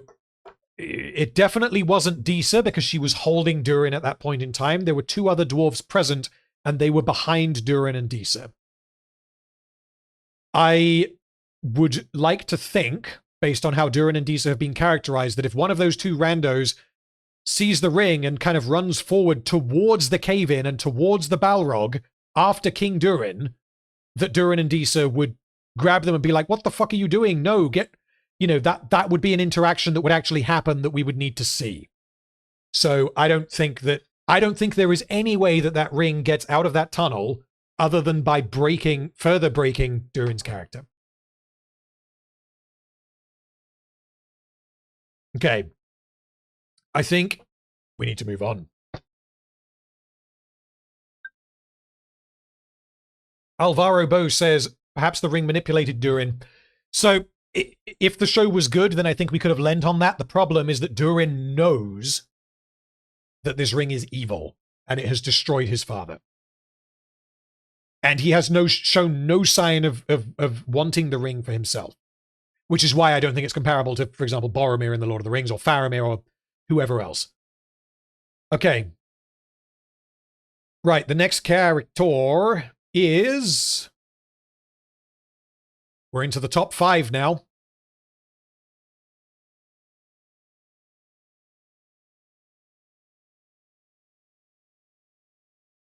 Gandalf, also known as not Gandalf, also known as the Stranger, appears for 45 minutes and 49 seconds, the 5th highest in Season 2. Gandalf is incredibly unimportant to the plot of Rings of Power, and everything he does in both seasons can be summed up in about one sentence. By the end of Season 2, we have spent 1 hour and 26 minutes with this version of Gandalf, compared to the 1 hour and 21 minutes that we got with Gandalf in The Lord of the Rings. So we have spent more time with this version of Gandalf than we did with Gandalf in The Lord of the Rings. If you add this version of Gandalf, sorry, if you add Ian McKellen Gandalf from The Lord of the Rings and The Hobbit, then it's more, but each of them individually this one is more. The Hobbit. The writers used contrived and artificial mystery baiting to drag this story out for 2 entire seasons, when it could have been skipped entirely. Just have Gandalf show up in Season 3 with his name and his staff, if you are so desperate to use this character, but I think we all know why the writers chose not to do that.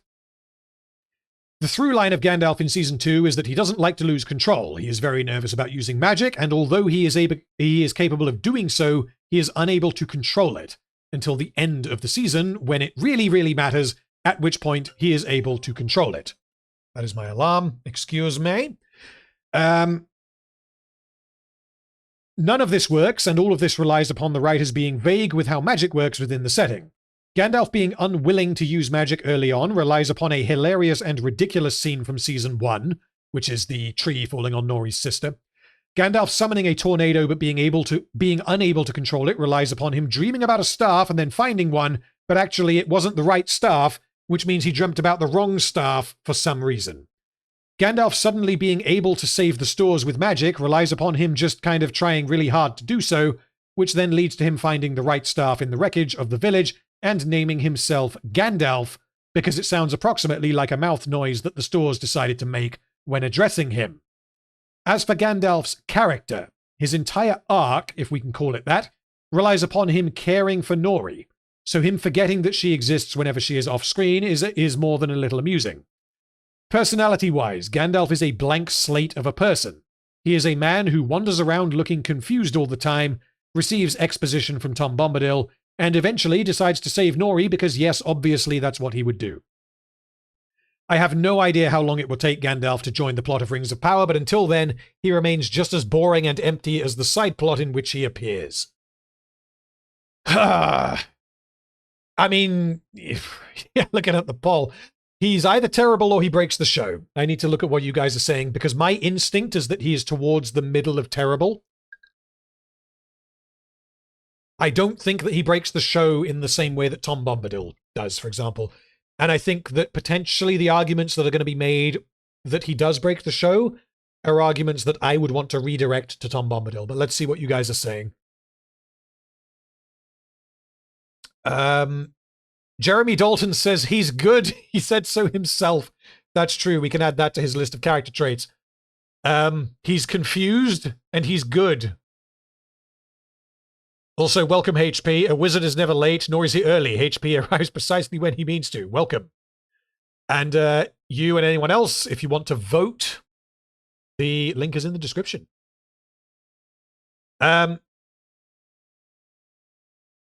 Sam Lund says, breaks the show in the most literal sense, in that it breaks up how much of the show I watch because I skip everything relating to Gandalf.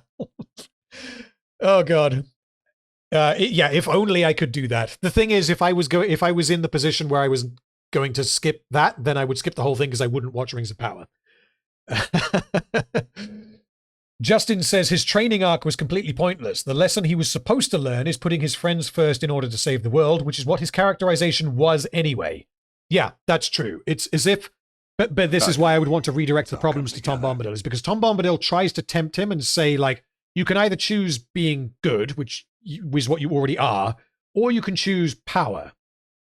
And the character of Gandalf that we've seen so far is barely a character, but all we know of him is that he's good. He's not interested in power. Or at least he's not interested in power for power's sake. He might pursue power in order to be good, which I think is the point that they were trying to make with the character, but yeah, like you say, it doesn't work. It's broken.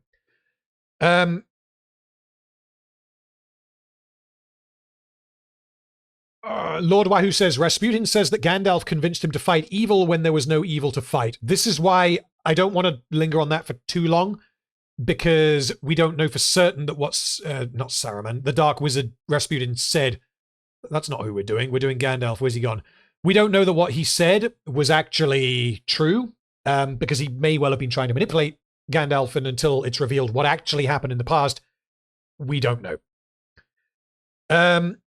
Jan says, for the first 1 or 2 scenes, I thought his line delivery was pretty charming, but it got old quickly. And he just directly states the lesson he learned at the end. Amazing writing. Yes, he just, hey, you didn't want me to let my friends die. Also, my name is Gandalf. And now let's sing about Tom Bombadil.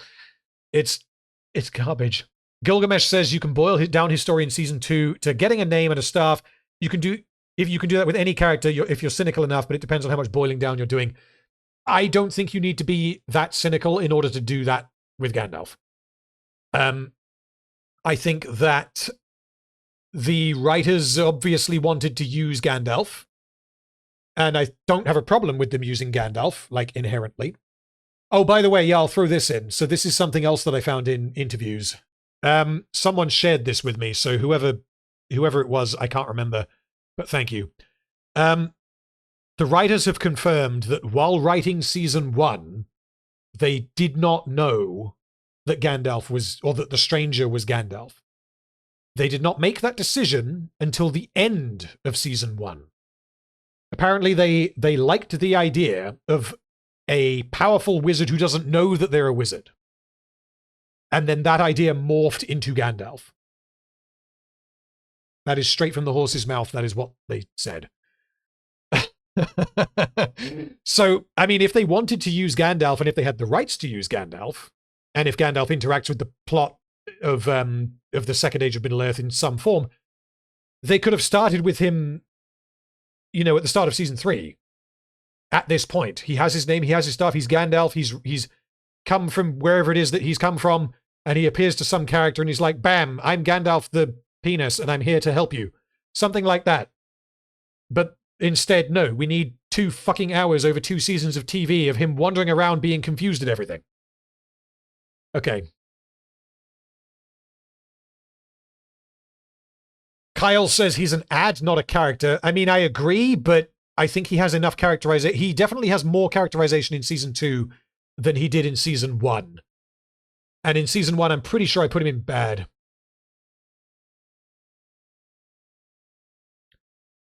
Bonnie, welcome to, and thank you for being a member. And super chat from Tony Cass. The rune plot is not connected, is not connected, not show breaking. For now, I agree. I think once it becomes connected, I may disagree with that. But for now, like I said earlier, it's completely disconnected. Okay. Honestly, I am thinking that Gandalf does not break the show at this point, because I think that much of the reason why we might argue that he does can be attributed to Tom Bombadil. I think that he is somewhere towards the top of terrible or the bottom of bad. Because there aren't, like, contradictions in his character. It's just that he's very one note, he's very simple, and he's so fucking pointless within the story. So I honestly, with that in mind, I'm not sure if I want to say that he's terrible, because he's a continuation of how he was at the end of season 1, but he's thrown into the Skeletor people, he's thrown into Tom Bombadil, and he's thrown into Rasputin. And he basically doesn't react to any of that. He's just confused, and he's learning things from each of them. And then at the end, he saves the day, because obviously he would save the day. And then the season ends, and he has his staff. So the problem with me putting him any lower than, like, bad is because, like, imagine that he got his choice from Tom Bombadil, his moral conundrum. You can save your friends or you can pursue power. And he chose to pursue power. That, at that point, that would be terrible, because that's a contradiction of how he has been characterized so far. He doesn't do that. And I think that because of how consistent he is, I don't think that I'm willing to call him terrible. But I understand the argument that the arguments for him being terrible, I think, again, go to Tom Bombadil, and they go to the rune plot in general. I don't think that I'm willing to say, honestly, that Gandalf is as bad of a character as Durin, for reasons that I've already been into, Merimac, Arondir, all of them. I think I'm going to put him there next to Nori, but above Mirdania. It's all coming together. That is my thought process with that. But again, that is probably the one that I have disagreed with you guys on the most. So potentially we'll move him around later.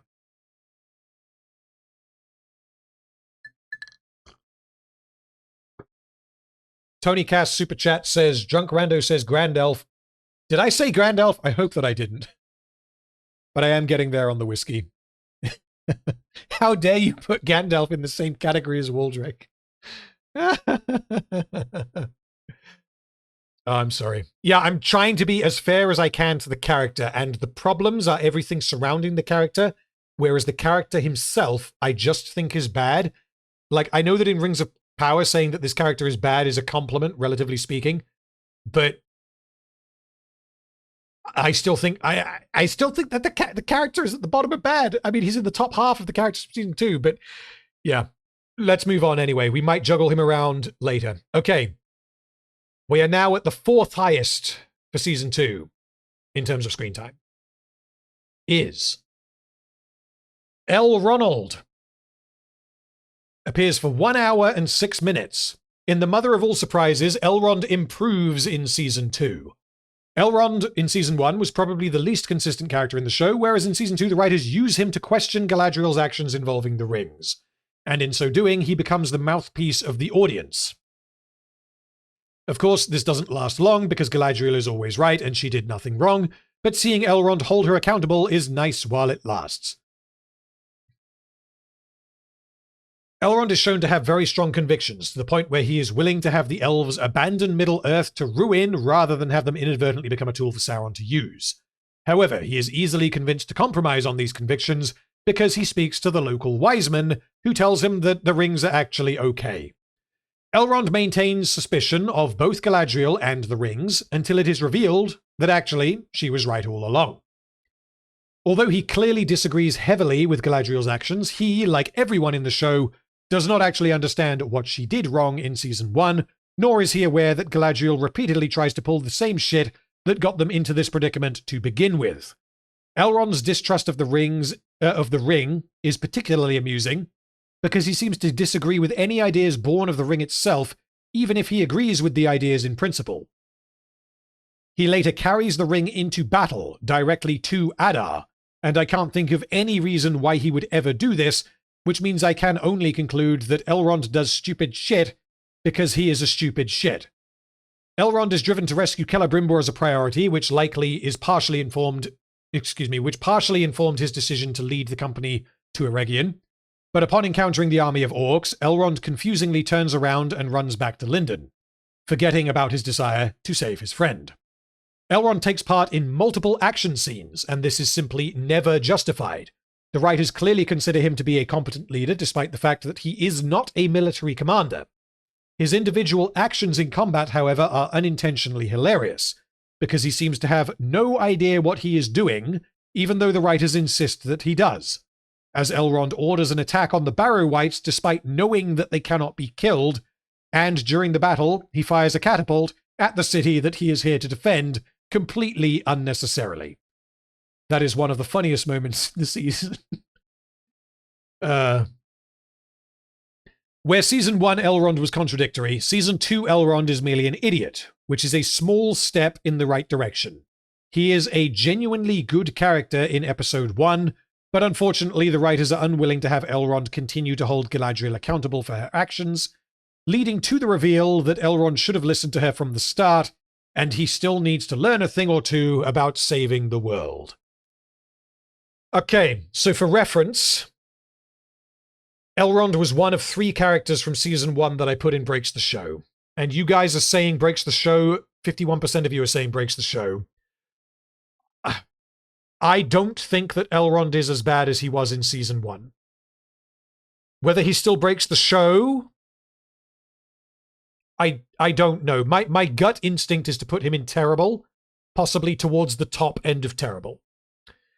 But let's have a look at what you guys say.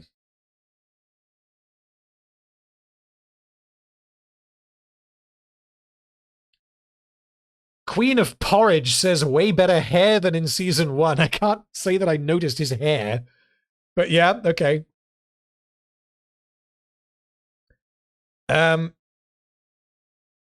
Issa says he did so well in the beginning and then he gets stabbed in the back by the oldest and wisest of all elves. Yeah, that's true. I guess we could interpret Elrond in Season 2 as like he was a Chad and then he spoke to an idiot and then he became convinced and everything that he did was Círdan's fault. That's possible.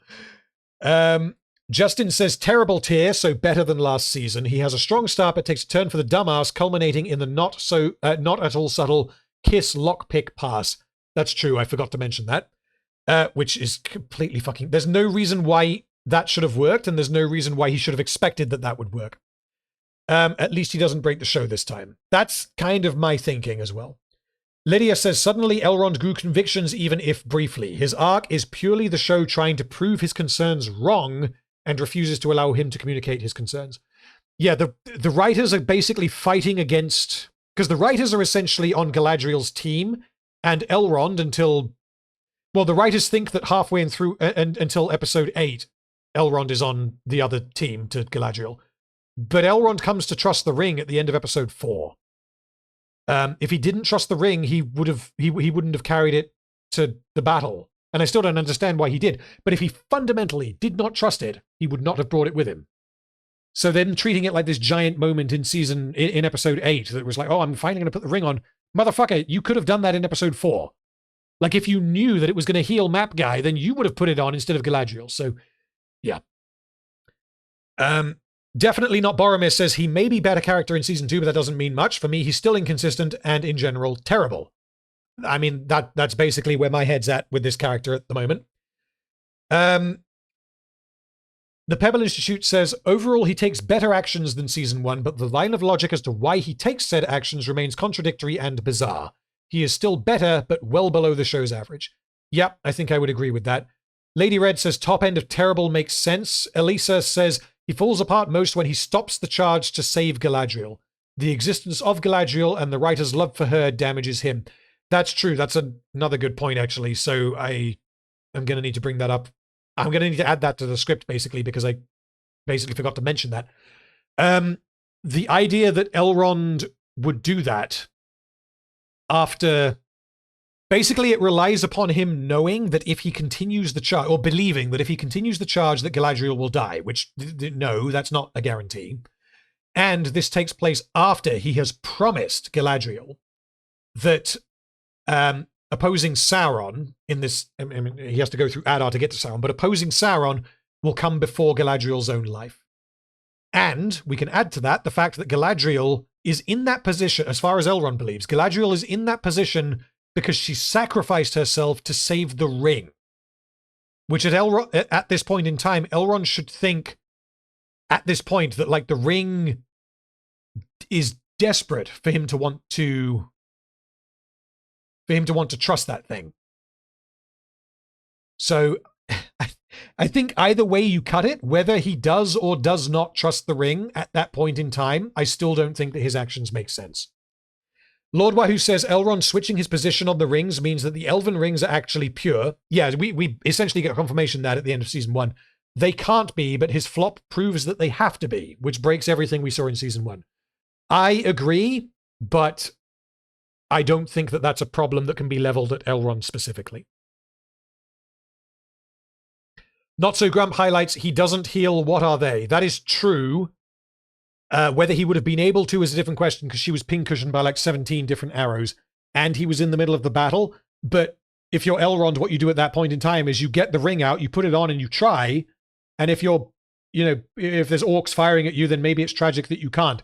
But obviously the reason why the writers don't let that happen, even though that is what Elrond as characterized would do, is because that character is dead, and they want to leave the reveal of the ring to be the cliffhanger at the end of episode 7. That's essentially why. Robert says, wait, didn't Elrond wait in Lindon for weeks? Did he not try and do anything before the army returns? I mean, yes is the answer. The question is, how much does that damage things? Because the army was not in Lindon while the siege was going on. He believed that Galadriel was dead, presumably, while the siege was going on. And I mean, honestly, if you're Elrond, there's not a huge amount you can do other than pressure Gil-Galad to get the army back and march on Eregion as soon as fucking possible. Which, again, this all happens off screen. But I think it's reasonable to assume that that's what he did. He can't make the army come back quicker. And he also can't get to Eregion, get to Khazad-dûm quicker because there's an army in the way. Although, again, how he managed to do that is anyone's guess. So I don't really think that that's a problem with the character. Okay, let's read these 2 super chats and then we will rank Elrond and continue. Super chat from Justin. Got to duck out now? Well, thank you for watching, but this was fun. Looking forward to seeing the discussions for Galadriel and Sauron. Yeah, those are going to be chonkers. Merry Christmas, Random, and all you randos. Merry Christmas to you, sir, and thank you for the super chat. And super chat from Glorfindel. Just in from work, so a few hours behind the live show. Regardless, thank you for putting this butchering of the professor's work to task. I am glad that you guys can get some catharsis out of this. Honestly, it's cathartic for me, even though I'm not... I can't say that I'm like a fan of Tolkien, because I'm a fan of the Peter Jackson films, is the angle that I'm coming at this from. And I mean, I've got a whole section in the autopsy where I get very pissed off with how they just rip shit from the Peter Jackson movies and pretend that it's theirs. Or that they rip shit from the Peter Jackson movies just so that they can benefit, sort of by association. That just makes me angry. So I can only imagine how those of you who are like hardcore fans of Tolkien's work feel, honestly. Okay. So I think I have decided Elrond does not break the show. Elrond is an improvement over season 1. However, I think he's going to go towards the top of terrible. I think we're going to put him... Is he better than Arondir? I think he's better than Arondir. We're going to put him worse than Cuck, because these 3 characters here are so inconsequential. But then does he do anything that's worse than... Yeah, I'd say all of the bullshit surrounding him changing his mind and deciding to do shit without being properly justified. I think all of that added together regarding the rings and when he does or doesn't use the ring, all of that makes him a worse character than Durin. So I think there is where I will put him. Yeah, that's where we're going to stick him. Okay, we have 3 more to go. And in third place is... I'm going to tell you who it is, and then I'm going to go for a wee. Because I need to. Celebrimbor. Have at it.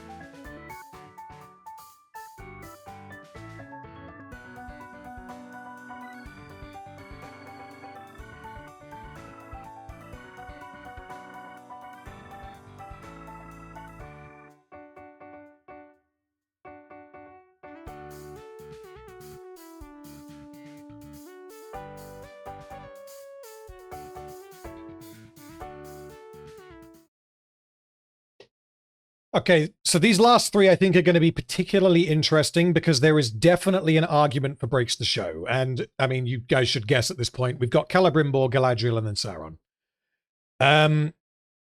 There is going to be arguments for breaks the show for all of them, but I want to try to be specific as to why we would put them there if they end up going there. So, Celebrimbor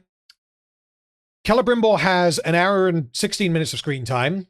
A substantial portion of the plot deals directly with Sauron's deception of Celebrimbor, and he receives multiple dramatic payoffs that are clearly intended to be emotionally effective. Unfortunately, for these moments to be emotionally effective, the audience needs to understand Sauron and Celebrimbor, and in spite of Charles Edwards' excellent performance, the character he is playing is an idiot who doesn't ask obvious questions, doesn't become suspicious of anything until it's far too late, and seems to have allowed himself to get manipulated whilst very aware that he is being manipulated. Sauron's deception of Celebrimbor relies entirely upon the idea that Celebrimbor believes that Sauron is an envoy of the Valar, or in other words, he is in the presence of an angelic being who wants to avert a coming crisis through the forging of the rings. However, Celebrimbor does not treat Sauron as if this is the case. At one point, he refuses flat out to forge any rings for men, believing that he knows better than this being sent by the Valar. He simultaneously believes so strongly that he knows best that he is willing to defy an envoy of the Valar. But he is also perfectly happy to allow the envoy of the Valar to craft the rings anyway inside his forge using his smiths. He is simultaneously depicted as a sympathetic and tragic genius whose desire to change the world is exploited by Sauron, and as an idiot who doesn't understand how guards work, doesn't notice when it suddenly becomes daytime, doesn't question the obvious holes in Sauron's insane story, stores anvils on the ceiling for some fucking reason, touches rings that have just come out of a forge with his bare hands, tells Sauron that the rings are gone, and upon being handcuffed inside his forge and left on his own to escape, can't come up with a better idea than using a metal punching machine to remove his thumb. The character of Celebrimbor is broken, and so the emotional weight of the later scenes in the series fall completely flat, despite the best efforts of Charles Edwards.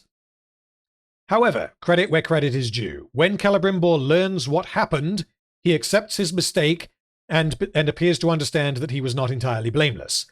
I don't believe that the writers understand what his mistakes actually were, but regardless, Celebrimbor being humble enough to admit his failings and do what he can to fix things in his final moments is at least something, and so the lasting impression Celebrimbor leaves is not complete and utter failure, and his final couple of scenes serve as a small light in the infinite void of incompetence that is Season 2 of Rings of Power.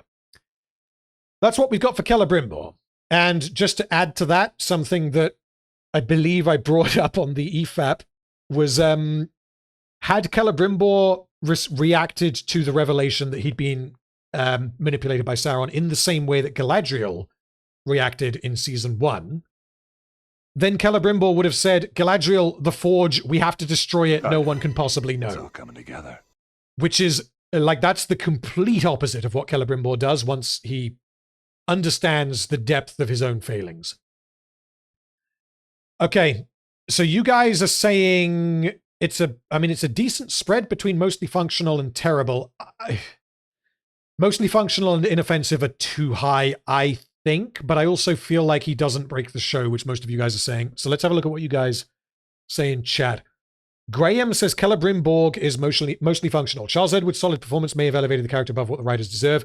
I did laugh when he claimed that nothing lasts forever, within seconds of stating that he was about to make something that would last forever.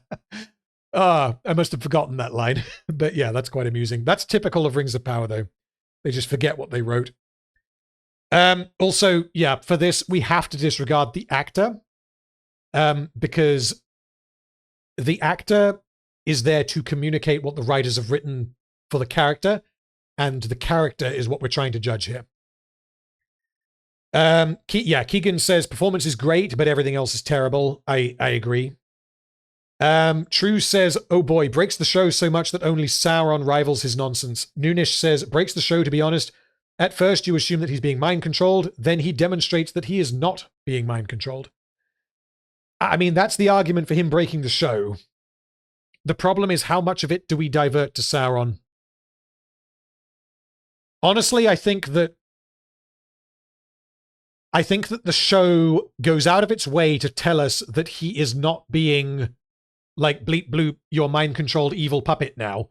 It's more a case of Sauron has presented him. It's almost like he seduced him. Like, they would use the word seduce, but I almost mean that in a, I guess not a literal sense, but he's seducing him with the prospect of becoming renowned and known for creating things that are powerful. So Celebrimbor is kind of knowingly, you know, he knows that what he's doing might not be good because he is suspicious of Anatar. And he, of course, doesn't treat him like an envoy of the Valar at certain points. But at the same time, Celebrimbor is getting exactly what he wants out of this. And so he's knowingly compromising on, I guess, his better judgment because he's getting exactly what he wants out of this relationship. That, I guess, would be the argument. Let's see what else you guys are saying. Rhyme Writer says, there's no doubt that Celebrimbor is a perpetrator of the stupid, but he's also its victim. His partnership with Sauron could have been prevented if Galadriel hadn't foolishly withheld information. That is definitely true. And whilst we need to bear that in mind, what Celebrimbor does once he is in the situation that Galadriel put him in falls on Celebrimbor. So it's Galadriel's fault that he's in this position. But what he does after the fact is on him, not Galadriel.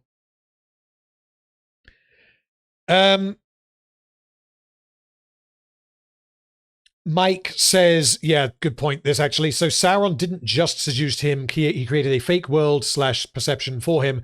Sauron's mind control is no joke. Yeah, so later on in season 2, he does quite literally trap him in a prison of the mind. But early on, that's not the case.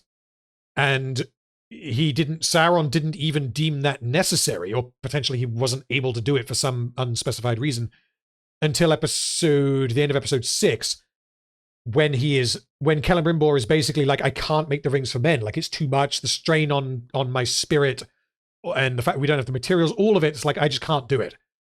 Only then does Sauron pull out the big guns and be like, snap, you're in a mind prison, go. Whereas if he could have done that earlier, but this is the thing, is that all of that, we can redirect that towards Sauron. Not so grumps, minus 10 points for making an umbrella that didn't work. Oh, that was so funny. Yes. Okay.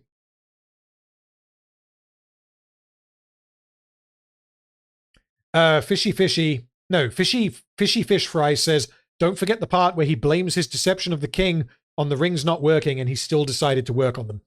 That's true. He learns that from Durin, and I guess Anatar, because Anatar's lying to him, but he learns and believes that he's made 7 magic rings that turn the bearer, like, evil.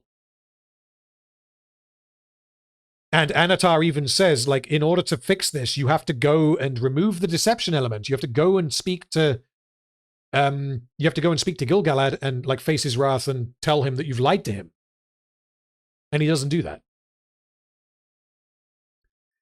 Because Sauron or no, he seems to be, like, his priority seems to be renown. And if he gains renown for saving the world, that would be ideal. If he gains renown for helping Sauron and then snapping out of it, then not ideal, but it's still renown, you know? So he was willing to take big, big, big risks. And I don't think that the writers adequately communicated who this character actually is prior to Sauron's involvement, which really should have been done in Season 1, and they barely did anything with him in Season 1. He has so much more characterization in Season 2 than in Season 1. So basically, at this point, 40% of you guys are saying breaks the show. I'm thinking terrible, but towards the top of terrible, I think. Because the magical bullshit that comes from Sauron is... I mean, it's similar to the King Durin argument. The difference is that with Celebrimbor, it is far more clear that Celebrimbor is at fault than is the case with King Durin. With King Durin, he's just a person who puts on a ring and becomes an idiot, because that's what the ring did. With Celebrimbor, he knowingly played into it to some degree, and he ignored very, very obvious red flags, essentially. So he's going in terrible. The question is where.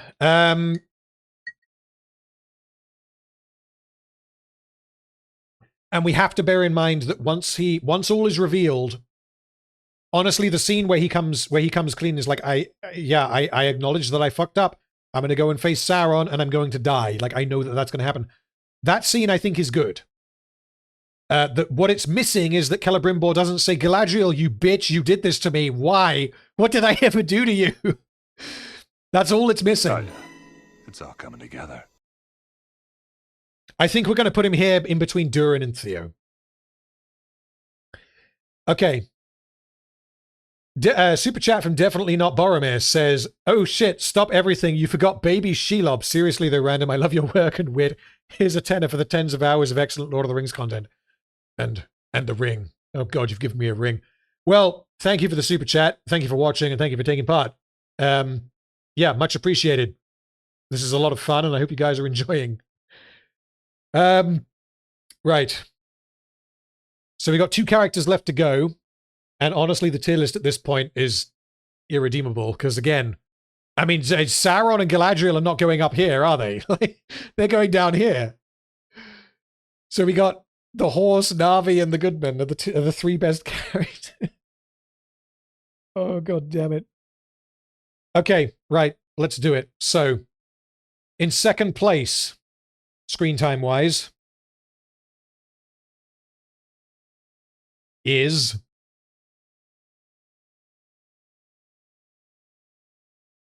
it's time. Galadriel, 1 hour and 27 minutes, which is 50 minutes less time than she had in Season 1, which is perhaps the greatest mercy of Season 2. Galadriel is a character who will make cataclysmic mistakes, and yet she is eternally protected by the writers. At no point in Season 2 does anyone acknowledge that the reason why Celebrimbor is endangered and eventually tortured and killed, the reason why Eregin is destroyed, and the reason why the dwarves all receive crazy evil rings is because she attempted to conceal her mistake at the end of Season 1 by declining to warn Celebrimbor of Halbrand's true identity, and she allowed the rings to be forged knowing that Sauron was involved. Galadriel does not understand this because the writers do not understand this. The writers want us to believe that Galadriel has changed as a result of the events of Season 1, but we have multiple references to say that she absolutely has not. She continues to behave like an impulsive, arrogant child when people criticize her. She seems to think the best solution to a problem created by a 1,000 years of mindless vengeance is to swear that she will put it right, presumably via another 1,000 years of mindless vengeance. She repeatedly lies to her allies and attempts to manipulate them, concealing or downplaying her failings to get what she wants. She behaves like an entitled bitch who demands that everyone do what she says. And the infuriating thing about this character and this show is that had everyone done what Galadriel wanted from the start, everything would have been okay. She is always right, and her biggest struggle is that she is smarter than everyone else, but no one believes in her. Galadriel, however, is unfathomably dense, as she receives a mind vision from the ring, informing her of Sauron's evil plan to make a bunch of evil rings, but she never acknowledges that she is wearing one of the aforementioned evil rings. She is given ample reason to distrust the rings, but of course it turns out that she was right the whole time, and she gets away with everything. After Eregion is destroyed, indirectly because she concealed Sauron's identity, Gil-Galad forgets that this is something that she did, and we get a happy, uplifting ending in which no wrongdoing is ever acknowledged. Galadriel is entirely self-absorbed and considers herself to be the most important person in Middle-earth, believing that she and only she can defeat Sauron because of her time spent with him in Season 1, gives her a unique insight into his mind, despite this not being true at all, and there being no reason why she would believe this to be true. In spite of her beliefs, she inexplicably decides to be a diversion, suicidally attacking the Orc army and allowing the others to escape with her ring, thereby, in her eyes, dooming Middle-earth, as only she can defeat Sauron. Galadriel also reveals important military information with her enemy, virtually unprompted, which is at odds with her supposed millennia of experience as an elven commander. Galadriel has a notable tendency to befriend people who are irredeemably evil, and she will at the very least consider excusing their murderous behavior, provided she finds them physically attractive. Quoting from producer Charlotte Brandstrom regarding Galadriel's climactic battle with Sauron, "It was really important that we felt the tension, the provocations, and how destabilized Galadriel felt because she was very much in love with Halbrand. I mean, there was almost like a love story. He really seduced her, he really got in her head, and it destabilized her. So she knows that she needs to be strong and stand up to him." We are expected to believe that because Galadriel fell in love with Sauron, she is almost willing to overlook the mass murder, the torturing of her friend, and the plan to take over the world. She is also almost willing to forgive Adar for wiping out Eregion because he said he was sorry. Galadriel does not value her friends at all. She uses Elrond to get what she wants, leveraging a promise that he made her in Season 1, and hoping that he doesn't notice her attempting to rewrite history. She also immediately gives up the rings that Celebrimbor died for, again, completely unnecessarily, as Adar was not looking for, nor was he even aware of, the Nine. Galadriel is one of the worst protagonists of all time. There is virtually nothing to like or engage with. Galadriel treats her allies like garbage, she doesn't understand her own failings, doesn't act in accordance with her claimed beliefs, takes needless risks, and assists her enemies, whilst the show buckles and breaks so as to try desperately to convince the audience that actually Galadriel is a selfless hero who is going to save the world. That's what we got for Galadriel. And for reference, last time, she was in Terrible, which was probably the most controversial decision that I made, because I didn't do that in collaboration with anyone else. For Season 1, I put her in Terrible because I thought that she's not contradictory. She's just consistently a terrible person that the show thinks is great.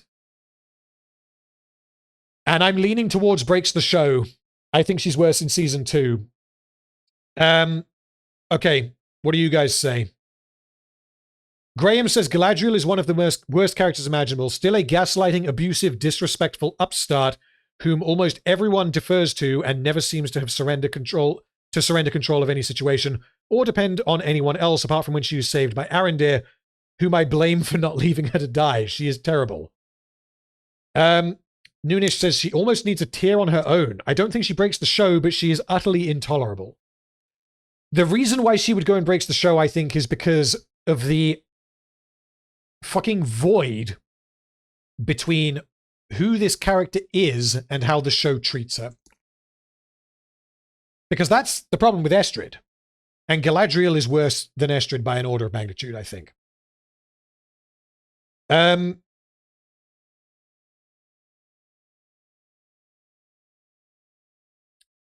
Vorohil says she's less horrible than in Season 1, but still terrible. See, I think that she's worse, largely because everyone lets her just get off scot-free. So I think it's more concentrated in the badness that we get. Glorfindel says, Galadriel absolutely breaks the show. If the show was held together with glue, she melts it away. In the books, I know you don't care, she is so different. Clueless writing, and I'm Welsh. Well, I'm wondering what you being Welsh has to do with it being clueless writing, but either way. Yeah, I think I agree. And again, the fact that she is that different from the books, I totally understand why the decisions that she's made with this, why the decisions that the writers have made with this character has made so many people angry. I mean, I despise this character even not knowing how she is in the source material. The only reference I have is Cate Blanchett. And even then, like the writers, again, found an interview. I can't play it, but in an interview, the writers seem to think that by the end of season 2, Galadriel is maybe halfway there. She's maybe halfway to becoming the wise Cate Blanchett character that we see. And again, fuck off. Like, what's wrong with you? You haven't done anything.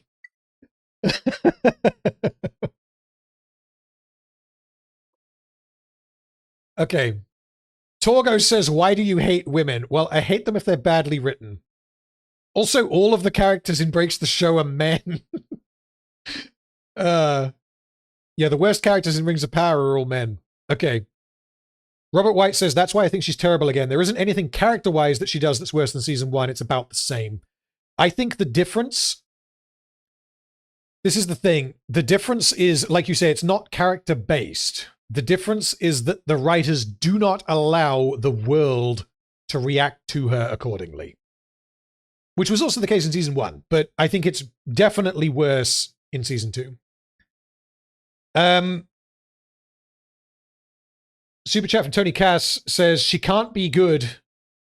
Can't be good, can't compare her to a horse. Yeah, that's true. We can't stick her up there. Cease comparing me to a horse. Well, I mean, that's kind of up to you, isn't it? Oh, shit, did I just move Gilgabro? Where was he? He was there, I think. Yeah, he was there. Okay.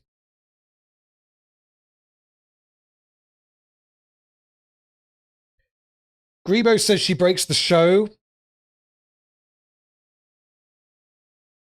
Rhyme Writer says, I'm trying to think of any redeeming qualities, but I swear her bedtime routine includes gargling fluoride and arsenic.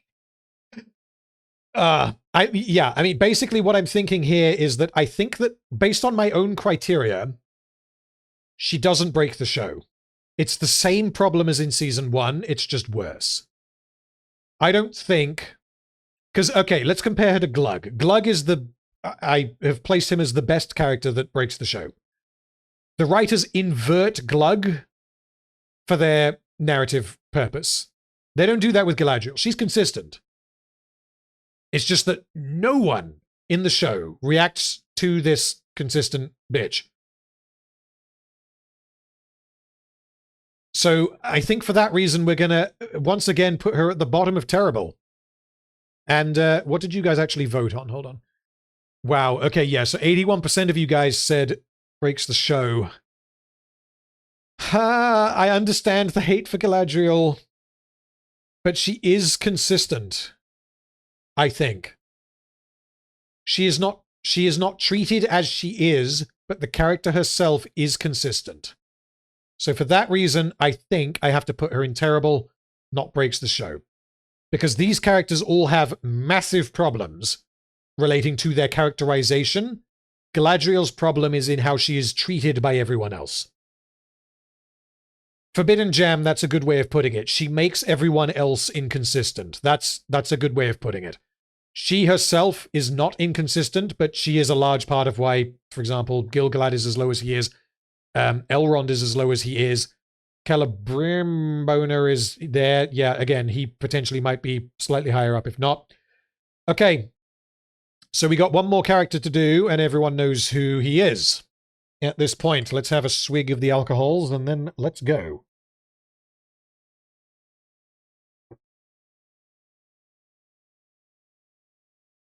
Well, I could have sworn I left him somewhere.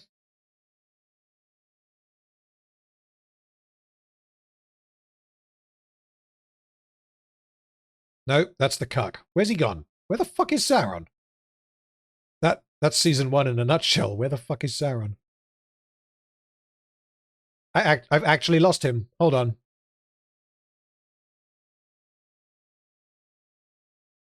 There he is. Okay, yeah, I didn't change the picture because it's the picture from season 1, but we're going with that. Okay.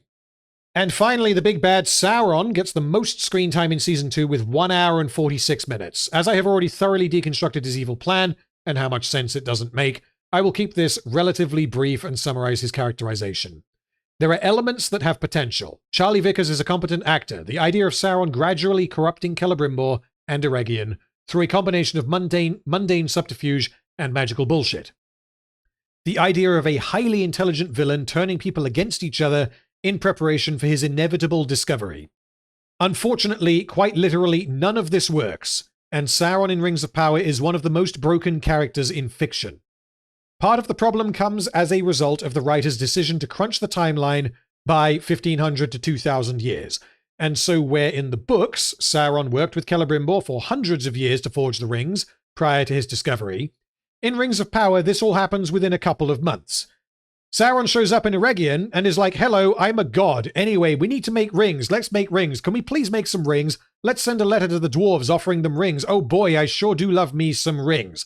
Okay, cool. Dwarf rings are done now. Let's make more rings. We need them to save the world. Go, go, go.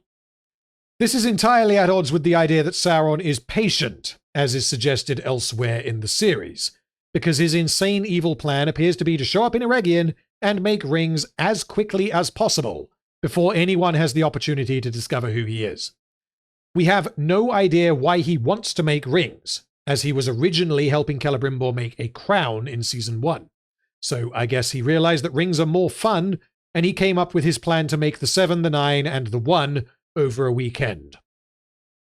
A huge part of the plot of Season 2 relies upon the audience accepting what happens and justifying it purely on the basis that Sauron is really, really good at manipulating people. Or in other words, he magics them, and then the plot happens as the writers intend.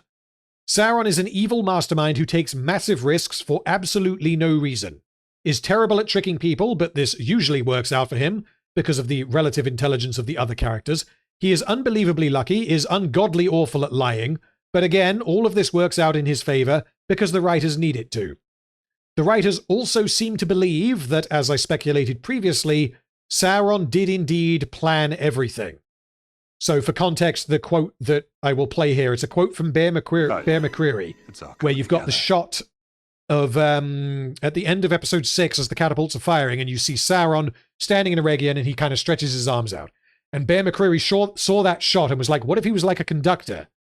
And he doesn't explicitly say this, but the back and forth between Bear McCreary, who was the composer, and the showrunners, there must have been a back and forth, which is to say that, like, if Bear McCreary's interpretation of that shot and of the events of Season 1 are not accurate, then the writers would have stepped in and told him, no, you can't do that, because, like, if his musical choices don't make sense given what the writers are trying to do, then the writers would tell him.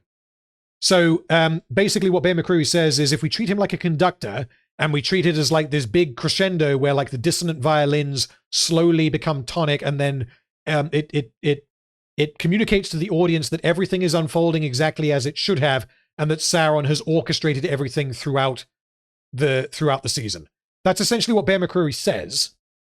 And I mean, I don't think that Bear McCreary is an idiot, but at the same time, the fact that he says that would suggest that that is what the writers believe, because the writers aren't going to let the composer do that if that's not the case. But anyway, I'll continue. All of Sauron's insane scheming, regardless of to what degree it was premeditated, has to work out for him, because Sauron is the evil mastermind.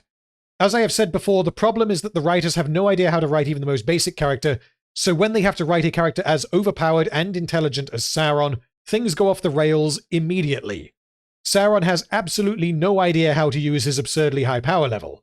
The kinds of things we see him do mean that he can essentially do whatever he wants, whenever he wants, which means he can't lose. This is a character who can manipulate time and space, so I will amend that because we've had confirmation that he can't manipulate time and space. But Sauron can enter people's minds, read their thoughts, mind control them, and shapeshift into anyone at any time. And yet he does not win immediately because the writers will not allow him to use these incredible abilities. Sauron also behaves in a highly suspicious manner, and yet no one is allowed to notice, with the exception of Durin, although this only happens for contrived reasons. He is insecure, as he is provoked by Celebrimbor's suggestion that he is not in control, and he flies into a fit of rage. There we go. Flies into a fit of rage when Galadriel rejects him. He seems to manipulate in an evil manner, even when this will not directly help him achieve his goals. indicating that he enjoys manipulating people purely for shits and gigs. In summary, Sauron is really clever because everyone else is really dumb. The hilarious thing about all this is that, much like Pharazon, had Sauron done nothing, then the elves would have left Middle-earth forever, and the dwarves would have starved to death. The Rings of Power allowed the elves and the dwarves to remain in the game, whereas their absence would have allowed Sauron to take over in a heartbeat. So in summary, the parts that work, the parts that I like, and the parts that have potential all appear to be leftover components from the story as it was originally told in the source material. The writers have taken this and scrambled it into unintelligible, contradictory garbage, and the failings of Sauron are a large part of why Rings of Power Season 2 is as bad as it is. That's what we got for Sauron. He's obviously going in breaks the show. But I still want to hear the arguments, basically. I don't know if anyone disagrees with that. Okay. Robert White, yeah, what else can be said but that he breaks the show? Zeneth Terse says consistently breaks the show. Sauron has no chance. Destroys the show. Actor is, yeah, a couple of Neocortex and Howdy both. The actor is good. I like Charlie Vickers as an actor, and some of what he does is very funny to me, but I honestly think that that's as a result of the writing and the direction, and arguably the editing as well, where you have the long sort of, hey, I'm evil, but no one can notice, you know, the slow zoom in on him just being evil. Like, it's so childish and closed to interpretation. The writers have absolutely no faith in the people watching this. And so, I mean, obviously this isn't Charlie Vickers' fault, and there's nothing wrong with his performance. It's that he was told to use his skills as an actor to do something that is bullshit, basically. I mean, it's the same as Celebrimbor. Charles Edwards, who plays Celebrimbor. Noonish says the 9-dimensional chess version of breaking the show. Yep. It's all coming together. Okay, James says, hold up, you blame Sauron / the Ring for making Durin inconsistent and said it wasn't Durin's fault. By the last logic, she should likewise be blamed for making other characters inconsistent. So that's regarding Galadriel, and I'll address that now. The reason why I think that is different is because King Durin is wearing a magical ring that was created by Sauron, and the fact that the magical ring turns the king insane, this isn't a character issue, it magically turns him into an idiot, that reflects poorly on Sauron, not King Durin. Galadriel doing what she did at the end of Season 1, and Elrond not understanding that that's what she did, that is a failing of Elrond, not Galadriel, because there is no magical effect that is preventing Elrond from being able to understand that. Hopefully that makes sense. That's my thought process with that.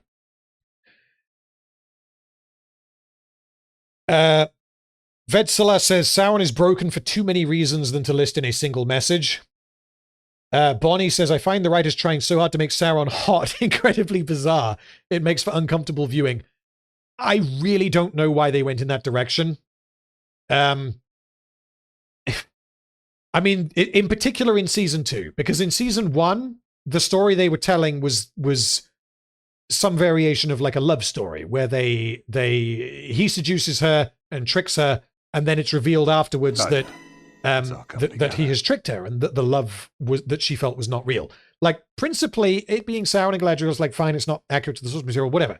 Like, if you're a good enough writer, you can pull that off and you can make it work. Like, that has the basic structure of something that could have cathartic, dramatic payoffs that make sense. The writers obviously didn't do that. But all of that was resolved in Season 1. And everything that they do, because these two characters only share one scene together, which is the fight at the end of Episode 8 at the end of the season. And it's just a retread of Season 1. They just do the same thing, but again. And I don't know why. Galadriel knows that this guy is Sauron. She knows that this guy is evil. And she knows that he fucking tricked her. And that he was, I mean, we essentially get confirmation that he didn't specifically choose the appearance of Halbrand in order to get her wet or whatever. Like, we know that that's not the case, but still, he essentially weaponized her attraction to him for his own ends. And she still allows that to happen in season 2. Hence, terrible. Not broken, because it's consistent, but hence terrible. Super chat from Danny. Thank you. At this point, I just feel sorry for the actors. Honestly, so do I. At the very least, Charles Edwards is out, as is, well, it's a different actor, but Joseph Maul, I think it was, that played Adar. He's out. He was out after season 1. Thingy that played Bronwyn wasn't particularly good, but she's out.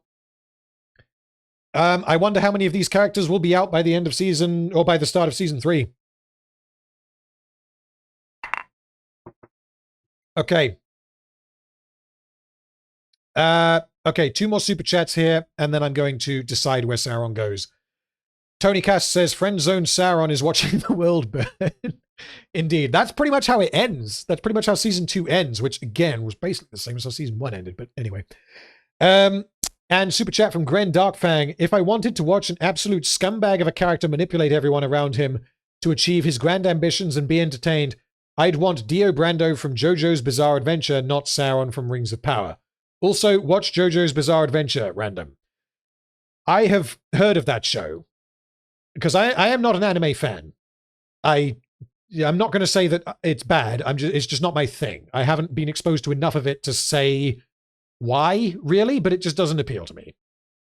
In the same way that someone who hasn't eaten a lot of pizza they're not going to be able to articulate why they don't like pizza. It's just like, well, I've tried 2 and I didn't really like them, so yeah. In the case of anime, I've seen a couple of episodes of things, and I've seen a couple of movies that would be considered anime, and so far I've watched 2 episodes of Frieren, which I like. I just don't know how much I like it.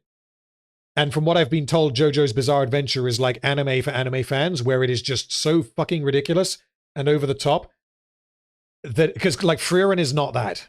And I appreciate that. But at the same time, I think it would be interesting to watch something like something as absurd as what I've heard JoJo's Bizarre Adventure is, because I think that might be very funny. But yes, I won't say that it's on the list, but I will say that I am aware of it and that it's a maybe. Okay. But yes, thank you for the super chat. So, where is Sauron going? He's going and breaks the show. Let's do this sequentially. He's worse than Glug because he has a worse impact on the show than Glug. He's worse than Bombadil because same reason. He's far more impactful. This is a long way of saying that he's there. He is the most singularly damaging character in the show. The only exception is Adar, but even then I don't think that that's the case, because the reasons why Adar breaks the show is because he just kind of guesses things and the writers change their mind about who he is. Whereas everything that Sauron is involved with is broken. So I think that's where we're going to put him, which I think is where he ended up last time. Okay. So where are we at? We've been going for... we've been going for over 5 hours. Oh, good Lord. Okay, so at this point, I don't know how much longer we're going to go on for, but what I'm going to do is I'm just going to... The poll is basically done at this point. I'm going to just ask, are there any of these that you guys feel are drastically wrong? As in, Galadriel is here, but she should be up here. Or Mirdania is here, but she should be down here. Or the Balrog is here, but should be up here. Any of these that you think I'm off by like 2 categories, please tell me. Waldreg. For fuck's sake. Okay, present an argument for Waldreg, please. Yeah, because Noonish has just summed it up. Waldreg is overrated. Memes aside, he has a core value and he actively works against it. If anything, I'm being too generous by putting Waldreg as the 4th best character, including a fucking horse in season 2. And no, welcome to Mordor is not an argument. Oh my god. This is very funny, but I can't move him. I'm not moving. He's already the 4th best character in Rings of Power. What else do you want from me? Not so grump. Putting Welcome to Mordor in capital letters does not make your argument stronger. Okay, Seko says, do you consider that Elrond has to know that Halbrand is Sauron at the start of Season 2? Otherwise, he would have no reason to steal the rings and then forget it. I think that's the only explanation. No. So, what we know, again, this is what we know based on the vague bullshit that the writers pull because they hide shit from us. Elrond finds a piece of paper that says, that has like the lineage of the kings of the Southland, the royal line of the Southlands. Halbrand is not written on that piece of paper. Galadriel also saw that piece of paper, but she had additional reason to be suspicious of Halbrand specifically, which is why she is... I mean, I don't know if when she says, who are you, tell me, I don't know if she is suspicious that he is Sauron, honestly. Because she has some reason to be suspicious of him, but the piece of paper on its own is not that. In the case of Elrond, he doesn't have any reason to be suspicious of Halbrand, because, I mean, he trusts Galadriel, and if Galadriel's fucked up, that's on her, not him. So he sees a piece of paper saying, these are the royal line of the Southlands. Halbrand is not written on that piece of paper, which means Halbrand is not who he claimed, and Galadriel was wrong about who this man was. And he has just been involved in making what is essentially like a nuclear weapon. Elrond being alarmed and disturbed and grabbing the rings and taking them to Gil-Galad, I think is exactly what he should have done. I think that it's arguably a plot hole that he was able to do that, because obviously Galadriel would stop him from doing that. But it happened off screen, so fuck it. So no, I don't think it's a problem that I don't think that Elrond forgot a piece of information that he previously had. That is my take on that. Okay, Goga Super Chat says, here is why Galadriel breaks the show. She survives a 500-foot fall and did not look at a map for 1,000 years when hunting Sauron. Okay, so the surviving a 500-foot fall...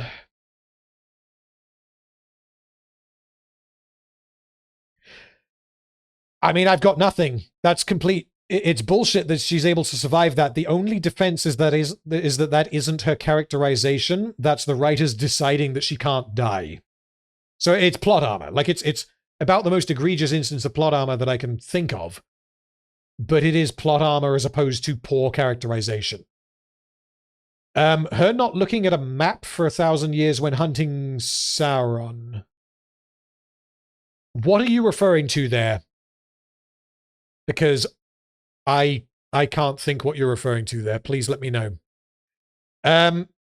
Also, and thank you for the super chat again, Goga. Tony says, Waldreg has never been inconsistent. By your own standards, he is a well-written character. Besides being too evil, what is his crime? Waldreg is a parody, but in no way inconsistent or bad, as you say. So the problem with Waldreg, taking just Season 2 into account, is that he is an acolyte of Sauron. And this dude, whom he believes to be the king of the Southland, shows up and says, Sauron's back. I can help you find him. And Waldreg doesn't consider it alarming that Ador's response is, fuck no, I've got to kill that guy. That's broken. Because at the Season 2 forgets the whole Sauron element of Waldreg's character and treats him as if he's just an Adar servant. They treat him as if he is mind-controlled and loyal to Adar. That is the problem. That is why Waldreg is a bad character. Memes aside. What did Goga say? Goga said we also got the volcano. So yeah, the volcano in Season 1, this is just taking Season 2 into account, but the volcano in Season 1 I would consider the same as her surviving the fall in Season 2. The writers want her to not die. I don't think that speaks to her characterization. It speaks to the writers not understanding consistency when it comes to the mortality of the characters that they are using. Okay, Goga says she saw the symbol on the paper in Numenor and then suddenly realized it was Mordor on a map after 1,000. Yeah, it's true. That's correct. So it's because she Because she sees that symbol on her brother's corpse, and she sees it again in Forodwaith, and then she sees it again in Numenor. And it's only when she sees it for the third time in Numenor that she draws the connection that actually this isn't a symbol, this is a map. And a symbol, I guess. So I take your point, but that is season 1. And I also don't think that that on its own, because that on its own is that Galadriel is an idiot, and Galadriel is consistently an idiot. Right. And the problem with Galadriel, I think, is not that she is inconsistent and breaks things. The problem is that no one else acknowledges who she is.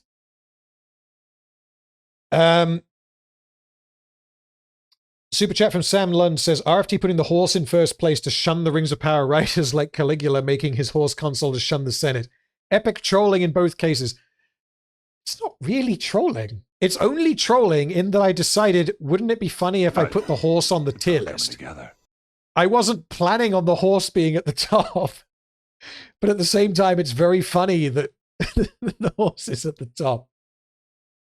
Okay. And super chat from Tony Cass, disavow, that's a season 1 complaint. Yeah, we have to try and disconnect season 1 from season 2 with that in mind. Okay. Goga, fair enough. I take your point. Goga still thinks that she breaks the show. I take your point. By the criteria that I am using, I don't think that Galadriel breaks the show in the same way that these characters do. So I think we've argued on Galadriel and we've argued on Waldreg, and I am not convinced. Are there any other characters that you guys think I'm off by like 2 categories on that you want to try and convince me otherwise on? Glug. Glug breaks the fucking show. What can I say? Let's do Glug first, and then we'll move on to some others. So Glug is not perfect. If again, I said this earlier in the stream. Some of you may have missed it. Some of you might be memeing.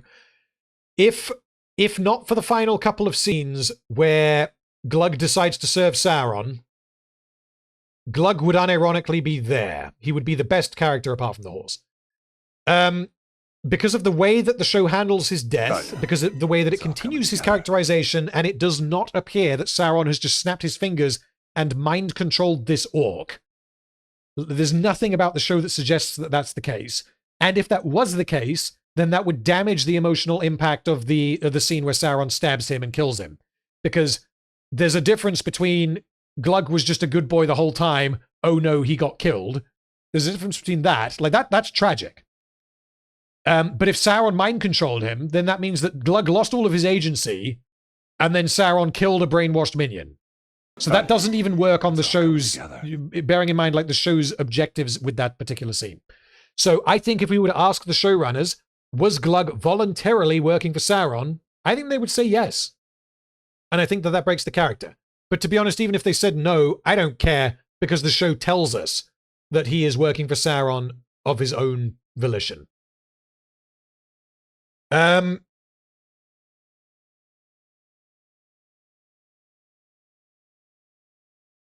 Okay. Atanolkar says, Waldreg is mostly functional based on Season 2. He sucks up to Adar and is rewarded. That's true. He seeks information out of Halbrand for his own initiative. I don't agree with that. He's a jerk and he dies for it. Sure. And he does the job. I did not watch Season 1. Okay. So what Waldreg should have done when he went into the prison and went to say hello to Halbrand is he should have immediately said, hey, so what the fuck are you talking about Sauron being back? Because that's his whole thing. That's Waldreg's whole thing, is that he is there to serve Sauron. The fact that he doesn't do that and he's like, I'm here to torture you for Adar. He's completely forgotten the character that he was. So I know that we're ignoring, when I say that we're ignoring Season 1, I mean we're ignoring where they were in Season 1 on the tier list. That doesn't mean that we're ignoring how they were established to be in Season 1. So Adar is bad. Sorry. Super chat from Jan. Gotta head out. Thanks for the live stream. Your reviews are the best thing that came out of Rings of Power. Can't wait for the autopsy. Merry Christmas. Merry Christmas to you. Thank you for watching, and thank you for the super chat. And super chat from Tony. You're a monster for your treatment of Glug. I I have yet to hear an argument. I have yet to hear an argument that is going to convince me to move Glug any higher. I obviously hate Galadriel more. There's many characters here that I hate more than Glug. I hate like Nori and fucking this guy, Gandalf, more than I hate Glug. Because for the vast majority of his time, Glug is the best character in the show. But the writers destroy him at the end. And unless the only way to get out of this is if we can compellingly and convincingly argue that Sauron, after Glug killed Adar, Sauron snapped his fingers and Glug was evil, and then he remained evil until Sauron killed him. I do not think that it's reasonable to say that, based on what we get in the show, but if that's the case, Glug's up here. Oh yeah, it's all coming together.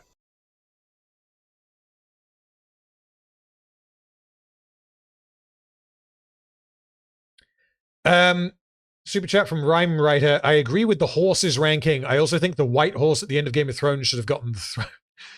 I mean, if I ever cover Game of Thrones, then we'll have to see. But yeah, I did rewatch or skim rewatch season 8 recently as part of the autopsy for Rings of Power. Not good, obviously. But yeah, I mean, that horse has got nothing on Berek. Berek's a bit of a Chad. And I hope he continues to be in season 3. I hope that the writers don't forget about him. Okay. Okay, so George Lee says Glug is a family man and realized which way the wind was blowing, and so he betrayed his old master to convince a new rising power to keep Glug around. I don't think that his misgivings about Adar is a sufficient explanation for Glug deciding to continue it's all coming together. To Ungabunga himself towards the walls of Eregion alongside the other orcs, to slaughter the elves and die in the process, which was the entire reason why he had a problem with Adar. If it was unrelated to his problems with Adar, then maybe he might go up a little bit. But the problem is that the writers have taken the ones and the zeros of Glug's character and switched them in his final 2 scenes. And the only justification is Sauron did it. But again, I'm not convinced that that's actually the case. So I think that's where Glug's going to go, and I don't think that you guys are going to convince me otherwise. Alex says Glug does not follow Sauron in his last scenes. His reasons are that Adar is obviously leading the orcs to the extinction. So Glug, as soon as he kills Sauron, as soon as they kill Adar, he is just kneeling before Sauron like, what orders do you have for me, Lord Sauron? And then he's like, raise Eregion. He's like, okie dokie, let's go and raise Eregion. He immediately goes back to do the thing that he was very hesitant about doing under Adar. And then he maintains his character trait, foundational character trait, of caring about the lives of the orcs. Because he goes up to Sauron after the dwarves arrive, and says, like, the Uruk are dying, the orcs are, the dwarves are here, we're fucked, we need to leave, and then Sauron stabs him. So that scene suggests that this is the same Glug that we've been seeing the entire time. He is not a mind-controlled drone, and yet he decided to do something that does not align with the entire foundational basis of his character. Alex says he tries to survive. I don't agree that that's the case. If he was trying to survive, he would have left. Because, prior to the whole Sauron thing, because everything that we get in season 2 indicates that Adar is not forcing the orcs to march on Eregion. He is not punishing the orcs that do not march on Eregion. And so there is no suggestion at all that Adar could not, that Glug could not just be like, fuck this shit, I'm going home to Glugwife. The reason why he was there was because he believed in Adar, and the reason why he turned on Adar was because he thought, for some fucking reason, that Sauron was the better bet. That's where I am with Adar. With Glug. Yeah, super chat from Tony says, imagine Sauron manipulating an orc. Impossible. The problem is that we don't see the manipulation. And, like, I can believe that Sauron could do it, but the problem is that we don't see it, the writers don't know how it happened, and it inverts what we knew about Glug. It would be like if you convinced, what have we got here in terms of characters? if Sauron were to show up in Numenor and convince Pharazon off screen that actually the Valar are pretty cool, and then Pharazon was like, yeah, the Valar are pretty cool now, that's complete bullshit. That's not how you write a story, and that would break the character of Pharazon. Because it isn't convincing Pharazon that, like, he prefers hot dogs over pizza, when previously he preferred pizza to hot dogs, because who fucking cares whether he prefers pizza or hot dogs? We're talking about the foundational basis of the character that has been inverted. That is why Glug is down here. That is my rationale for that. Which sucks, because at one point Glug was a decent enough character. Okay, are there any other characters that you guys want to try and convince me on? Because if not, we're getting to 5.5 hours here, and I think I may need to end the stream right about now. Oh, and yeah, to clarify for those of you guys in chat, Season 3 is not cancelled. We haven't heard anything from Amazon saying that it's been greenlit, as far as I'm aware. But we have heard from multiple other sources that the writers are actively working on Season 3. So whether they're working on pitching it, I don't know. But right now, we have no reason to believe that Season 3 is not coming. Roman says the horse is too low. Well, unfortunately, I'm not making another tier for the horse to go higher, so we'll have to deal with that. Ladle Orc is not here. Yeah, unfortunately. Not so Grump. Stop talking about Waldreg. I've argued Waldreg, and we're not going back to him. Noonish says Isildur could be higher. Where is Isildur? Isildur's here. No, fuck that guy. I hate him more than these guys, and I think that he introduces more problems than these guys. Yeah, Isildur, I think, is staying there.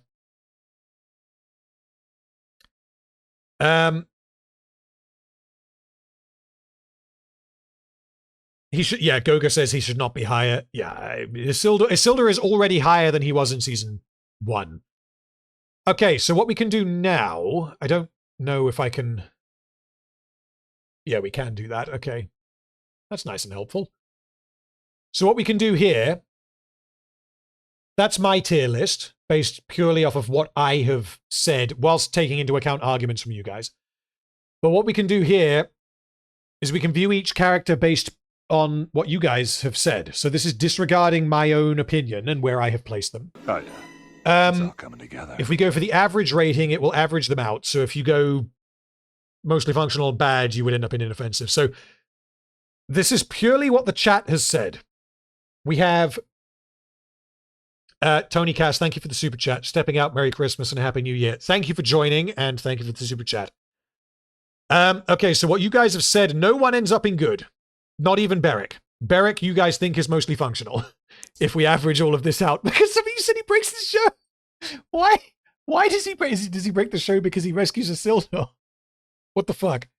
Okay, but either way, you guys still think that he is the best, that the horse is the best character in the show. So then we have Narvi, who you overwhelmingly think is mostly functional, but there's also a bunch of you guys that think he's worse. Waldreg for the memes, because you're split between good and terrible. Honestly, Waldreg is everything. Everything is Waldreg. He's just everything at this point. And then you had Durin, who predominantly you said mostly functional, but you also had... Oh, no, sorry. Predominantly you said bad, but there were a lot of people that thought he was better than bad. So Durin, I had in terrible. That is, I think, the biggest discrepancy between you guys and me. So far, at least. Okay, bad, we have Disa, because, again, overwhelmingly bad. I think that is fair. Valandil, same thing, overwhelmingly bad. Glug, see... Yeah, the problem with Glug is that he is split between good and breaks the show. Which, it's a unique spot for a character to be in. But I'm sticking with my opinion here. Mirdania, yeah, you guys overwhelmingly said bad, so she's in bad. Diarmid, the Goodman, inoffensive, but a lot of people said non-character, which drags him down. The Cowgoo man, who isn't in Season 2, he ends up in bad, although I had him up here in mostly functional. Elendil, bad/terrible, squeezes out with a bad. And Pharazon, very similar, but more weighted towards bad, hence bad. Okay, terrible. We have Celebrimbor, who a lot of you guys said break the show, but kind of averages out at terrible. Oh, that's a big... Okay, so with Miriel, you guys are saying terrible overbreaks the show, which, again, averages out at terrible. 54% of you guys are saying terrible. Sadok, while I'm doing this, by the way, if you didn't vote on the characters from Season 1, but you just want to, like, fuck around with their placement while I do this, then feel free to vote on them and they'll move. That doesn't mean that you get to meme Waldreg into good. I mean, you do get to do that, because if it happens, then it happens. But, yeah, I'm not going to be revisiting Waldreg. Okay. Sadok, you guys think is bad/terrible. I had him in terrible because I found him very irritating, but bad, maybe. Poppy, I think having her in terrible is... I still think that's a bit harsh, but I do understand the arguments because of how fucking pointless she is. Nori, overwhelmingly terrible, yep. Marigold, which is Nori's mother, is... Yeah, so the non-characters here are dragging her down from bad into terrible, even though I didn't think she was particularly bad. King Durin is a very mixed bag, and I think this is one of the most contentious ones, because we've got breaks to show terrible and bad at, like, 50-odd votes each. Arendir, overwhelmingly terrible, yep. Pretty much exactly the same for Dark Wizard. Very similar for... I can't even remember what this guy's name is. Largo, the father. Gundabale, everyone hates. So, yep, goes without saying. Theo, terrible, yep. Merimac, terrible. Yeah, the thing is, with all the terrible characters, or with a lot of the terrible characters, it's that you guys, like, overwhelmingly, yeah, everyone hates these characters. Elrond is more of a mixed bag, because some people think that he is okay. A lot of people still think that he breaks the show. So he ended up in terrible, which is where I put him, which I think on, like, averages, I think that's fair enough. Estrid, everyone hates, terrible. Adar, same thing as Elrond. A lot of people think he breaks the show. A lot of people think he's better than that. I think that the function that he serves means that he breaks the show. Oh, sorry. Yeah, we got these two mixed up. So this one here is Marigold. This one here is Dilly. This is how none of a character Dilly is that I couldn't find a picture on Google of Dilly other than the one where she's hugging her mum. So, yeah, I don't know if that's misrepresentative and if people were ranking these two characters kind of at the same time. Isildur, terrible, obviously. Lord Buggernut's combination between bad and non-character, which averages him into terrible. Cirdan, terrible, but I am satisfied with the argument that he breaks the show. Tree number 1, non-character, but gets dragged up a little bit because people think that the tree is okay. Gil-Galad, yeah, Gil-Galad's worse than terrible. I mean, he is terrible. He's all of these things. Depending on the scene he's all of these things. Damrod, non-character that is brought up by the bads. Aarian is an interesting one because you guys are definitely saying that she is a character. Mostly terrible. A lot of you say that she breaks the show, and yeah, I've got to agree with that consensus. Gandalf, I disagreed with you guys, and I put him higher, but I understand the argument, I think. Goga says, does Elrond not break the show because he brings the ring into battle going completely against his character? The problem is that the writers are very vague over when he trusts and doesn't trust the ring. Because the writers want us to think that he doesn't trust the ring until halfway through episode 8. I think that we have enough reason to think that he trusts the ring by the end of episode 4. Or at the very least, he believes that the ring wants him to trust it, and he knows that it can be used to heal people.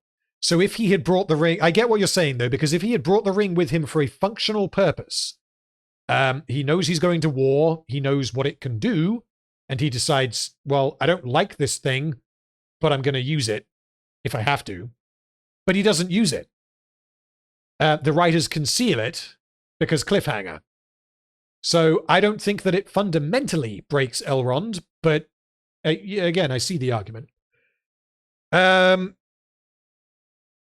Where were we? Malva is terrible. She's not in this season, though. Tree is a non-character, but also kind of okay, same as the other tree. This guy, Ontimo, dies, non-character, inoffensive. I think I put him as bad. Okay.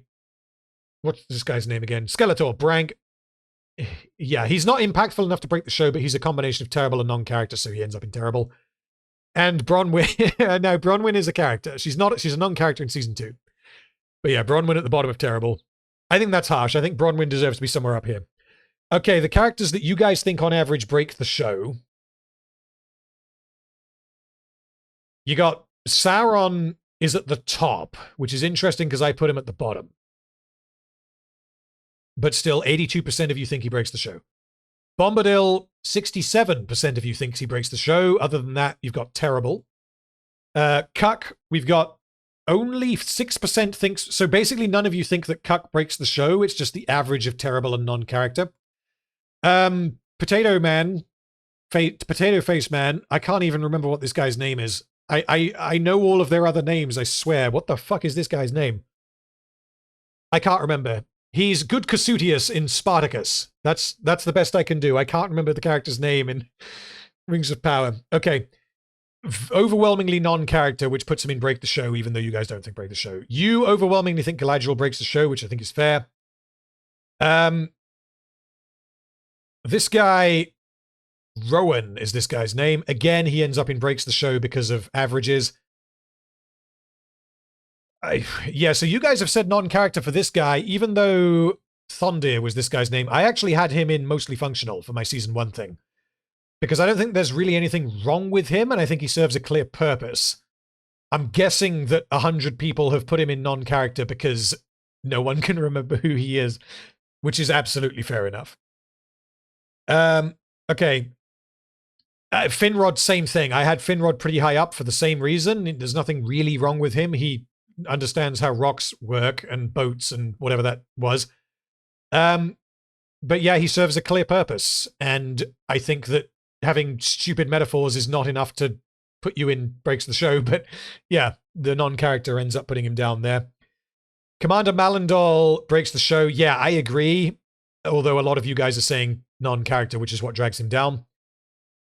Wow. Oh, okay, yeah, so this guy, the Daggerman, got pulled up to break the show, even though 1% of you think that he does because of the non-character. Same with Stab Lady. No, Bow Lady. What are they? The Balrog, same thing. Surprised that this guy ends up here. Commander something. Watch Warden Revian, that was his name. Bad and non-character, which averages to breaks the show. King, idiot. Non-character, averages to breaks the show, and Feminem, overwhelmingly non-character, but also terrible. And the characters that ended up as non-characters that overwhelmingly you guys said were non-characters, we've got... What is this guy's name? I knew this guy's name, but I can't remember it now. We've also got this one. We got the other one. We've got Vilma. I remember her because she's very funny because she just stands around looking like a ghoul and doesn't do anything.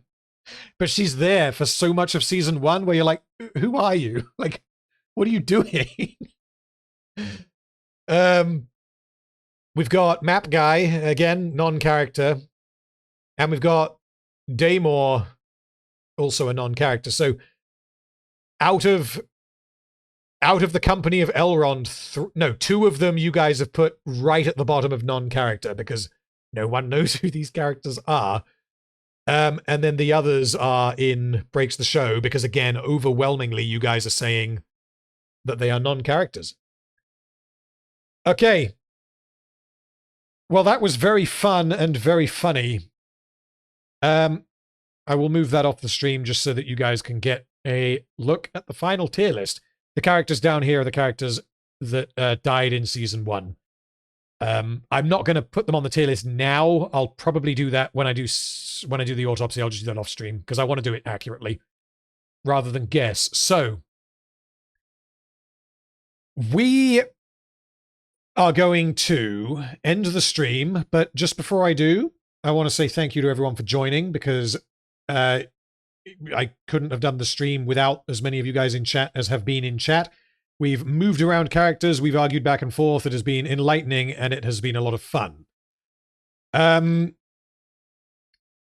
So, oh God, what else is there to say here? So, yeah, I'm not going to be speaking to you guys again before Christmas, because that is next week sometime, I'm told, around about the 25th of December, I think. Yeah, I hope all of you have a good Christmas. At some point in the new year, I'm almost certainly not going to stream anything in the new year, and the Rings of Power video is not going to be ready before the new year. But I am at the point where I'm basically ready to record the final autopsy video. And copyright permitting, my goal is to get it out by the end of January, which means it will be almost exactly 2 years since the autopsy for season 1. Apart from that, that's something that I will bring up here. So, Arcane. For my videos for season 1 of Arcane, I didn't do a tier list because I didn't want to treat those videos in the same way that I treated the autopsy videos. And I didn't want to just kind of cut in like a tier list, because I'm sure like tier list videos on YouTube do particularly well because they play nicely with the algorithm, which is a benefit, but that's not the main reason why I do them. The main reason why I do them is that I find it's very useful to be able to properly articulate and order what your thoughts on a particular subject are. In this case, I'm doing it with characters. I didn't think it was beneficial to do that with Arcane, Season 1. Now that Season 2 has come around, my opinion has changed. So, for when I do the Season 2 video, I am strongly considering doing basically this with the characters from Arcane. So, if there is enough interest in the topic, which I will try and gauge based on the response to this video and also any live streams that I do between now and then I will do a similar video for Arcane Season 2. What I'll probably, because most of the characters for Arcane Season 2 are going to be, for Season 1 of Arcane, I'll place them where I would have put them at the end of Season 1, which is going to be like high, because they're so good, mostly. And then Season 2 is going to drag them down. And that is going to be what the tier list is going to be. It's how far do they sink.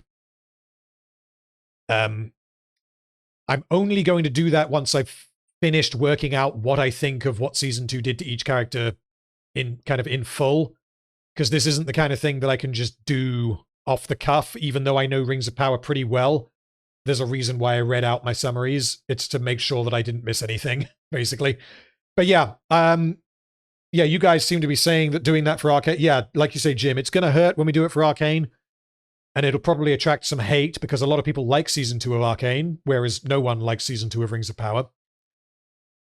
But it's got to be done, I think. Okay. That's pretty much everything that I have to say, though. Thank you again, all of you. Oh, sorry, 2 super chats I need to read before we cut off. So, from Goga, welcome to Mordor, sad face. I'm sorry, Goga, I'm not moving him. He is a bad character who is very entertaining. He's not moving. And super chat from Jim. Merry Christmas, you filthy animal. Merry Christmas to you, and Merry Christmas to everyone else. I will see you guys at some point in January, no doubt. Although I don't know what I will be streaming next.